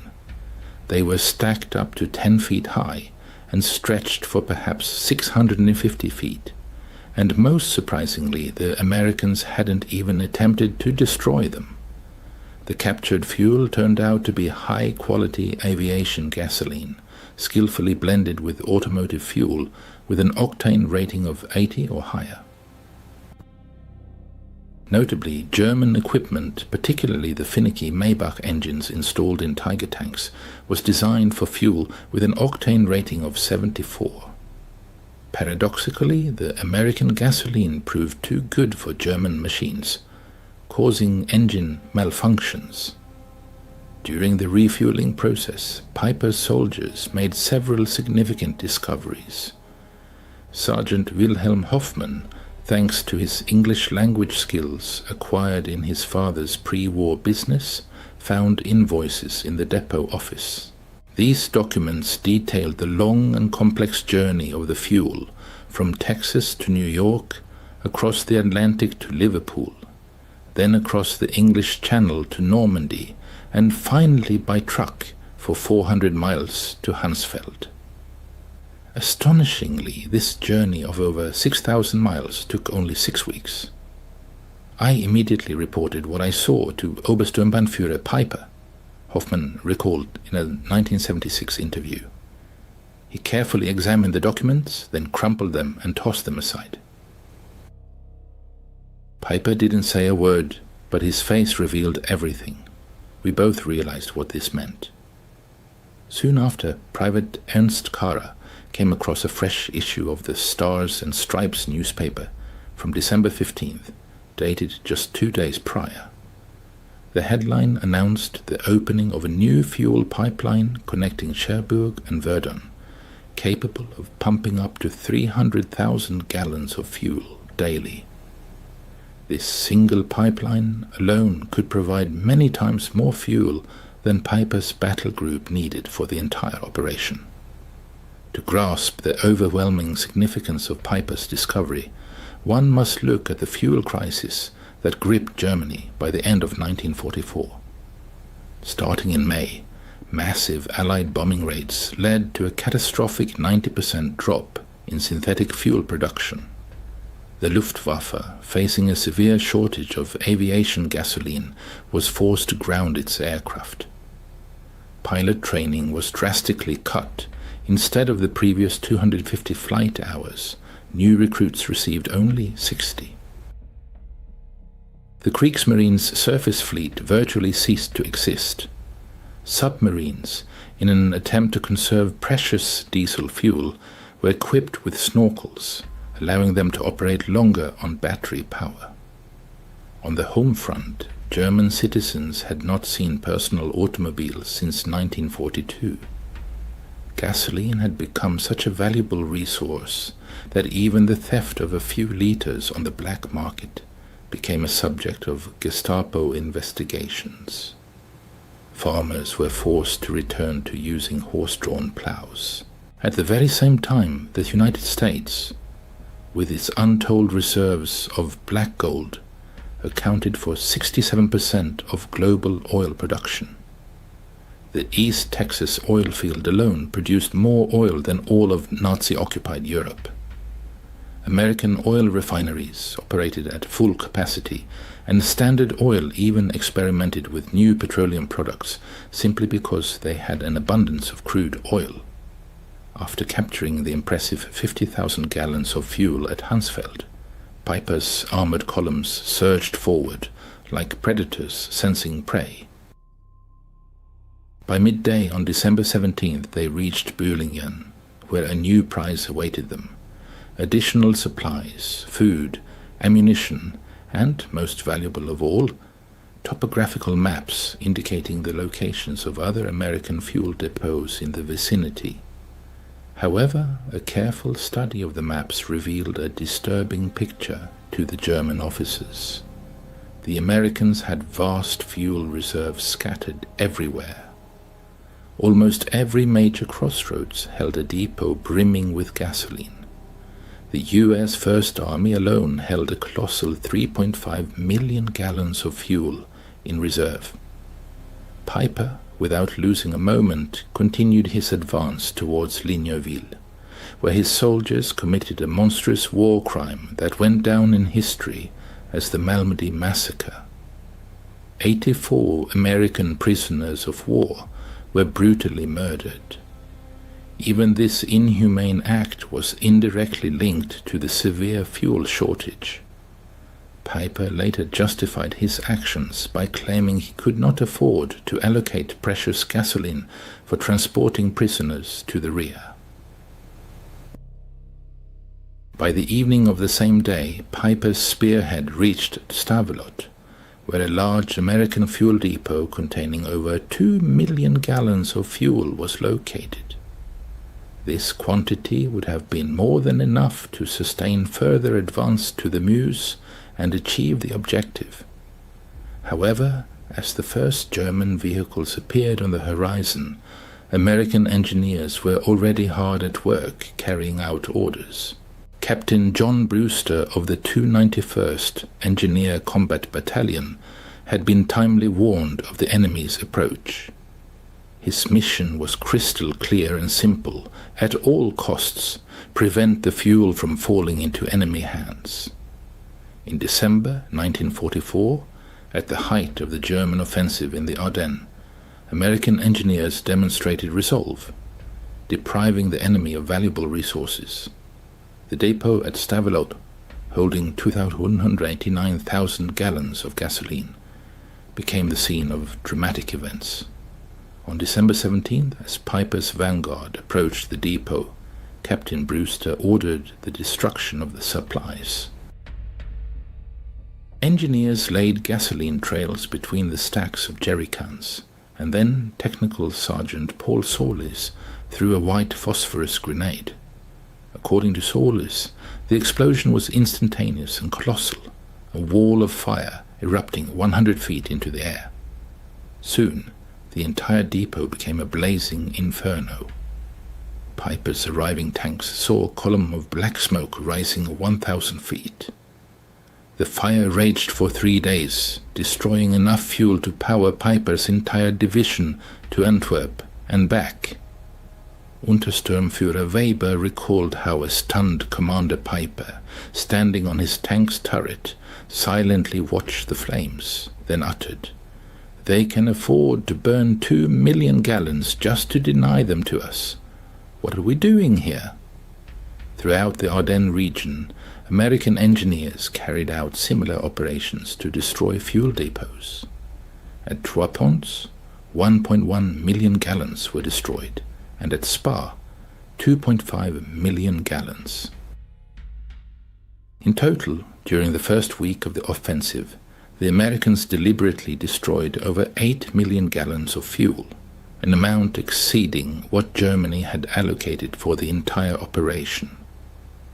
These actions, though painful in terms of resource loss, played a crucial role in thwarting the German offensive plans. The Allied forces' incredible ability to consume millions of gallons of fuel daily was due to an unprecedented supply system that surpassed all German command's understanding. The legendary Red Ball Express became a symbol of this logistical might, delivering a colossal 412,000 tons of supplies, using a fleet of 6,000 trucks operating 24/7.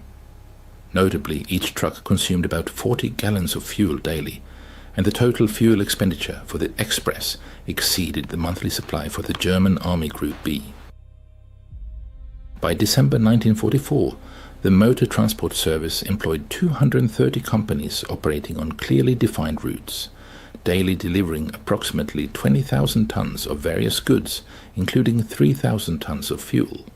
Colonel James Snyder, the First Army's Chief of Logistics, highlighted the system's efficiency in his December 18th records. Yesterday's fuel receipts totaled 147,000 gallons, 1,923,000 gallons were issued, resulting in a net increase of 224,000 gallons in reserves. But an even more impressive element of the system was the pipeline network. Operation Pluto enabled pipelines to be laid directly across the English Channel, ensuring the transfer of up to 1 million gallons of fuel daily from Britain. This network continued to expand inland. The Cherbourg-Paris line supplied 800,000 gallons daily, and the Saint-Lô line 650,000 gallons. Ultimately, by December 1944, Allied forces in northwest Europe consumed 7.5 million gallons of fuel per day, while receiving 8.2 million gallons. This allowed them not only to sustain ongoing operations, but also to build up reserves in anticipation of new offensives. As Piper's battle group advanced deeper into Belgian territory on December 18th, the critical nature of the German army's fuel shortage became increasingly evident.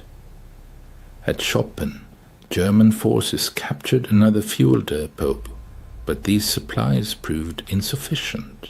Approximately 5,000 gallons of gasoline were consumed in just 3 hours of intense fighting. Heavy Tiger tanks consumed a colossal 2.5 gallons of fuel per mile in combat, while Panther tanks used 1.5 gallons per mile. In the challenging terrain of the Ardennes, with its difficult roads and rugged landscape, fuel consumption increased by another 40%. Hauptscharführer Otto Dingler, responsible for maintenance in the 1st SS Panzer Regiment, noted with concern in his records, By midday on December 18th, we had consumed 67,000 gallons of fuel since the start of the offensive. We managed to capture about 55,000 gallons, which is clearly insufficient to cover our needs. We are facing a severe deficit. Thanks to enemy radio intercepts conducted as part of Operation Ultra, American command was aware of the critical fuel situation within German forces, particularly Piper's battle group. General Courtney Hodges issued a decisive order to all units. The enemy is in dire need of fuel.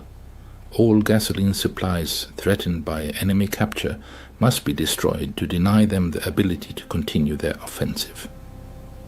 On the same day, American key C-47 transport planes made 316 sorties, delivering much-needed supplies to the besieged town of Bastogne. Among other things, 160,000 gallons of fuel were delivered, an amount significantly exceeding the total fuel available to Piper's entire battle group. Thus, the Americans were supplying the encircled garrison with more fuel than was available to the attacking German forces. By December 19th, as Piper's unit encountered fierce resistance in the Stoumont area, the fuel shortage reached a critical point. Combat vehicles remained immobile, not due to enemy fire, but due to empty fuel tanks. Piper was forced to gather all remaining fuel, approximately 8,000 gallons, which was barely enough for one serious operation, either to advance or to retreat, but certainly not both. At the same time, Allied command was actively developing plans for January. Brigadier General Maurice Gilland submitted a request for a colossal 245 million gallons of fuel for upcoming operations.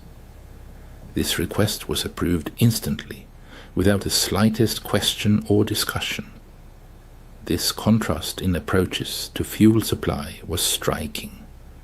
American military equipment was highly standardized, which significantly boosted efficiency. For instance, Sherman tanks consumed only 0.8 gallons of fuel per mile, while German Tigers guzzled a full 2.5 gallons. American trucks, even fully loaded, could travel 8 miles on a single gallon. The unification of parts simplified maintenance and repairs.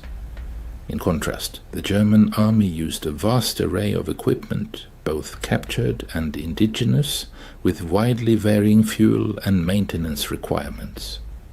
French tanks needed certain lubricants, German Panthers others. Soviet trucks required completely different spare parts than German Opels. Each such complication exponentially increased already complex logistical challenges. On December 20th, an alarming signal reached Piper. Radio reports indicated that a fuel convoy destined for his unit had fallen victim to Allied airstrikes, making resupply impossible. At this critical moment, Piper gathered his commanders to discuss the dire situation. Sturmbannführer Werner Pürtka bitterly declared, "We probably have enough fuel for only 20 kilometers, and the Mars is a full 30 kilometers away." According to Hauptsturmführer Grüller, the Obersturmbannführer regretfully stated, "Gentlemen, we are facing an enemy who burns more fuel in a day than we have received for the entire operation just to deny it to us. What we captured in Hansfeld seemed like a miracle to us, but for them it's a negligible trifle. Under such conditions, we cannot win." This bitter realization permeated the ranks of the German command. General Hasso von Manteuffel, who led the 5th Panzer Army, later wrote, "When I learned that the Americans had destroyed 8 million gallons of fuel to give us no chance of capture, I understood that the offensive was doomed to fail before it even began." Colonel Friedrich von Onder, captured on December 23rd, regretfully admitted to interrogators, Your soldiers throw away chocolate, while my men haven't seen it in 2 years.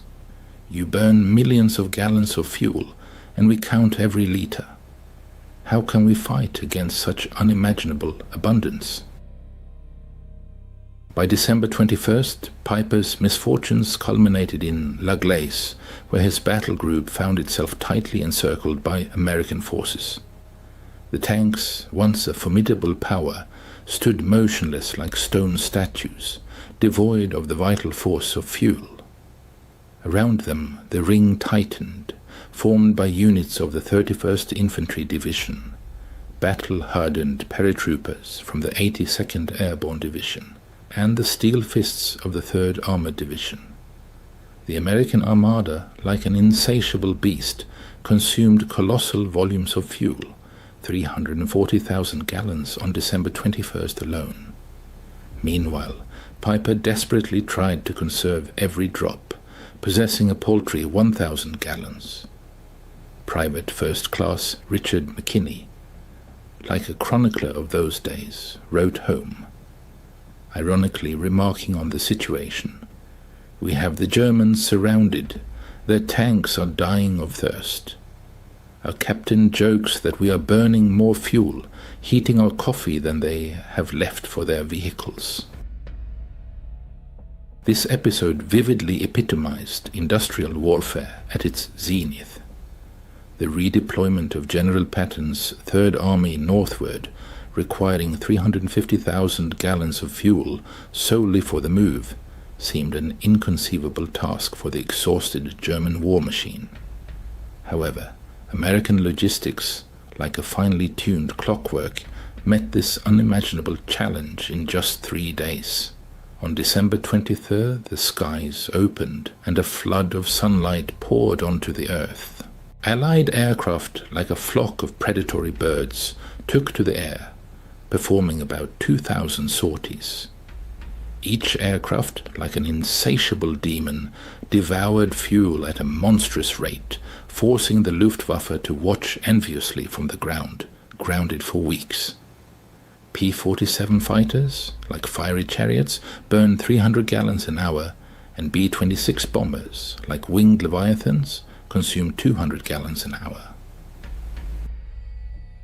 One day of these massive air operations consumed more fuel than all that Germany could allocate to its offensive, underscoring the chasm between the industrial capabilities of the two opposing sides.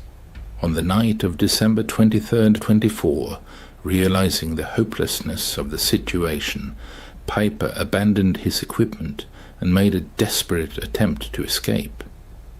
Of the impressive armada of 119 tanks and assault guns that had begun the offensive with such optimism, only 39 vehicles remained functional by then, and even they were unable to move. In a desperate effort to prevent the equipment from falling into enemy hands, the crews destroyed them using their last ammunition. Obergefreiter Heinz Goltz left a vivid account of those tragic events. "We collected the last drops of fuel from all vehicles, probably gathering about 200 gallons. The Obersturmbannführer personally rendered his command tank unusable. Millions of Reichsmarks invested in this equipment turned to ashes due to empty fuel tanks." Of the 5,000 soldiers who went into battle as part of Piper's battle group, only about 770 returned. Despite this, they managed to advance 60 miles into enemy territory, capture several depots, and open the eyes of the German command to the scale of Allied logistical support. News of these discoveries made by Piper's group spread like wildfire through German headquarters. By December 26th, Field Marshal Walter Model received detailed reports on captured American supplies. Model's chief of staff recorded his reaction to the news. The Field Marshal reread the figures twice. 50,000 gallons in Hansfeld, 2 million burned in Stavelot, 8 million destroyed to prevent capture. After that, he said, "It seems we are fighting the wrong war. Hitler, informed of this on December 28th, categorically refused to accept reality. Albert Speer recalled, Hitler stubbornly insisted that all these figures were nothing more than propaganda. Even when shown photographs of burning Stavelot, he claimed they were just Hollywood special effects. However, ordinary soldiers perfectly understood the seriousness of the situation. Corporal Wilhelm Hoffmann wrote to his wife, "The Americans destroy more fuel daily than we receive monthly. They drive tanks like we march on foot. This war is lost." The fuel crisis that manifested during that period was merely a symptom of a deeper and all-encompassing reality. By 1944, the United States of America had reached the peak of its industrial might, accounting for 50% of all global production. Production lines operated at an incredible pace. New aircraft rolled off assembly lines every 5 minutes. Ships were launched daily, and tanks were produced every 7 minutes. Oil extraction statistics were astounding. The US extracted 1.8 billion barrels, while the Soviet Union extracted 110 million barrels. Germany, including synthetic production, 33 million barrels, and Japan only another 2. 6 million barrels. The Axis powers combined produced less than 2% of the oil extracted in America. After 1942, every major German offensive was constrained by fuel shortages, while American operations were supported by an abundance that German strategists could not even imagine. Lieutenant Colonel Chester Hansen recorded an eloquent episode that occurred on December 27th. A logistics officer reported that due to unfavorable weather conditions, fuel deliveries had dropped to 500,000 gallons per day. Concern arose, but soon someone noted that this amount exceeded the total volume of fuel allocated by Germany for the entire offensive. German prisoners of war captured in the Ardennes were not so much amazed by American firepower as by its extravagance. The sight of American soldiers discarding uneaten rations or using gasoline for heating had a demoralizing effect that surpassed the impact of artillery bombardments. Unterscharführer Reichel admitted during interrogation, "We knew your production figures in theory, but when we saw your soldiers throwing away more than we ever had, it became a reality. Every German who witnessed your indifferent abundance understood that the war was lost." This information spread through letters, despite censorship. Feldwebel Ernst Müller wrote, "The Americans wash their clothes in gasoline. They feed dogs chocolate. They have artillery salutes for Christmas. We cannot fight such endlessness." The psychological impact of this abundance undermined German notions of racial superiority. How was it that the Americans, whom Nazi propaganda branded as decadents, possessed untold riches, while representatives of the master race barely scraped by? This question ran like a red thread through the entire Nuremberg trials, where German commanders repeatedly pointed to logistics, or rather the catastrophic lack of fuel, as a key factor in their defeat. Field Marshal Keitel, testifying at the tribunal, admitted, "In 1940-41 we had operational superiority, but by 1944 we were unable to move troops due to an acute shortage of fuel, while the Americans moved entire armies like chess pieces on a board." Piper, convicted of atrocities at Malmedy, frankly stated, "Every decision we made after December 17th was made under the pressure of the fuel crisis. We could neither maneuver nor pursue the enemy, nor retreat in an organized manner. The Americans, on the contrary, enjoyed complete freedom of movement, while we counted every liter." General Guderian bitterly stated, When Piper captured 50,000 gallons of fuel, it was of immense significance to him, but for the Americans it meant absolutely nothing. At that moment the war was lost. This story, like an epitaph, marks the twilight of the era of industrial warfare.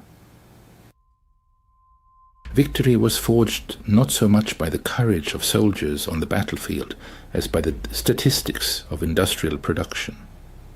The romantic aura of war dissipated in the Ardennes, buried under piles of empty fuel tanks. According to Dr. Richard Overy's calculations, by 1944, the ratio of industrial production between the Allies and the Axis powers in key categories exceeded 5,1.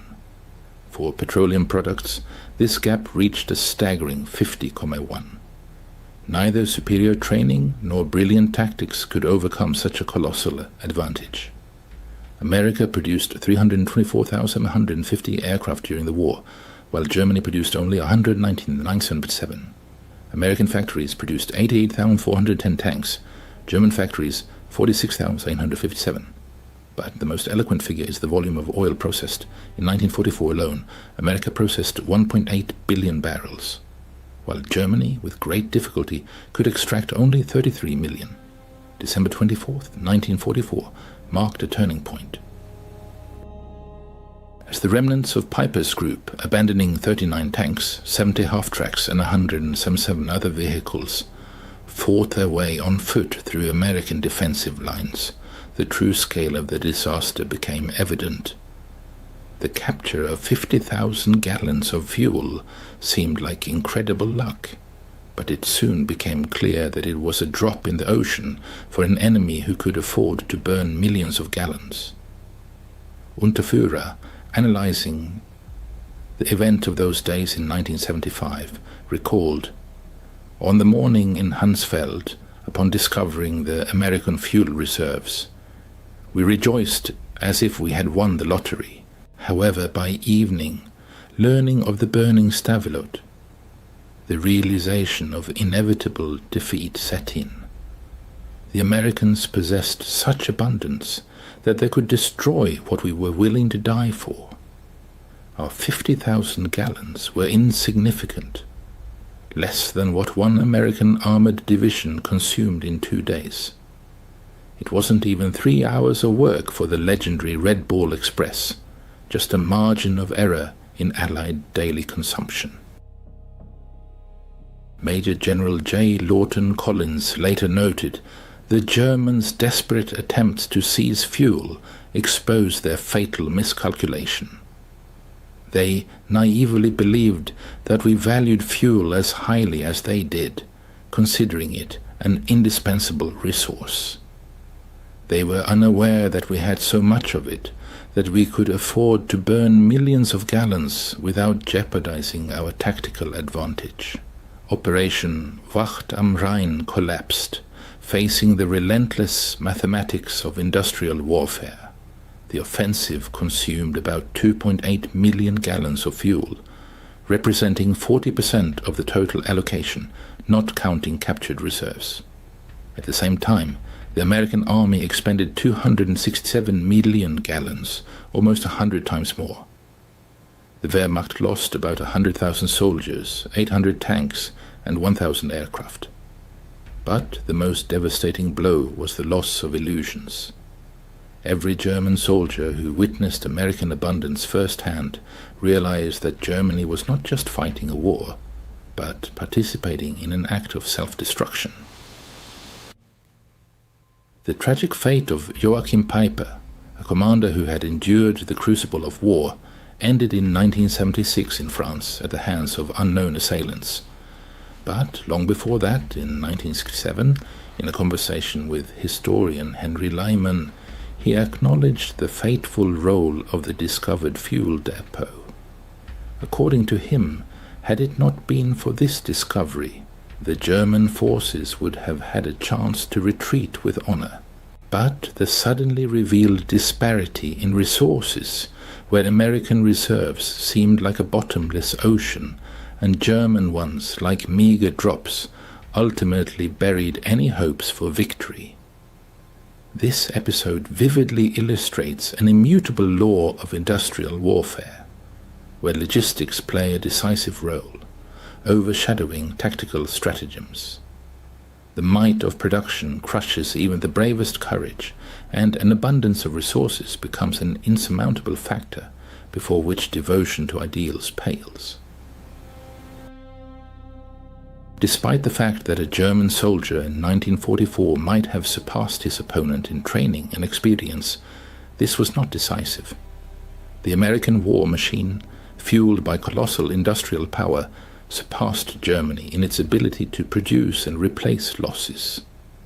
This truth was reflected in every fuel can found in Hansfeld, in every gallon burned in Stavelot, in every kilometer of pipeline stretching across France. In the era of industrial warfare, victory is forged not so much by the genius of commanders as by the power of factories and oil refineries. In December 1944, at the height of World War II, Colonel Trevor Dupuy conducted astonishing calculations, demonstrating the colossal difference in supplies between the Allied armies and the Wehrmacht. It turned out that each American soldier received about 67 pounds of various supplies daily, while a German soldier made do with only 3 pounds. American soldiers accustomed to abundance sometimes complained about excessive waste, while for German soldiers, American abundance seemed simply unimaginable. 40 years after those memorable events in 1984, veterans from both sides met in the Belgian village of La Glace, where Piper's Tiger tank is still exhibited in the local museum, frozen at the very spot where it ran out of fuel. On December 23, 1944, former German tank crewman Karl Fortmann stood next to the tank with former Staff Sergeant Roy Anderson of the U.S. 30th Infantry Division. "We always wondered why you stopped," Anderson admitted. "We thought it was some kind of tactical maneuver." In response, Fortmann gave a bitter chuckle. "We stopped because our tanks were empty. You burned millions of gallons of fuel to keep them out of our hands. How could we fight you under such conditions?" Anderson paused for a moment, then said, "We never knew you had so little. We had so much, we didn't even think about it." In this short dialogue lies the whole truth of December 1944. One side measured its reserves in gallons, the other in millions. One fought for every can of oil, while the other burned entire oceans. The outcome of the battle was predetermined. German military archives provide irrefutable evidence of this. The War Diary of Army Group B for December 1944 contains the following entries. December 16th, offensive begins. Fuel reserves are only 70% of the minimum required level. December 17th, Piper's units capture 50,000 gallons of fuel. December 18th, several fuel depots destroyed by enemy attacks, over 5 million gallons lost. December 19th, units critically dependent on fuel supplies lose mobility. December 24th, Piper is forced to abandon his equipment due to complete exhaustion of fuel reserves. At the same time, the American First Army reported December 16th, reserve supplies total 3.7 million gallons. December 17th, 2.2 million gallons destroyed. December 18th, 8 million gallons received. December 24th, reserve supplies total 4.1 million gallons. The Americans treated millions of gallons of fuel with astonishing indifference, while the Germans guarded every single canister. In addition to its significant volume, American fuel demonstrated undeniable technological superiority. U.S. refineries made breakthroughs in catalytic cracking, allowing them to produce high-octane fuel more efficiently than German hydrogenation technology. In particular, American 100-octane aviation fuel provided aircraft with a tangible performance advantage compared to German machines, which used 87-octane synthetic fuel. American engineers also developed unique additives that Germany could not replicate, such as tetraethyl lead, ethylene dibromide, and detergent additives. German engines, designed to run on lower quality fuel, often malfunctioned when using captured American gasoline. The fuel shortage profoundly affected every soldier's experience. Corporal Hans Müller noted on December 20th, marched 30 kilometers. No fuel for trucks which drive past abandoned American vehicles with engines running for heat. They leave the engines on. We walked in the snow. Medical services were paralyzed. Ambulances could not evacuate